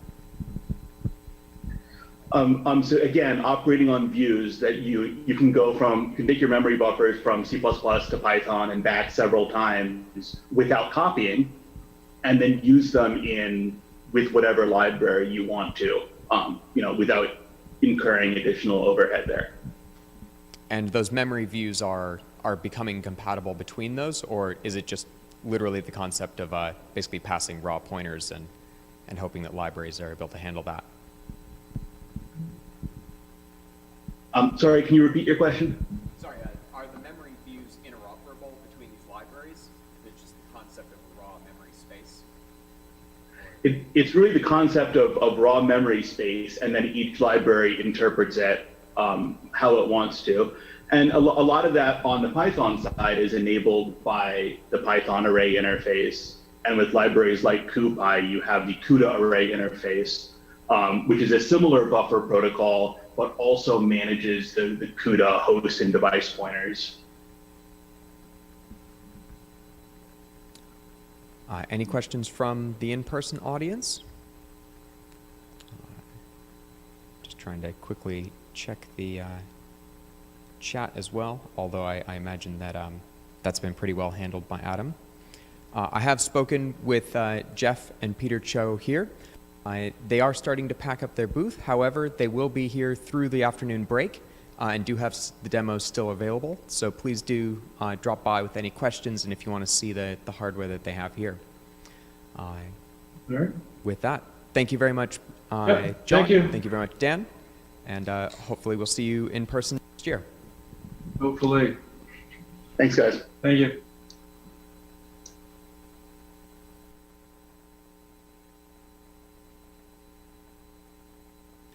Our next speaker, from memory, is also speaking remotely, so I'll pull up their piece and then give a proper introduction.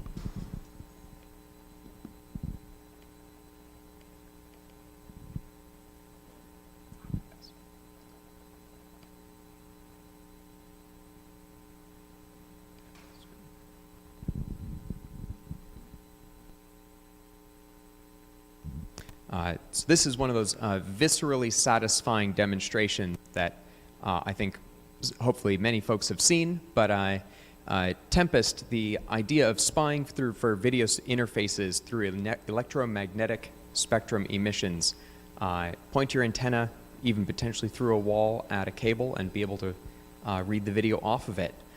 Frederica LaRocca will be walking us through how that's possible and the GNU Radio out-of-tree module that implements it.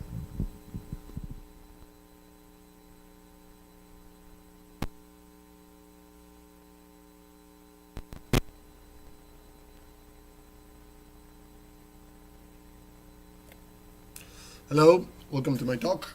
My name is Federico La Roca.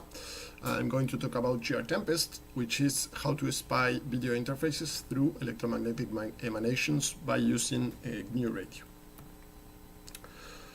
So what I mean by tempest is to spy on a monitor. So I'm going to show a demo right off. We are going to try to spy on the monitor on the behind that laptop, which is connected to this BGA interface, which is shown here. gr-tempest is running on the laptop, and once the system converges, we are going to see that it is possible to see, I mean, for instance, there's the text on the right, there's the icons on the left, there's the writer icons here, and it's being spied on. This monitor on the back on the laptop is being spied on by this very simple dipole antenna here. So the message here is that it is possible. This is not a laboratory scenario. It's a very simple scenario. So the rest of the talk is how can this be achieved. So the problem of tempest goes way back. It goes to World War II. However, these problems and the technology that was used to spy on the electromagnetic signals emanating from equipment was remained restricted to military and government for several years. So the term tempest is actually for all to spy, generally speaking, to spy on electromagnetic emanations. We're going to focus here on electromagnetic emanations focusing from, emanating from video display or video cables or connectors. And the first public demonstration of these techniques was around 40 years later. It was 1985 when Wim van Eck published his paper on eavesdropping CRT's monitors. So this is why Van Venek freaking is sometimes used as a term to refer to tempest applied to video. And most notably on the great book by Neil Stephenson, which is called Cryptonomicon. So almost 20 years later, in 2003, Marcus Kuhn published a technical report on how to spy modern video displays. So in this case, we're talking about BGA and HDMI or DVI on not in CRT monitor, but on modern displays. So in 10 years later, in 2014, Martin Marinov, a master student of Marcus Kuhn, published Tempest SDR, which is an implementation on SDR of the Tempest or the Van Eck freaking technique. So what's Tempest SDR? It consists of three big blocks. It's a Java-based user interface. There are several modules that do the DSP. These are written in C, and there are several plugins that interface with the SDR hardware. So about myself, in 2017, 2018, we worked along Pablo Menoni on his thesis, and during his thesis we used Tempest SDR. And during 2020, in the beginning of the pandemic and during the lockdown here in Uruguay, I developed gr-tempest. So gr-tempest is basically an implementation of Tempest in GNU Radio. It may be seen, actually it may be seen as a re-implementation of Tempest SDR on GNU Radio. So why would I do this? So my objective was to take advantage of GNU Radio to address the problem. So first of all, it should be easier to code. I had to focus mostly on the general work function, which is the philosophy on GNU Radio, is to focus mostly on the general work function. then I would get all of the advantages of GNU Radio, support of GNU Radio, all SDR hardware support GNU Radio, so I would get the video display, and along, etc. So my idea, or my objective was to simplify experimentation and extending Tempest by implementing in GNU Radio. So, having motivated and introduced the problem, let's talk about how to spy on monitors by using GNU Radio. So, I'm going to talk mostly about BGA. The digital case will be a relatively simple consequence of BGA, so let's focus on BGA first. In order to understand BGA, the signal is simply, this is the monitor. Of the whole monitor, there is a part that it's what you actually see. There's what's called blanking, which is zeros on the signals around the image you're seeing on the monitor. And it is sent on the cable. The voltage is proportional to the component or the color of the corresponding pixel, or the intensity of the color of the corresponding pixels, and they're sent one next to the other on a horizontal. These arrows show how these are sent over the cable. So what you will get, this is a simple illustration. You'll get the pixel intensity corresponding to each of the pixels, a blanking, and again the pixel intensity or the color intensity of the corresponding pixel, one after the other. So actually, this is, if one remembers your communication curves, this is actually a PAM, pulse amplitude modulated signal with a rectangular pulse, or approximately rectangular. You may also see it as the output of a zero-order Hall digital to analog converter. So the math here of on its spectrum, that is what we're going to try to spy, is not very difficult, but we're going to go through it. So assume xi is the pixel sequence, which is indexed by I. TP is the pixel duration, and PT is a rectangular function, which is the pulse function. So thus the signal on the cable, it looks like this. It's xt. It's simply the summation of the pixel intensities times the pulse. So this is one of the colors. No, assume it's a red one, just as an example. So let's see what's its Fourier transform. This is very basic Fourier transform property, and we're going to take then the Fourier transform of the pulse. It's going to go outside the summation now, and we get that the Fourier transform of the signal on the cable in red here is the Fourier transform of the pulse times a Fourier series where the pixel intensities come into play. This is actually to be more graphical. I'm going to show here the spectrum. Here in black, it's the Fourier transform of the rectangular pulse, which looks like a sink at the pixel rate. Then in blue, we get this Fourier series, which is periodical, and it's actually the monitor to receive the image will actually focus on the baseband component of this blue signal, which is multiplied by the black Fourier transform of the pulse, which I'm not showing here because what we are actually interested here is on this part, on the harmonics every pixel rate. So in red, I'm showing the multiplication of the blue signal times the black one, and that's the one we're going to try to capture with our SDR. So this red part is the one we're going to receive with a gr-tempest. So we point our antenna to a BGA connector, the modulate at 1/TP, that's the pixel rate,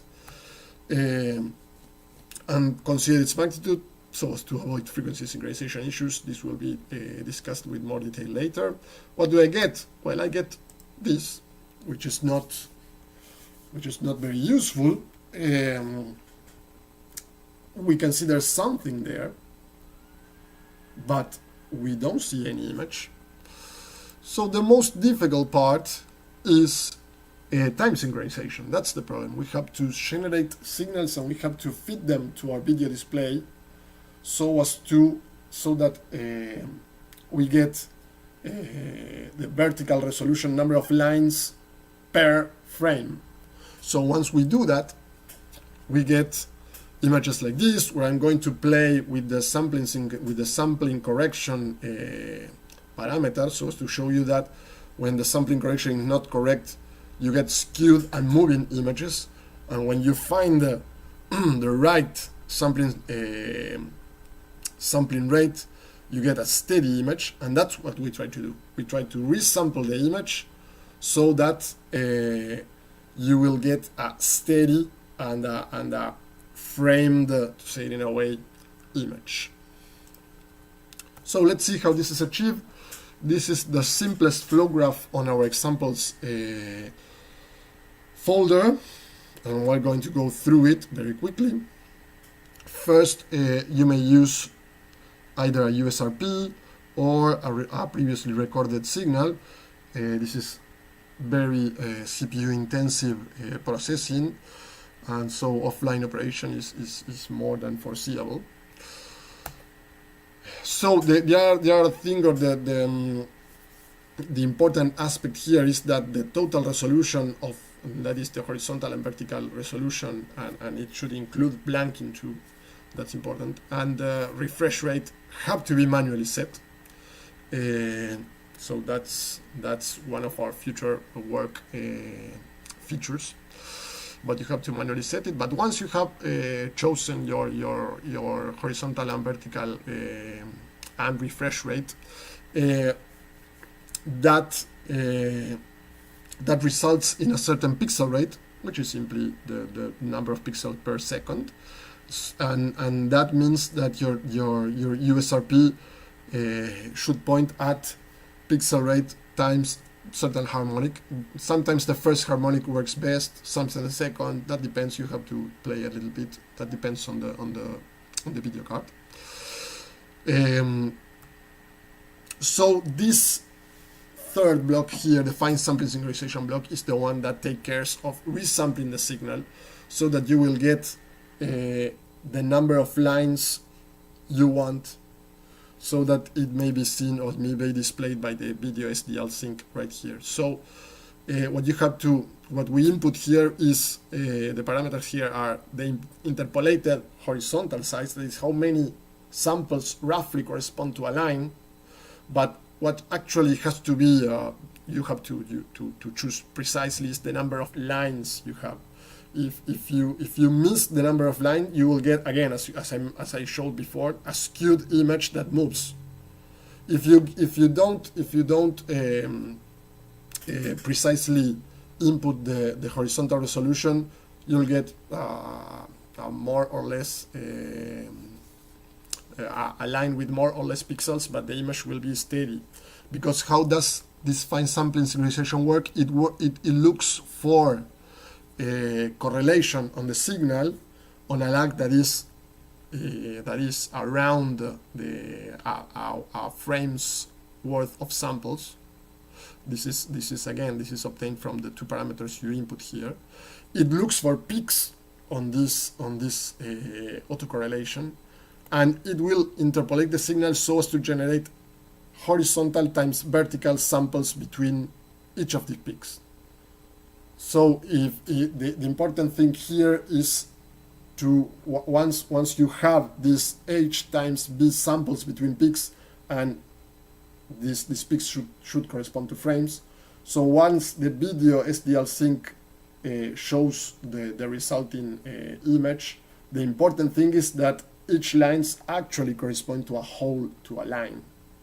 So it's very important to choose the vertical pixel parameter correctly. Now the rest of the blocks are somewhat basic. This delay here is to place your image in the frame. We are working on a block that automatically do that. Then we ask for the magnitude. This will be discussed later in the presentation. We then normalize our flow so as to prepare it for the video SDL sync, which uses shorts. So this has to be offset and normalized. Then we use this little multiplication by -1 and 1. There's a typo here. It should be -1, but in any case, it's simply to negate the signal and to invert colors. This sometimes is better to see it that way. And finally, this other path here, this is very important too. Again, since you have to yourself see what's the best or what's the resolution that actually works, especially the vertical one, it's typical that you explore and change these two parameters. And if you are choosing and exploring, you should use this other path here, because the video SDL sync does not adapt or change its parameter on runtime. So we've prepared this little block here that takes care of that. And so in the case you are searching for the actual resolution, you should use the upper path here. So some practicalities. First of all, the image has, as I mentioned before, a null on the center frequency here. This is the red arrow here shows it. So this is actually, you can see it as a high-pass filter or as a sort of a horizontal border detector. You may see it very clearly here, where there is no fill on the image because it will detect jumps on the signal. So if the signal is steady, there will be no signal to spy on. So images have no fill. And another, it's very visible here. There was a horizontal line here, which is not present on the image being spied on. The other thing is that you need somewhat large bandwidths, at least 20 megasamples per second. Sample losses at this point complicates visualization because the image will start jumping. I'm going to show it right now. We're working on automatically centering the image, and interferences, which will be visible here, further complicates visualization. So I'm showing here in the upper part 20 megasamples per second, and on the lower part 50 megasamples per second. And you can see that naturally the larger the sampling rate, the better the image you will get. And you can see this movement there correspond to samples that were lost. So another practicality, you want to show or want to do a demo of this, and you're not getting any video at all, or you don't have a high gain antenna. I showed a video using a simple dipole. If I'd have a nice directive antenna, I would get nice images. But what can we do if we don't have a high gain antenna and I have a simple dipole, as I mentioned before? So we can use a chip connector, as the one I'm showing there. Chip connectors act as a sort of high gain emitter. So at the beginning of the video, you could see that it's here. You could see that there was no image at all. And then when I connected the chip connector, there was very clearly, it is very clear the difference between one and the other. So that's an interesting thing to take into account. And finally, what about HDMI? So HDMI or DVI, so digital in general, we may do exactly the same. We may use exactly the same flow graph, and you will get an image. The most important, so here you can see the most important difference is on the image itself, where now the image has fill. Why is that? Because in HDMI or DVI, they both use so each color is encoded, has a different pin. That's the same as VGA. But now, instead of encoding each level or pixel intensity by a single number, they are encoded by 8 bits, which are then encoded into 10 bits by the so-called transition minimized differential signaling. This uses a differential encoding, and this means that even if the pixel is the same along a line, the encoded bits will be different, or typically different. And this means that even if the line is the same, it will generate signals outside the null. That was the one that resulted in a border detector. So it is very different, one signal from the other. BGA is very different to HDMI. In terms of the image itself, but the flow graph, it's the same flow graph works as is. The difference is that now we have to point our USRP, the center frequency should be 10 times the pixel rate. So for the future, there are several things we want to do. First of all, we want to automatically infer the resolution of the monitor. I mentioned before we want to recenter the image automatically too. The other thing is, do we really need such high sample rate? Well, yes, if you want to see details, but we don't need 60 Hertz refresh rate. We don't want 60 images per second.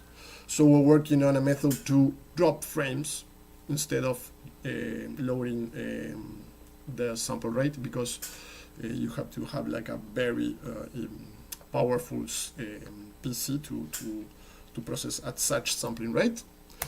And finally, this is very early work, but let me show you here why should we consider the magnitude of the signal, which I mentioned more than once. So if we consider the magnitude, we get an image like this. This is a zoom in into one of the videos I've shown before.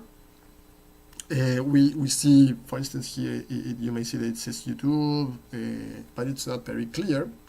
Let's take only the real part, and we get a clearer image. It reveals more details, but the problem here is the frequency error, which is visible due to these sort of black and white lines that appear here. But certain things are clearer to see. So here it's much clearer. It says Tempest SDR.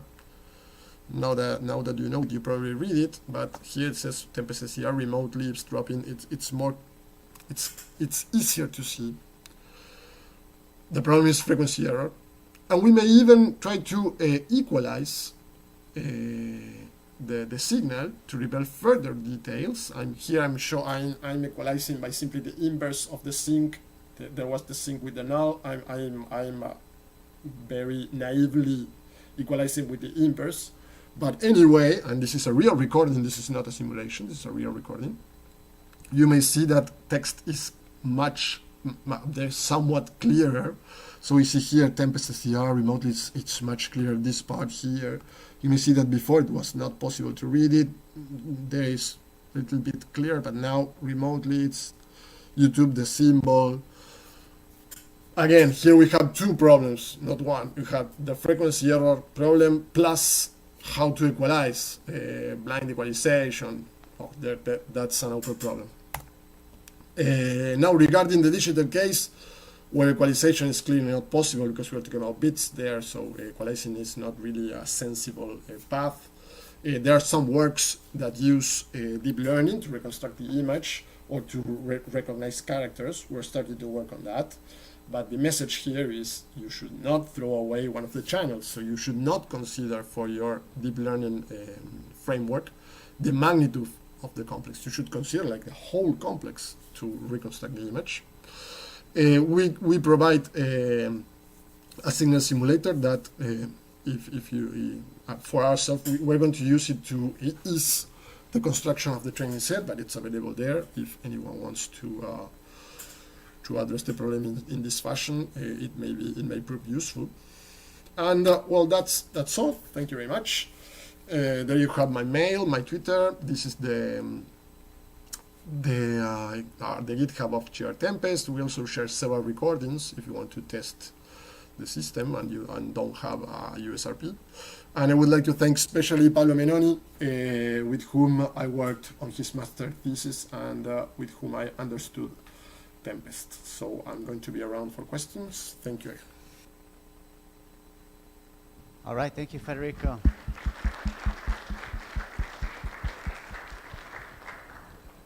All right, so break, yeah. So I think we have a break until about 3:15. And Federico is available on the chat. He's active in there, so if anyone has any further questions, please reach out to him on chat.gnuradio.org. All right, see you guys again in a few minutes.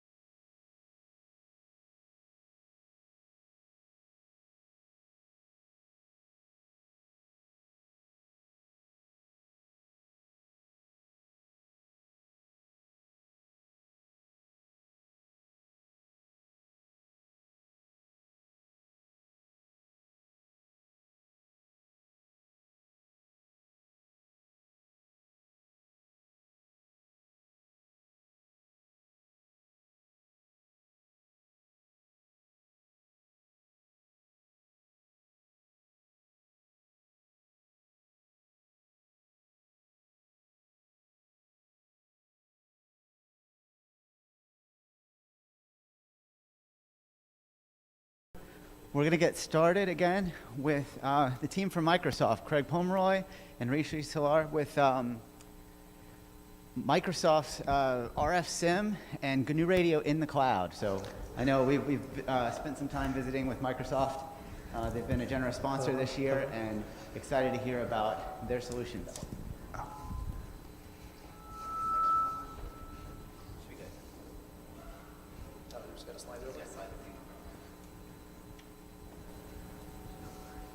Okay, test. All right, awesome. So, check, mic check. All right, I'll get started. Yeah, so happy to present to you today some more stuff on Azure Orbital. We had a brief talk about that yesterday, and then hand it over to Craig to go really in deep on RF Sim in Azure and how we do spectrum processing. So Azure Orbital is our new managed service for space and constellation operators. And the whole working idea is we take the cost of the ground stations and kind of offset that for you by putting them at data centers and other teleports.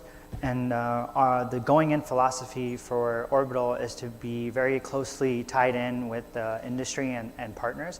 So we are very much partner focused, and like we work hand in hand with a bunch of people to stitch together different solutions.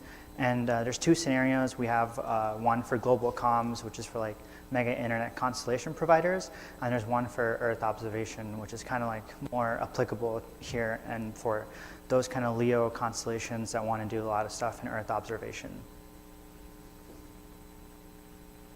So some of the key stats is we had our launch last year at Ignite 2020 in September, and we're going to, right now we're in private preview, which means we have a few customers. It's a little bit more guarded access. It's kind of like a special guarded beta access, and we'll go to public preview in December, which means more people, it'll be generally open to the public, and a lot of you guys will be able to get on and try it.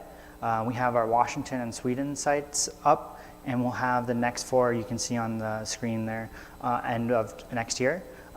Like I mentioned, we're very much partner focused, so we have a deep integration with other partner networks like KSAT and Viasat.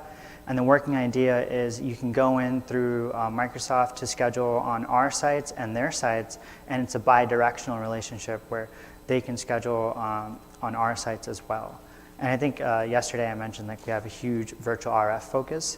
Our dishes are 6.1 meters in size, X-over tracking, so we don't have the keyhole problem, if you're familiar with how LEO tracking goes. And those are the bands that we have right there at the bottom, UHF, S, and X band. And those bands are particularly chosen to be the EO band. So if you look at the ITU tables, those are primarily what spacecraft operators who do like Earth imaging or like radar observations use. And our hope is actually that, you know, with UHF and S band, when we go to public preview here, that a lot of people would be able to take some of what Craig's talking about, the GNU Radio work, and stitch it together with our UHF solutions, because we know there's a lot of CubeSat operators and university operators that leverage GNU Radio. So I kind of talked about this yesterday as well, but I'll go into it again today in more detail. As mentioned, we have a huge investment into virtual RF. So we have those digitizers at the ground sites instead of hardware modems, and we do full digitization of UHF, S, and X band, and that's all the way up to 500 megahertz. And in this screen, the items in dark blue is what like Microsoft or Orbital provides, and the items in the lighter blue on the right side is like what you can put in your resource to kind of stitch together solutions. And there's two ways you could do the virtual RF demodulation or modulation for uplink. You could ask us to take care of it. So we have the managed modem where we take care of deploying the modem in the chain and load up the appropriate configs for that. Or we can deliver the VITA49 RF right into your virtual network. And you can bring your own modem, or you could kind of deploy the modems from Kratos and Emergent from the marketplace right into your VNet and like create a whole, whatever like scenario you need to accommodate. You can just kind of pick and choose the parts you need and put that together. So I'm going to kind of like shift gears into more with lab to flight scenarios for the kind of customers we talk about at Orbital. So my background is in the EO space, where I did work at a small satellite operator who did Earth imaging. So I had noticed there's two distinct ways you can do testing for your satellite or your EDU radios in the lab. Previously, you would have to procure maybe the same modems that are used at your deployed sites. And these are kind of expensive, they're long lead, and once you have them in-house, like they're only really good for the exact purpose you procured them for, so they're inflexible and are kind of monolithic in the use case. But the flip side of that is they're really good for verification. So you could get this asset, maybe it's like a mediocre test asset, but it's really good when you have your final spacecraft built and you want to get it. You want to get that verification that'll work when you actually go to a flight with ground stations across the world. The general shift that we're observing is, there's obvious use of the SDR technology. A lot of people use like digitizers like the USRP. These are definitely more cheap, obviously more readily available. And when you have them, not only can they be used just for testing, you could do way more with it. You could like make your own test ground stations, or you could do, if you wanted to be flexible in testing, S-band or X-band, you can create those test setups if you buy something like a SDR. So yeah, that's the next point. Like many use cases are possible, but the only issue is it's not that great for flight verification. So it's pretty awesome that you have this flexible test asset, but what does it mean when you really want to know if it's going to work in flight?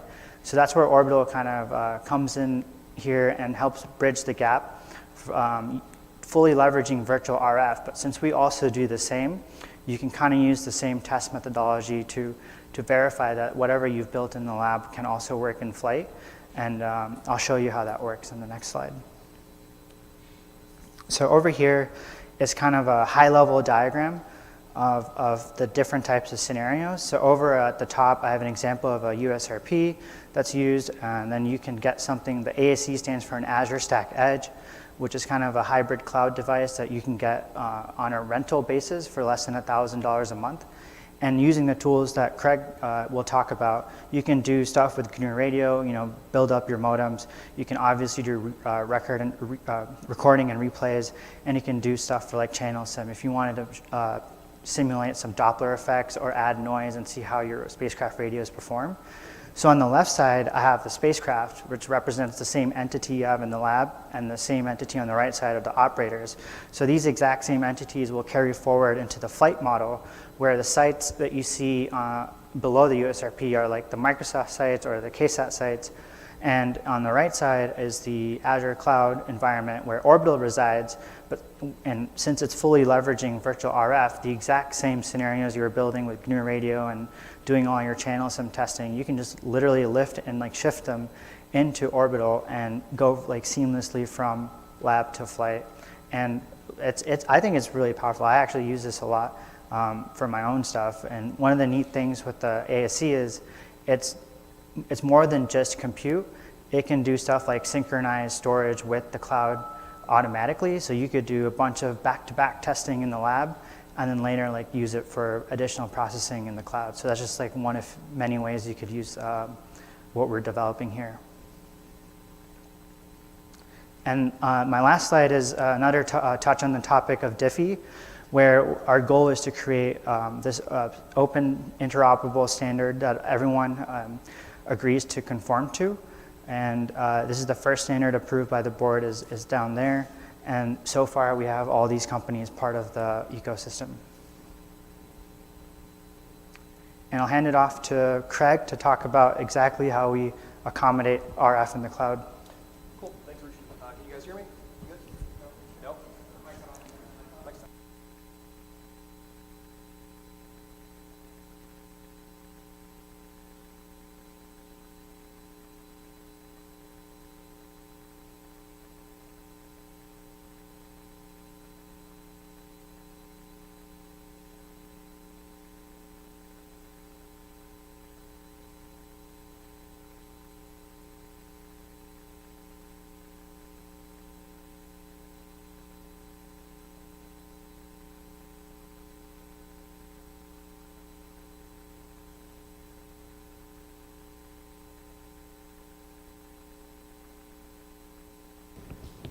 So for the last time, yes.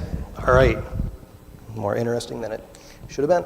So, like Risha said, I'm Craig. I'm going to walk you folks through some of the early work we've done related to applying cloud resources towards doing RF signal processing. So some of the proof of concept work we've been working on, it falls out of some of the experience that people had on our team when we were at previous positions helping out run DARPA's SC2 program, the Spectrum Collaboration Challenge, specifically helping I guess, run the Coliseum, which was a really interesting and really powerful RF simulation kind of test bed. It let you do some really interesting research on RF machine learning, but it was a physical asset, so it had all the limitations that you would expect from something like that. Like specifically, well, you had a maximum cap size on the number of nodes you could simulate at any one time. Your channel complexities had very specific limitations, and it was time shared with everyone else that was using the system.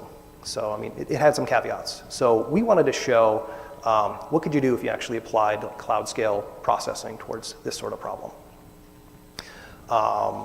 So we went through and kind of looked at all of this.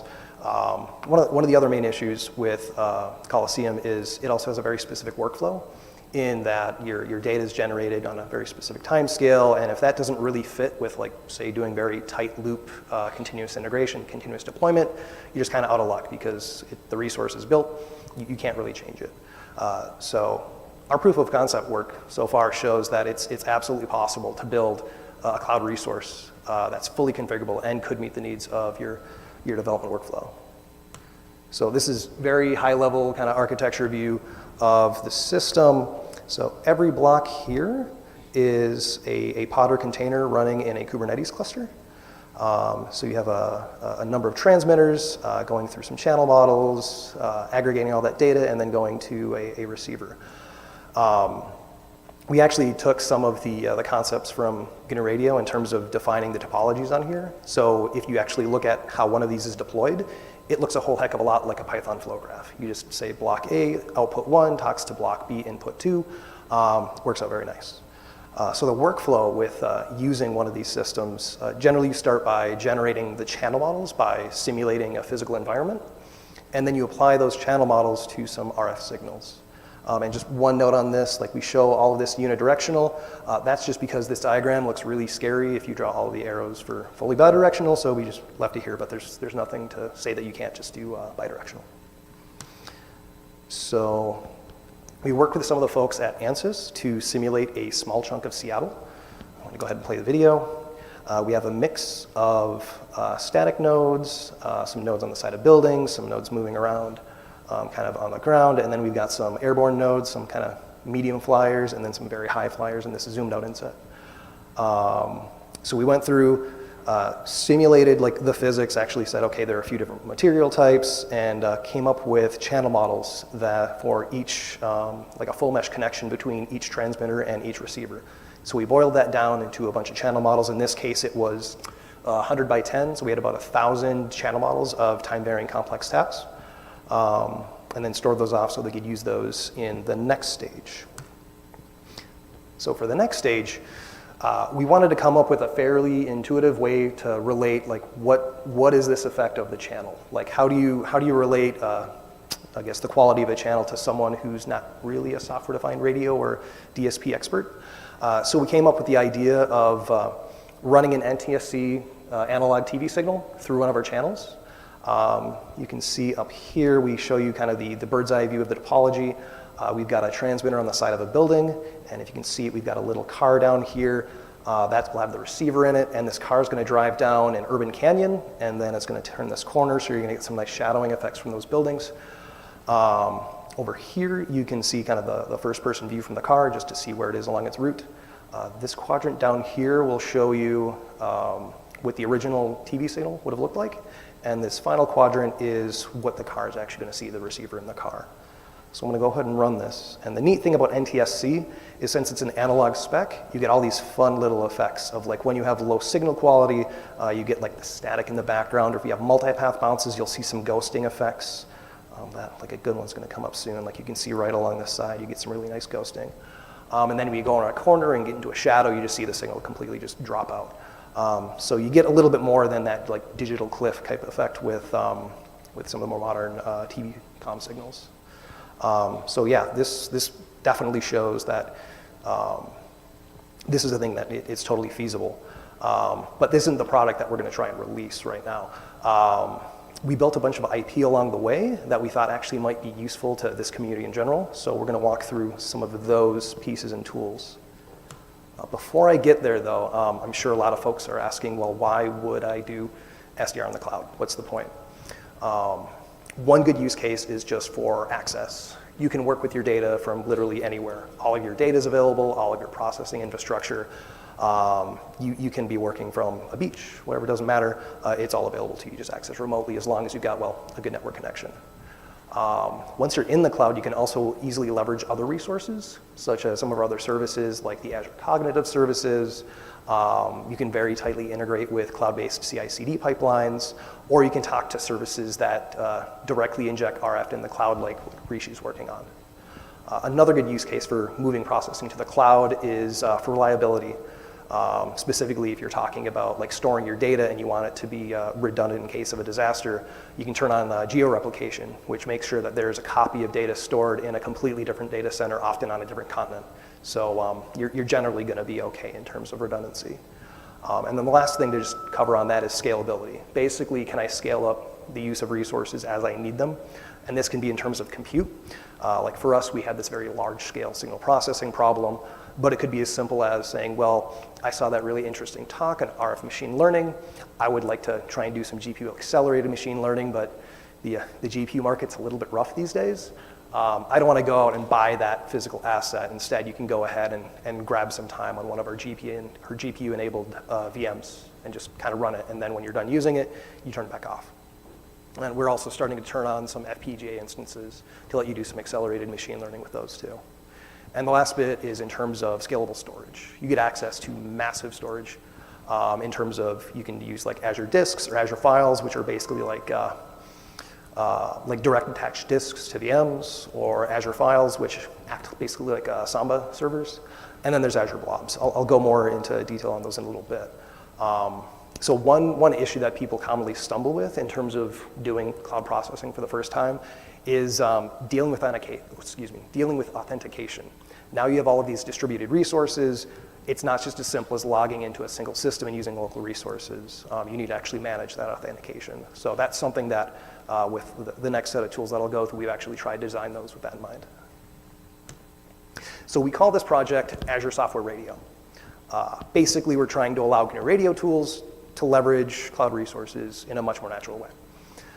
The first chunk is our GR Azure Software Radio block, our out-of-tree module. It's really geared towards, again, making it much easier to use cloud resources directly from within a flow graph. You can use this, obviously, within a VM in the cloud, but we also made it usable so you could do things locally on your laptops. The second chunk is we have an Azure Software Radio Developer Virtual Machine, which is a VM that's published in our Azure Virtual Machine Marketplace. It's currently in private preview. But what it'll allow you to do is basically deploy an instance without having to do any sort of pre-configuration that has things like GNURadio and other tools installed. But I'll go into that in a little more depth in a bit. So the first couple of blocks I'll go through is the blob source and sync block. So they're direct interfaces to the Azure blob storage and GNURadio. They're really meant to feel like you're using the basic file source and sync blocks.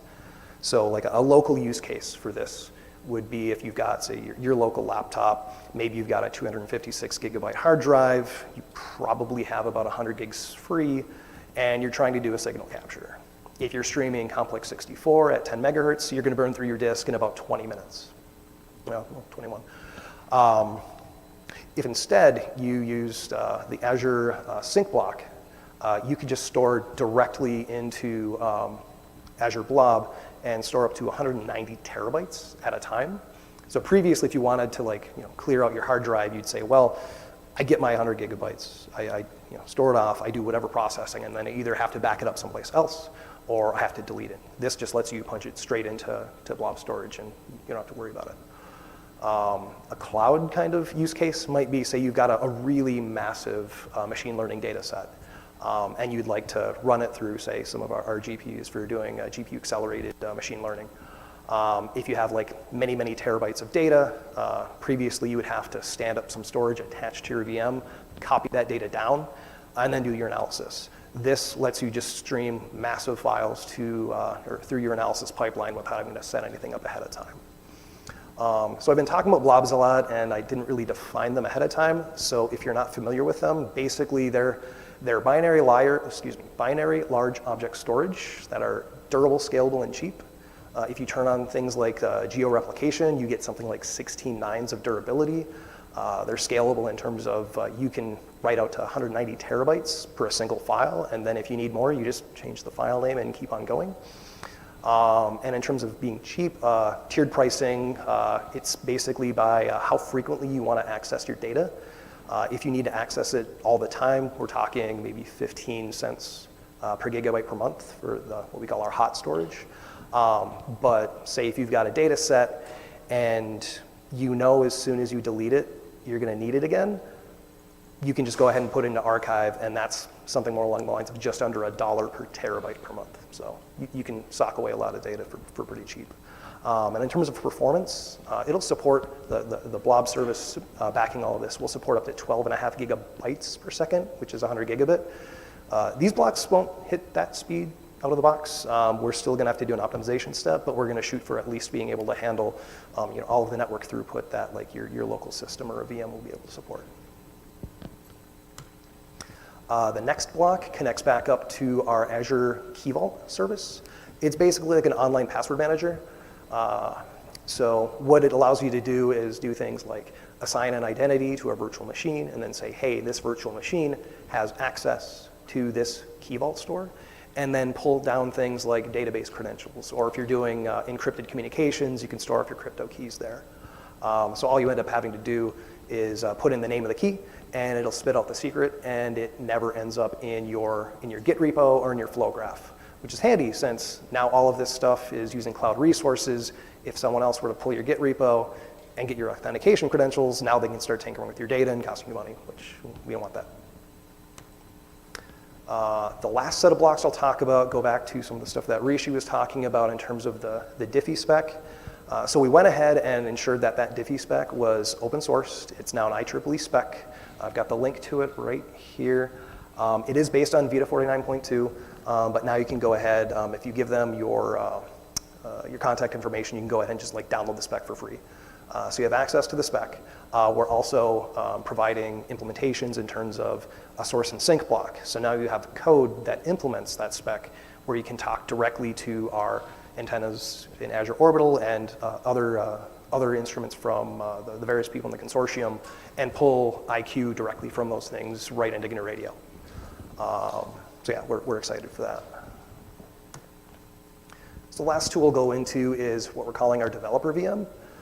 So this is a virtual machine image currently in private preview, but it's intended to enable users to rapidly deploy identical development environments that already have a lot of tools pre-configured and pre-installed for you.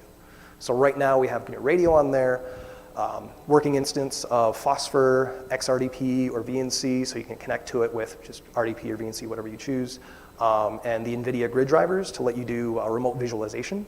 And it's all pre-configured, it works out of the box as long as you choose a VM that has a GPU attached to it, at least if you want to get the GPU acceleration. Yeah, so you'll be able to deploy a fully functional development environment with a few clicks. Not that there isn't a lot of great work done on installing GNU Radio, but if you're a new user, it can be a little daunting. So if you want to get people spun up really quickly, we think this is a really interesting way to do it. So if you're interested in tinkering with this before it becomes public, please take a look here. We've got documentation there, and we've got a form to sign up for early access. So we'd love to hear what you guys think about it.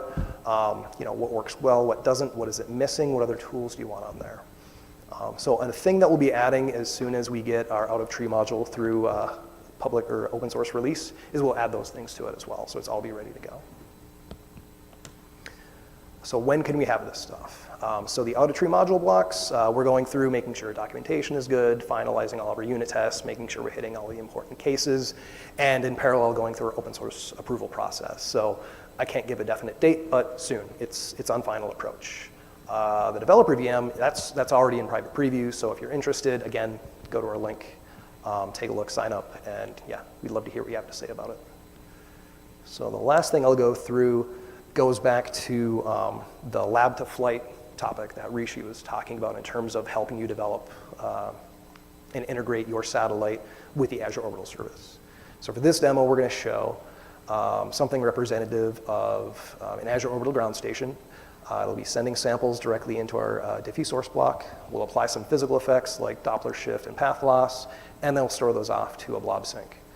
So then if you were a user of the service, you could go ahead, download that blob file, and do something like, send it through a USRP and play it back into your satellite and make sure that there's no weird endian issues or anything like that. Make sure that your satellite actually can decode the commands that you would send through Azure Orbital.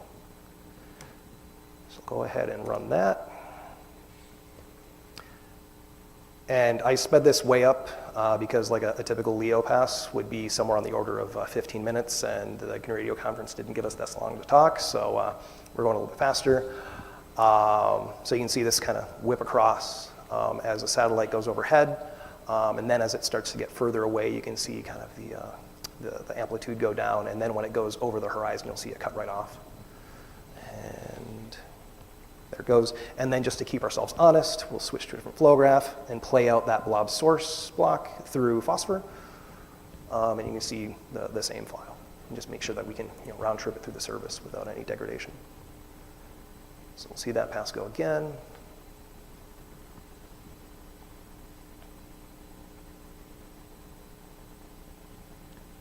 And over the horizon, and there we go. And then just one last thing before I let you guys go. So all of the videos that we showed on here, at least that last demo video, that was done and recorded on the developer VM. That wasn't a local thing. That was actually recording from a machine in Azure. And all of the stuff that's running in our booth demo, that's running on the developer VM, and we're using all of the blocks that I just walked through. So they're ready to go, and we would love to hear what you guys have to say about them. So we'll be around. If you have any questions now.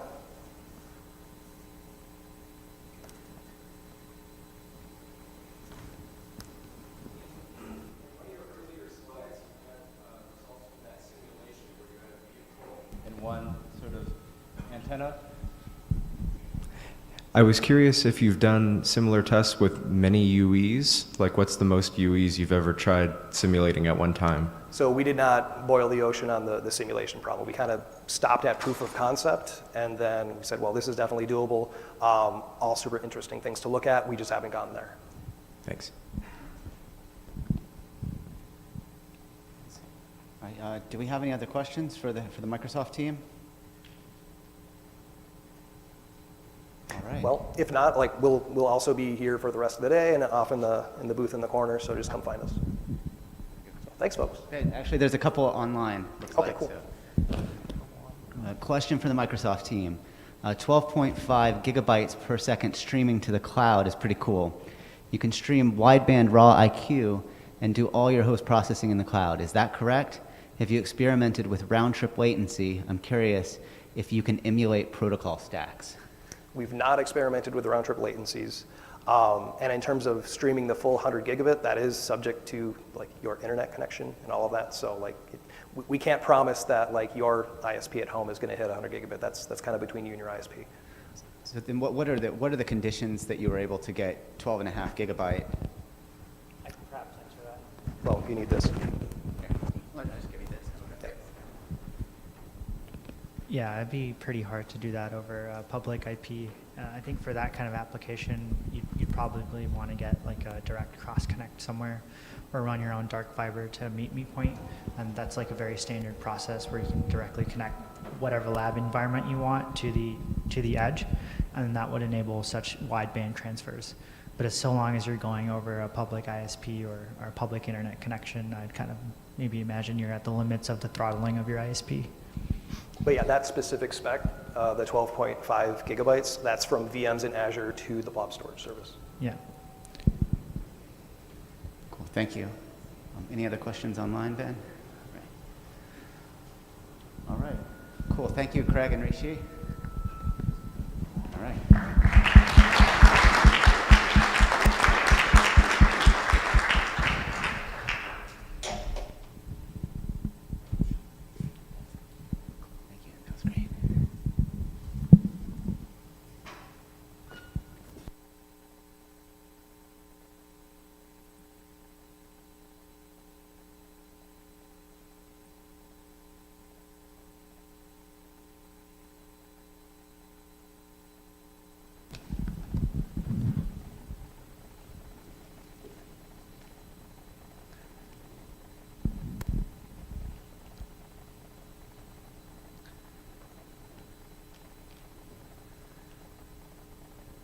All right, so our next talk is from Analog Devices.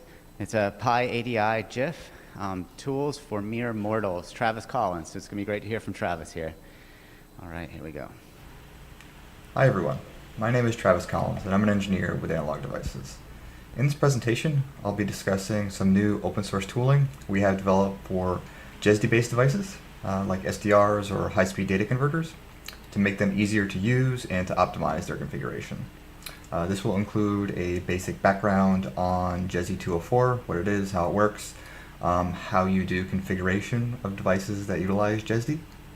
The new tool, we'll introduce a new tool, pyadi-jif, and we'll go into a real-world example using some real hardware in GNU Radio. So the GESD 204 specification is a JEDEC specification, similar to something like PCIe that's designed to work with high-speed data converters or high-speed links between FPGAs, data converters, or even ASICs, things like that. This is a departure from the original, or I would say LVDS, CMOS, dual data rate style links between the older generation of devices like, say, like the 9361 transceiver that's in a device like Pluto, which use that style of interface. So this is really a shift when we're going up in higher bandwidths, where we need to share a lot more data between the data converters and, say, an FPGA or an ASIC. And you need something like GESD on transceivers like 9371 or any high-speed data converter. So this is really where the industry has been pushing for the last, I would say, decade. And you'll be, if you're using a device like the similar on the right, or something like the Edis N310, or a high-speed instrument or something like that, you'll be using GESD. Now, why should you really care about this, or why would you want to know at all about GESD? So if you're doing something like changing the sample rate, if you need to reduce the power of your current device, if you're using a high-speed converter or transceiver, if you want to move between FPGAs, so if you're not using, or if you're using like a Xilinx kit and you want to move to an Intel, or if you want to move to a different grade of FPGA, you really need to understand how GESD works and the different elements that are involved when kind of manipulating the clocks when we're talking about GESD-based devices. So just to kind of give a brief introduction or to kind of focus things a bit here, this is a picture of a standard FMC card that you might get from ADI or Maxim or TI. This one specifically here is the 809081 FMC card, and this will contain a high-speed DAC, high-speed ADC, and then this green board on the left is a standard Xilinx kit, a ZCU 102 that you would plug up to this board. And then for reference, we have just Pluto for size. So this would be a common place where you would start developing a system before you might have a custom solution that you would have for an end product. Now if we zoom in, these data converters, or this link between the FPGA and the data converters, will be using GESD 204. And the links that are between the two devices will be in the tens of gigasamples a second, or gigabits per second. So very, very high throughput between these two devices.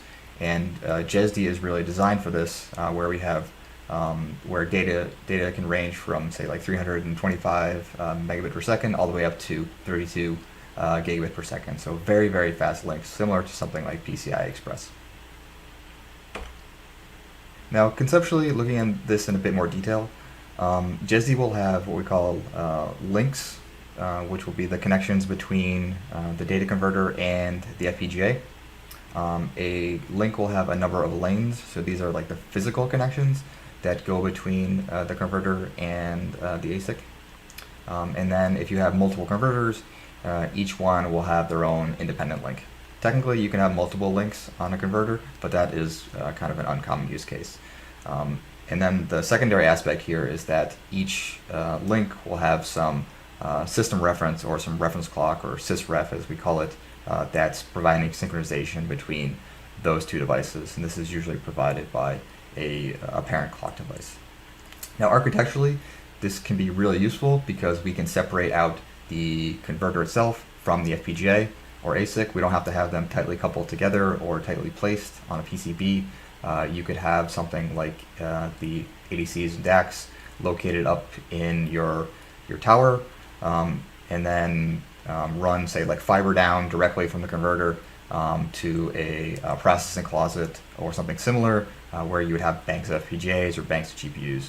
So you don't necessarily need a big, power-hungry FPGA mounted next to your antenna elements. You can kind of separate them to the two if you really want to do that. Now, the big paradigm shift here is that we're switching the connection between the FPGA and the converters from a lot of slower speed data links to these really high speed links where we have a lot fewer of them.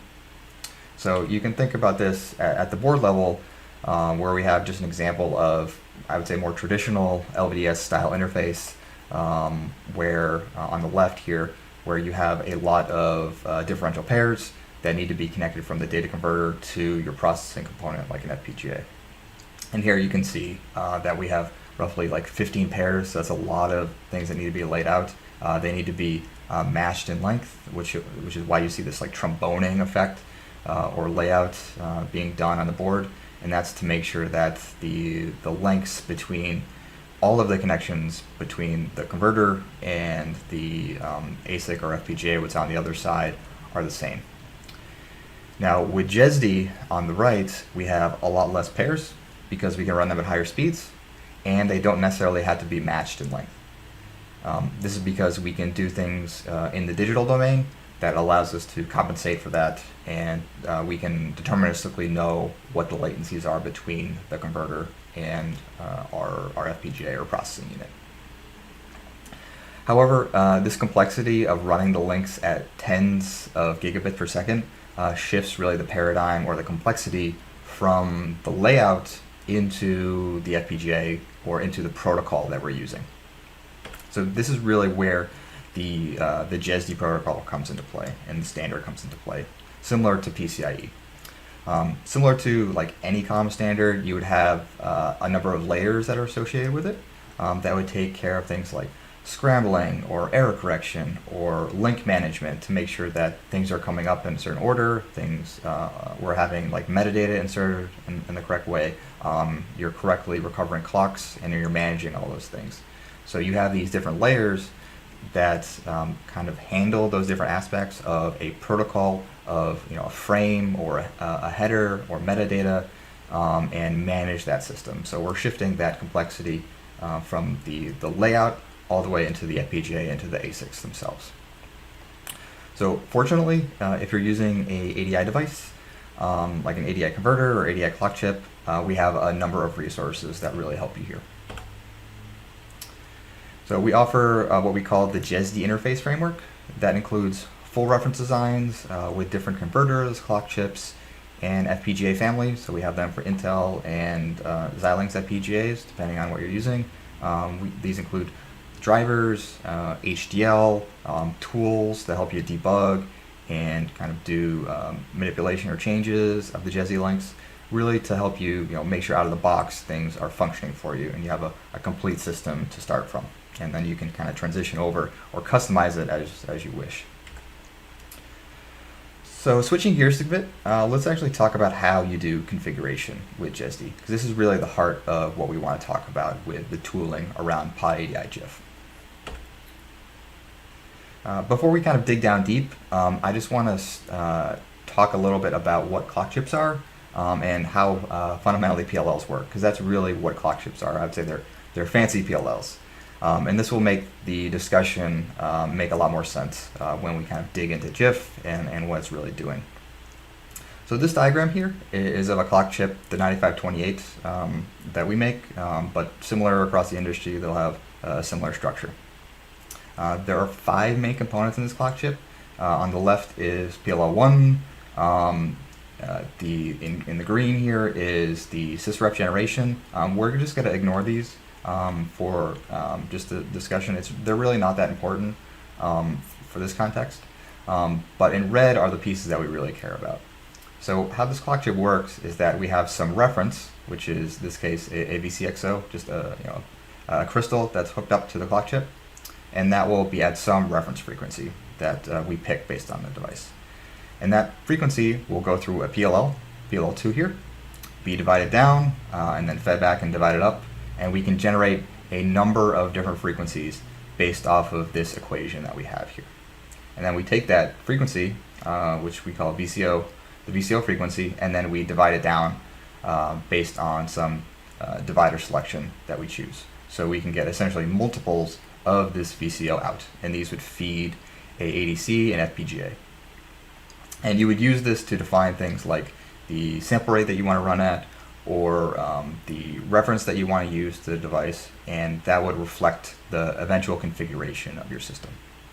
So when you're configuring this device, which is feeding out to the converters, to the FPGAs, you need to be careful on how you pick these values or these dividers inside. So this N2 or R2, or it would be kind of unique to every clock chip, and then the output dividers, this D sub X here, that would feed either like a sysref or directly clocking a converter, or feeding into like the SerDes lanes. So this allows you to get a different range of frequencies based on what your VCXO input reference is and how you pick the dividers, but it's not endless. So you need to be careful on how you pick these different components and their interrelationship between another. So now if we switch to kind of a high-level view of what these GESD, or these kind of, I would say, disjoint clock devices function or are laid out, we have this outline where we have a clock chip which is feeding our FPGA and is feeding our converter, and are responsible for providing these device clocks and references that allow us to maintain this link that is between them. And the thing that you have to know is that when we're feeding these references, they're feeding actually usually into PLLs that exist within these parts. So we need to make sure that those references and the PLLs inside these different components are configured correctly. So these are typically for SerDes, which are, this PLL on the FPGA is for the SerDes. We'll have one on the converter, and we might even have an additional PLL that is for the data converter itself, or an external PLL that we need to interface with again. So there's a lot more complexity, and that equation that we kind of showed for the clock chip kind of gets bigger and bigger and bigger, and you have these interrelationships between it. And this is really where the complexity of the system comes in, and being able to figure out how you need to program these different components, you need to make sure that they're all matching one another, and then if you want to change, say, sample rates, what impact does that now have? So when you have all those quantities, you need to feed them into tools like the device tree on the Linux side, and they need to drive the synthesis process on the on the HDL side. So if you're not familiar with device tree, it's kind of like the BIOS on an x86 machine, where you have configuration that's specific to drivers or some interrelationship between drivers. And in the case of GESD and clock chips, we're defining things like the GESD parameters, or the rates, or the dividers that we're using. And then on the HDL side, we're configuring things like the transceivers that are inside the FPGA. We're configuring the number of links that are inside, that are the cores will kind of create during synthesis time. And this all needs to be done by the user, and these components need to be able to match one another. So there's a lot of complexity that's involved when doing this. Now the drivers do a lot of the math for you to make this function, but you need your hardware, and this is kind of where we're trying to fill the gap and to handle a lot of the complexity that's involved at the system level with some of the new tooling that we've been working on. This is really where GIF comes into play. So GIF is a configuration library and interface layer. So it has like a web API, it has a desktop app, it has a CLI interface, and obviously it's a Python module or a library that we can directly interface with. And then GIF feeds or sits on top of these other tools like the Linux drivers or the NoOS components, or the data structures there, as well as the IP cores, or their synthesis tools, or their constraints, and eventually the hardware itself. And so at a very, very high level, GIF, or pyadi-jif, GIF for short as we call it, is really the glue between the logic and the rules that you might see in a data sheet, or the understanding in a data sheet, and the actual tools or the software interfaces that drive the different hardware components. So it's going to allow you to interface with our kernel drivers, the FPGA constraints, like bare metal structures that you might use with our bare metal drivers, and allow you to map a configuration or an idea of a configuration like a sample rate into what really that means when you're actually talking and configuring hardware. So internally, GIF will model constraints, dividers, features of different components in a class structure. So we have models for every different component, or I won't say every different component, but components we support, we have models for like ADCs, DACs, mixed signal front ends, different clock chips, different FPGA families, and we can combine their constraints together in a common problem where we figure out what common configuration you would need based on some input requirements that you have. So at a very, very high level, when you really start with GIF, you provide some input that would be sample rate or a GESD mode, or some VCXO that you want to use, or even if you don't know that, maybe a range of VCXOs. And then GIF would internally calculate what the clock chip PLL settings are, what the FPGA settings are, what the converter settings are, and then generate artifacts for you to use inside the drivers, inside NOS, or inside your HDL generation process. And then really kind of collect things together and manage all of those constraints in a consistent way for you. So internally, mathematically, GIF models the different components and converts them to like equations. So we just have an example of a clock chip here where we're taking those PLLs and we're converting them to linear and nonlinear equations. And then we use different solvers to determine what are the optimal values of certain dividers or certain PLLs inside the parts based on some input that you have. And this is kind of a pretty challenging problem because the equations that you get are nonlinear, they're mixed integer.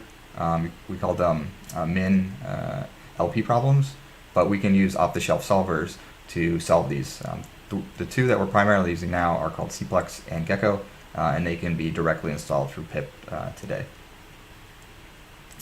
Now, when you're actually using the library, there are two main approaches that you can use. One is at the component level, and then the other is at the system level.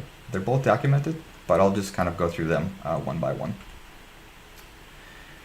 So we just have a little bit of code here on the left where we're just taking a clock chip, this case the 9523. We're setting some constraint. You don't have to define this at all. We're setting a VCXO. This could be a single value or a range, depending on how you want to set up your system.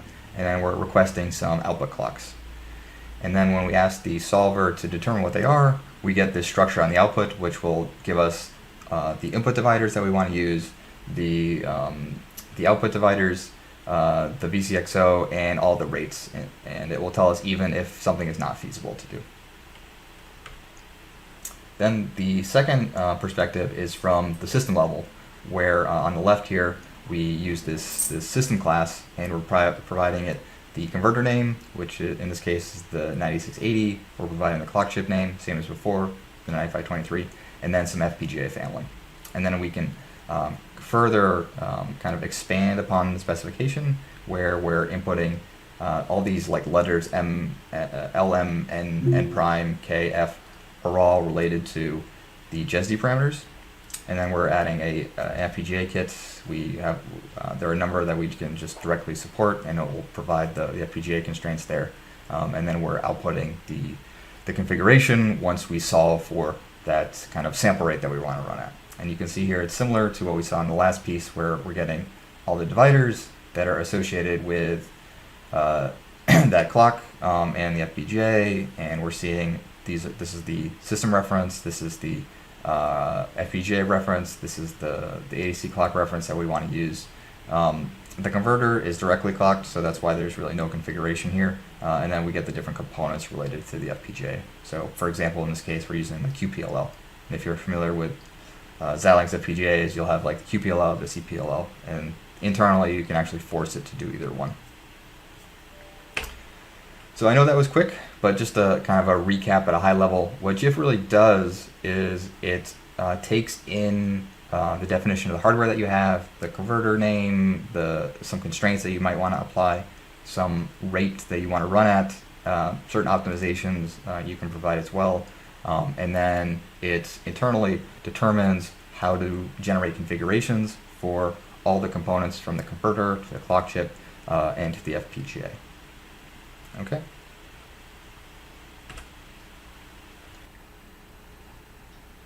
So in the final section, we'll just talk about actually translating the GIF configuration over to real hardware and then visualizing using GNU Radio. So to do this, we're actually going to rely on another Python module that we maintain called pyadi-jif, which allows you to do device tree manipulation. So I don't want to dig deep into this right now, but if you want to learn more about this, it's on our GitHub page. It's part of the Analog Devices organization, and it provides kind of an easy interface to remotely manipulate and control the device tree.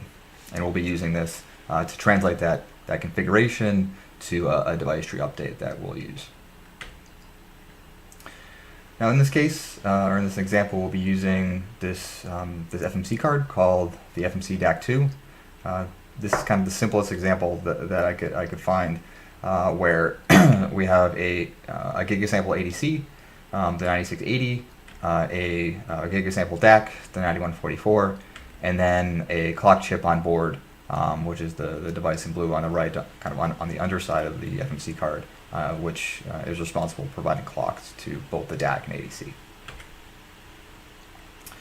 So just to give you an idea on the clocking diagram here, on the diagram on the left, we have the clock chip, which is feeding both the DAC and ADC, and then the FPGA, which would be kind of connected to that FMC connector.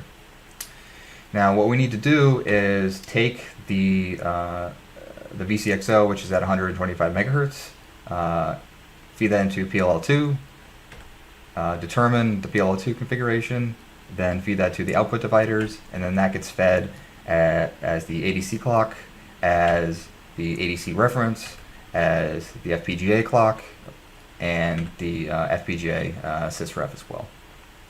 And we need to make sure that these, since we're primarily looking at the RX side here, are reflective of the sample rate that we want to run at. Okay, so to actually do this, what you need to do is update device tree. And we do this automatically, but I just want to give you an idea of what happens. So here on the right, we actually have a device tree node of the clock chip that we're using, the 9523. And the top half will contain kind of the basic configuration of the device and the VCO frequency that we want to get to.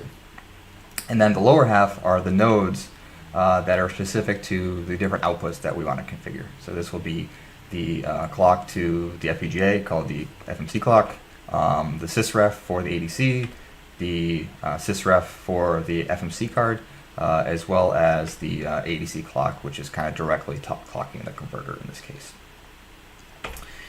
Now, from the perspective of GIF, what this looks like is this configuration here on the left, where we're just defining the converter. Technically, you can define both converters, but we're just going to be looking at the RX side.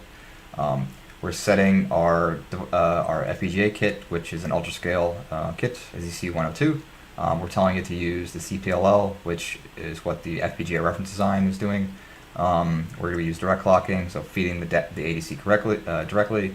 And then we're going to change the standard sample rate from 1 gigahertz to 500 megahertz in this case. And when you run this, GIF will give you this configuration on the right for the clocks and for the FPGA itself.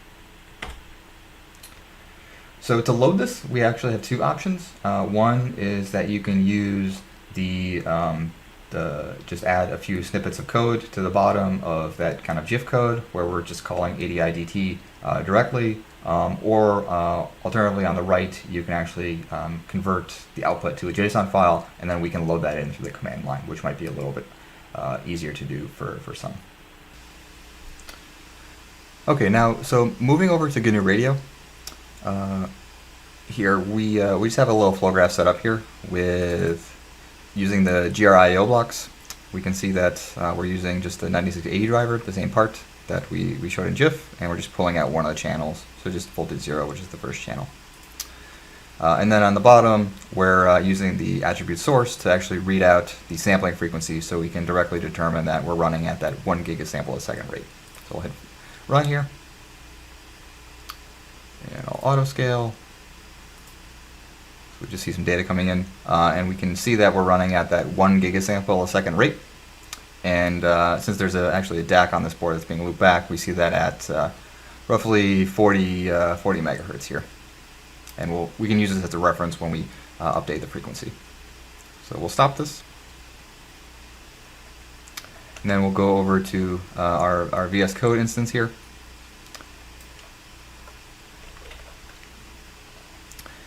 And we see just the same configuration as we had before. So we're creating that system object. We're defining our development kit using the CPLL. And then we're just going to change the sample rate to 500 megahertz in this case. And I'll just print out the lane rate and what the lane rate over 40, which is typically referred to as the device clock. And then the bottom half, we're just taking that new configuration, we're feeding it to pyadi-jif, which is going to talk to the board and update the configuration for the clock chip. Bring up that terminal, let's run this script. See that configuration is printed out, and we have a lane rate of 5 gigabit per second and a core clock of 125 megahertz. Just waiting for the board to reset here. We can swap over to just the other terminal. Just make sure we're up. And then we can just check to see if our GESD lanes are up by using this GESD status tool. And we can see now that the lane rate is at 5 gigabit per second, and our core clock here is at 125 megahertz. All right, now swapping back into GNU Radio. So we're just going to update this bandwidth because the sample rate is not 1 gig anymore, or 500 meg, just to reflect that correct position of the plot. And we see that the attribute read out is 500 megasample per second, and then our new position is at 40 megahertz here. So the frequency matches what we expect, because beforehand it was at 40 megahertz, so this directly matches that. So we're not playing any tricks here with kind of changing this just the attribute. We're actually changing the real sample rate of the device, and the tone is still where we expect it to be. Okay, so just to recap what we talked about, so just to add in this extra part when we're actually moving to hardware, we're able to take, as we originally talked about, those hardware definitions, that configuration, things like sample rates, feed that into GIF, which will map that to the actual configurations we need to plug into the devices, and then we're kind of piggybacking off of pyadi-jif to manipulate the device tree for that configuration that we're using. If you want to learn a little bit more, there is source available, there's documentation available for both of these projects on GitHub and through GitHub pages today. If you do have questions, please reach out on Engineer Zone for support, or I'm available on GitHub through @tfcollins. But if you have any questions now, over Zoom or over Matrix, I'd be happy to answer them. I'll be available in the ADI channel as well if you have more questions. Thank you. Thank you, Travis. All right, so Travis is available in the chat, so if you have more questions about the JF interface, please reach out on there. So next up we have Matt Knight to take us through the final results of the radio resilience competition.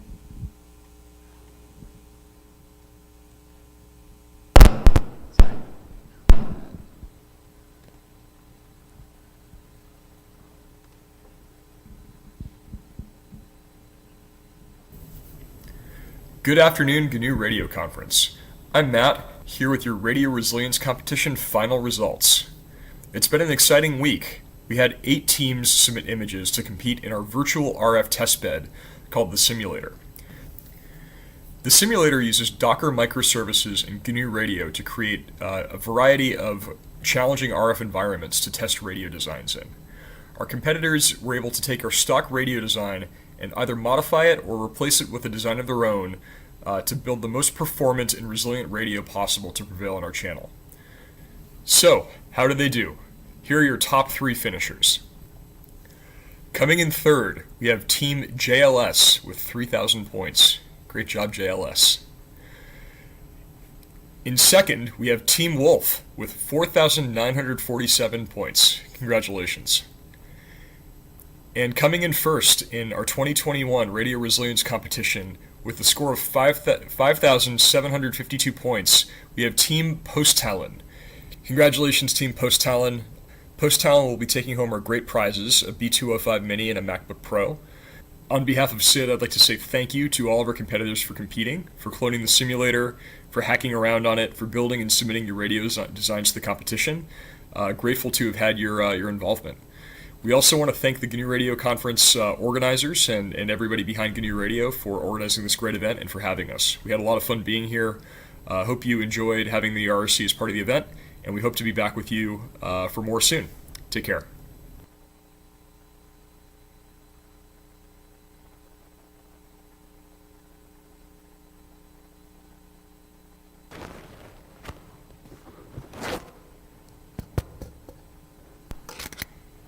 Awkward mask noises. So I thought I would get to start off with the classic Oscar style and be the one to thank everybody. But I'm glad that the competition went well, and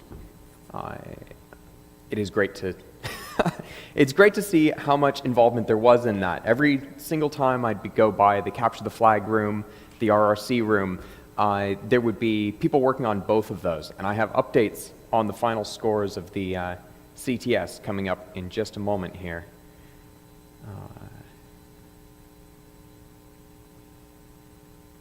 Here we go.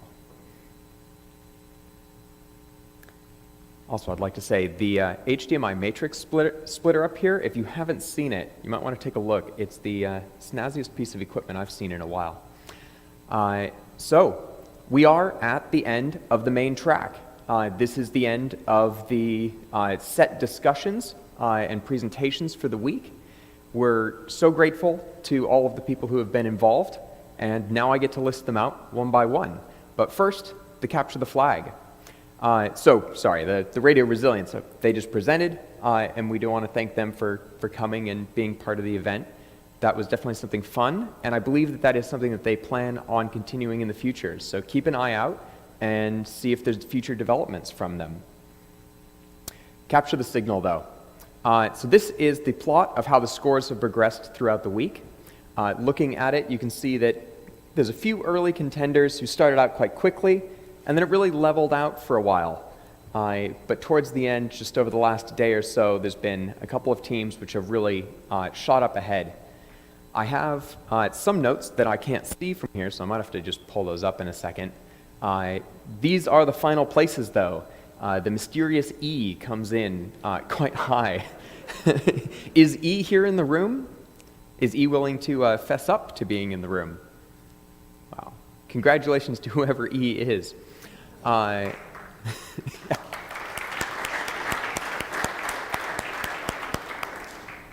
To radio coders, the aerospace team Platypus, who I know are at least in part present.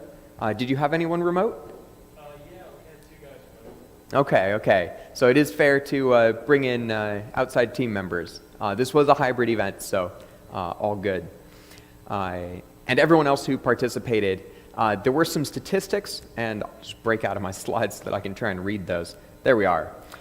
So 33 teams solved at least one challenge.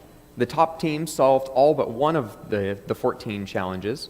5 of the challenges were submitted by participants here in the room, I believe, including the aerospace team, I think, submitted some of them.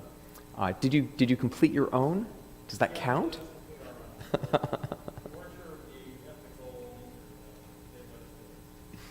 Cool.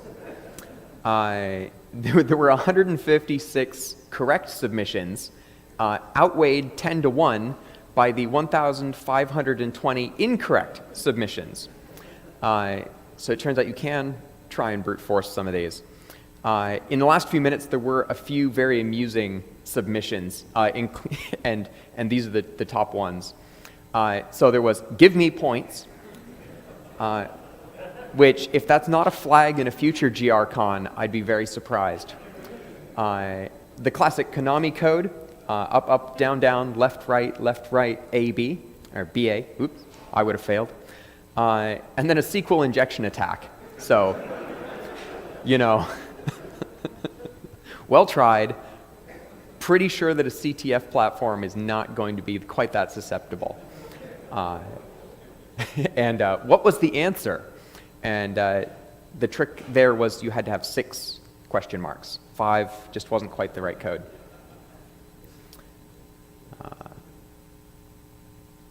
Grant, jumping back in.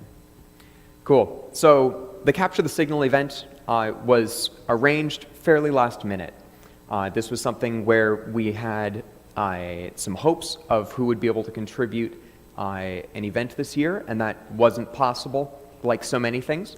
And so we reached out to Marco and Federico, who gave their presentation on Monday about the event, and they were able to put this together in absolutely record time. And that's because they've been running Capture the Signal events like this at many events over the past couple of years. So they stepped in, they volunteered their time and effort and challenges to run that for us here. And that's just a huge service that they've done for us. I know that that's something that so many people have enjoyed. They do have their own website, cts.ninja, and they're quite interested in running more of these events in the future and figuring out how to take less of their time to do it, to turn this more into a CTS in a box, I believe, or CTS as a service. So if you're interested at all in running this sort of event in other venues, in other occasions, or within your own company, do reach out to them. I think they're interested in having those conversations. Also, I wanted to acknowledge Argulo, Clayton Smith, who stepped up in about 30 seconds flat when I sent a message on Matrix saying, okay, we have challenges, but the main organizers are in a completely different time zone. Can you be our local moderator?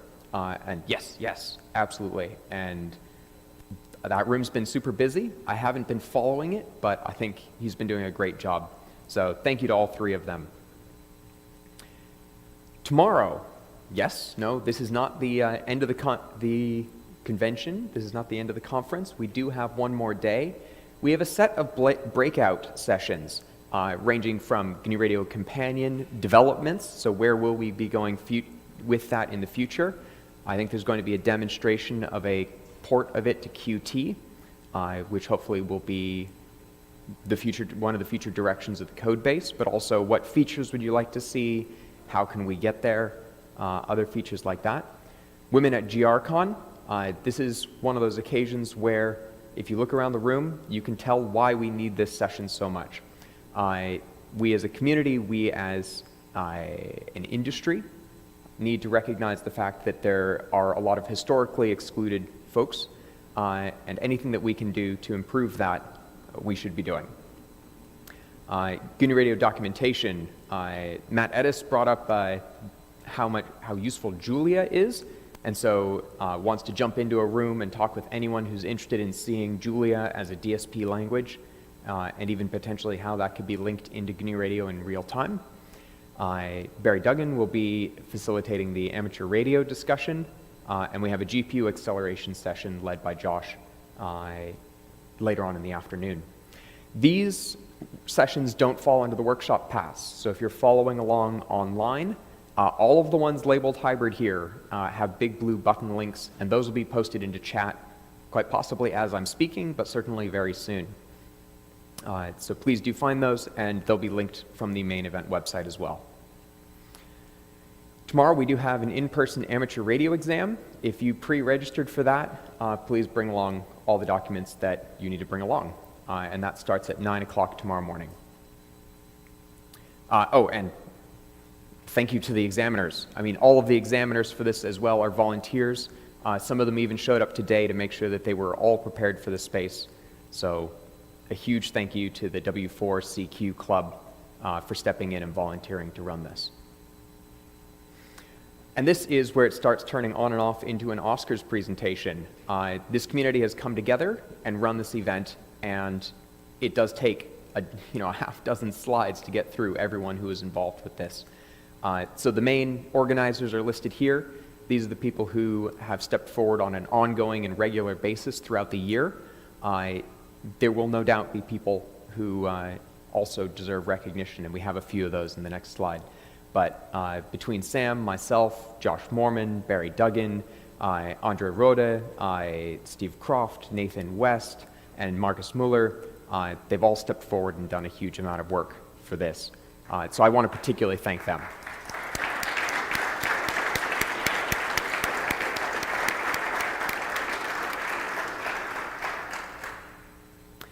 Also involved, as I said at the beginning, and I'll say at the end, the Open Research Institute was fundamental to organizing what would have been GRCon 20. So all of the venue selection, the arrangements, the NASCAR Hall of Fame, which was an amazing choice, all of that preparation and negotiation was done with their support. And while they're not here this year, we're tremendously grateful for what they handed on to us for this year. And then for this year, the SETI Institute for taking on that and helping us with all of the arrangements that a bunch of individuals would have difficult doing on their own. Yeah.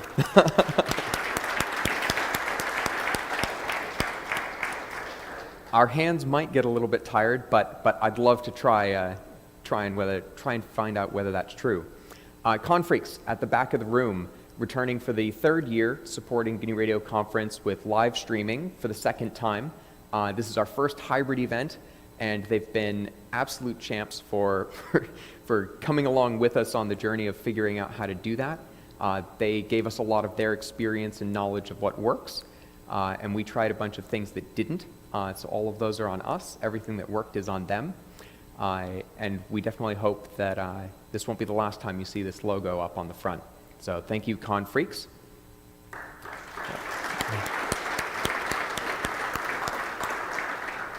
The folks in the room here won't have seen this probably as much, but for everyone who's virtual and joined in on any of the workshops, this was our second year using Big Blue Button, and this is a service that is a free and open source classroom software, which has really taken off over the last couple years and sees extensive use. We're very fortunate that the core developers of that project have chosen to support GNU Radio Conference by providing hosting for this, and actually hosting year-round. So if you join some of the other breakout sessions that we run intermittently through the year, it's on the Big Blue Button platform. And Blindside Networks is the actual organization that directly provides that hosting. So thank you very much to them.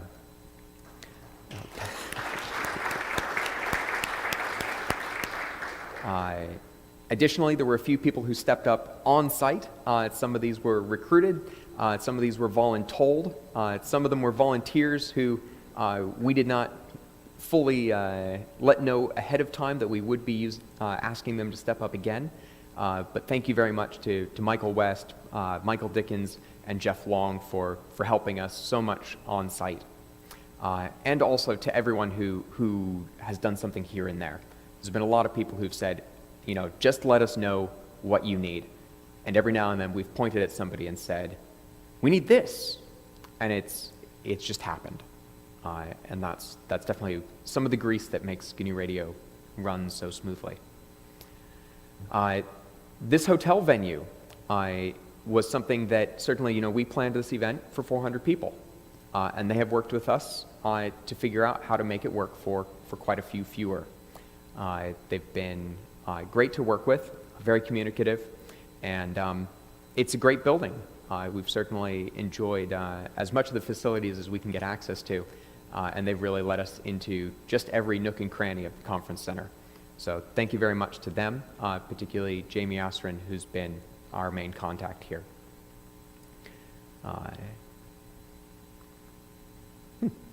The wireless doesn't work so well through a human body, it turns out. But the content that's been given from the main stage here, everyone who comes up and presents, we're not in a position, unfortunately, to financially compensate the speakers. So everyone is a volunteer who comes up and speaks. Whether you're doing it for an organization or you're doing it for an individual project, you're coming up here and sharing your experience with everyone. And that is the absolute lifeblood of the main track. To all of the attendees, we had just under 100 who checked in, 99. So if you've forgotten to check in, the registration desk is still open. We'd love to break into the triple digits. And actually, the one very important thing is that we did collect room numbers when you were signing in. If you stayed at the hotel and you didn't give us your room number, please, please, please do.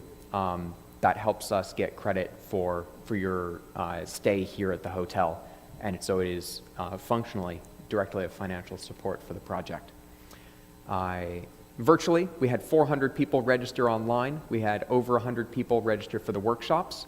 And we definitely hope to grow this more and more in the future and keep this accessibility open as much as possible. Some things have been difficult to accommodate. We've learned some lessons, but we hope that it'll be at least as good next year, if not better. This is a graph from the beginning. Ben usually opens the conference with this, but I thought we'd do it on the last day because you see that last spike? That's this week. So that's a lot of the online registrations have come in at the very last minute, and we're very glad to have you. We hope that you can keep an eye out for the conference a little bit earlier next year. And then integrated over time, this is our total income, and again, that last bump is actually during this week. So it's not terrible, it's not exponential, thank you, but let's try and flatten the curve for next year as well, eh? Staying in the loop. This is the end of the main track, and it is the end of the live stream. And so we wanted to give you just some top tips on how to stay in touch with the community throughout the rest of the year. The main venue, really these days, is the chat. So if you're in the conference chat already, somebody will post a link to the main general chat channel, and that's the #GNURadio room. That's where all the main conversations occur throughout the year. If you have questions, this is the place to get them answered. If you'd like to find any of the topical side rooms, asking in here will probably get you a pointer to it. If there's one place you're going to go, it's the main chat.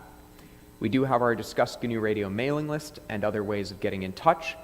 Those are listed under the How to Get Involved page, and quite a few things that wouldn't fit on this slide. I did want to particularly point out the one kind of odd one out, the Scheduler Working Group, conversations around where the GNU Radio 4.0 development is going to go. You can get email announcements of some of the work that's being done there using the groups.io mailing list. We do also have a scheduler room, again, in the chat system that's great for a lot of the finer grain conversations. And this is the point where we also thank all of the organizations and companies that have come forwards and said that this project is of value to them and they want to contribute back. So we had 22 companies that ended up sponsoring ahead of time and one that came in during the conference. So thank you very much to all of them. I want to particularly highlight the ones that have gone above and beyond and really supported the project quite substantially. Edis Research, part of NI, has come again and again and again, year after year, and they've always asked, you know, what's the top tier and how can we be in it? So thank you very much to Edis. OpenCPI, unfortunately not active in this year's event. This is support that they put in all the way back in 2020 and said, you know what, this is something that the project should hold on to. You know, we believe in GNU Radio and we want to be part of this community in the long run. And so we very much hope that we see them on the other side of COVID at GRCon 2022. The radio resilience competition, we've heard lots about them. They came in and not only provided a great event for people to participate in, a workshop and talk, but they also directly sponsored. Analog Devices, another organization that returns year after year, as will several of the next ones. I greatly appreciate it.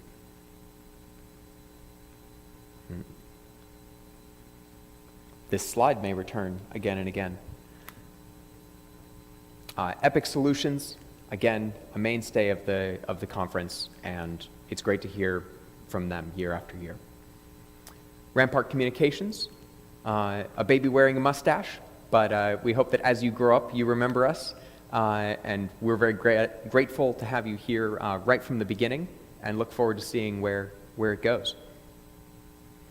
Paraton Labs and Blacklinks, both key to development of the GNU Radio 4.0 scheduler. Xilinx and DeepSig, I think, but both of you would be fair to say have quite a strong interest in seeing where SDR goes in terms of heterogeneous compute and different accelerations, machine learning. Microsoft, DeepWave Digital, SETI Institute, the Berkeley SETI Research Center, and Breakthrough Listen Project, the Amateur Radio Digital Communications Group, Vesprix and Redwire Technologies, Scaife, Duggan Computer Systems, RL Marlowe Consulting, Atom Computing, Embedded Now, Sandia National Labs. Thank you all for coming on again this year. This event would not be possible to run again without your sponsorship this year.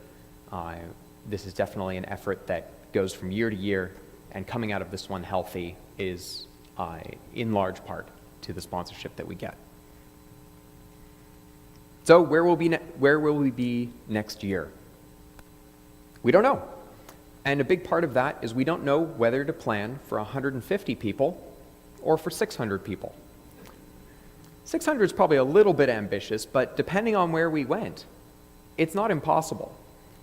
You know, up until 2019, well, up until 2020, we were growing year over year, not explosively, but quite sturdily. You know, everyone who was coming is the type of people who would come back year after year and find a lot of value in the conference. And so we need a venue, and we will travel. If you have ideas of venues like this, you know what we need out of a venue, and you know your local areas best. Drop us tips. You know, GRCon at GNURadio.org, we'd like to hear.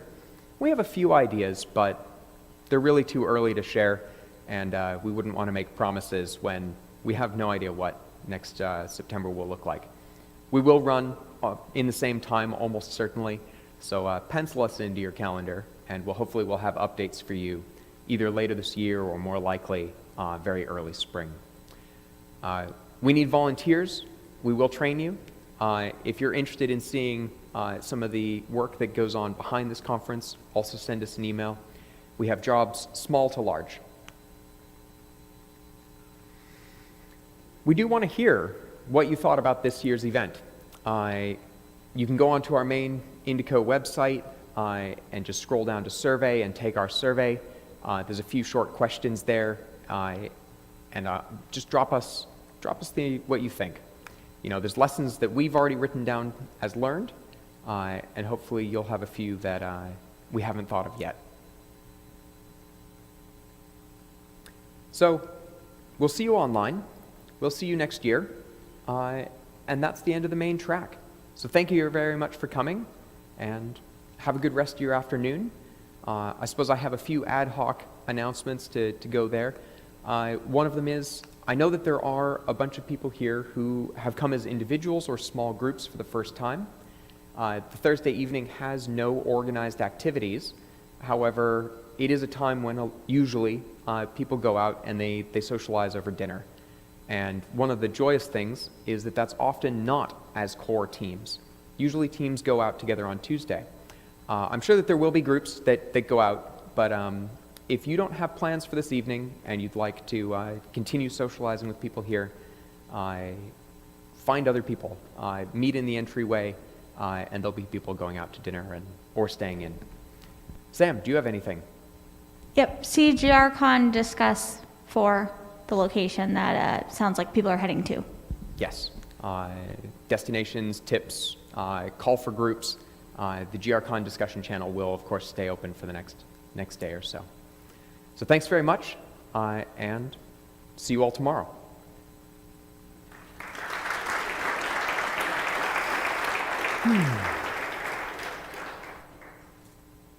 I should say any questions, but I think we've been asking enough questions throughout the week.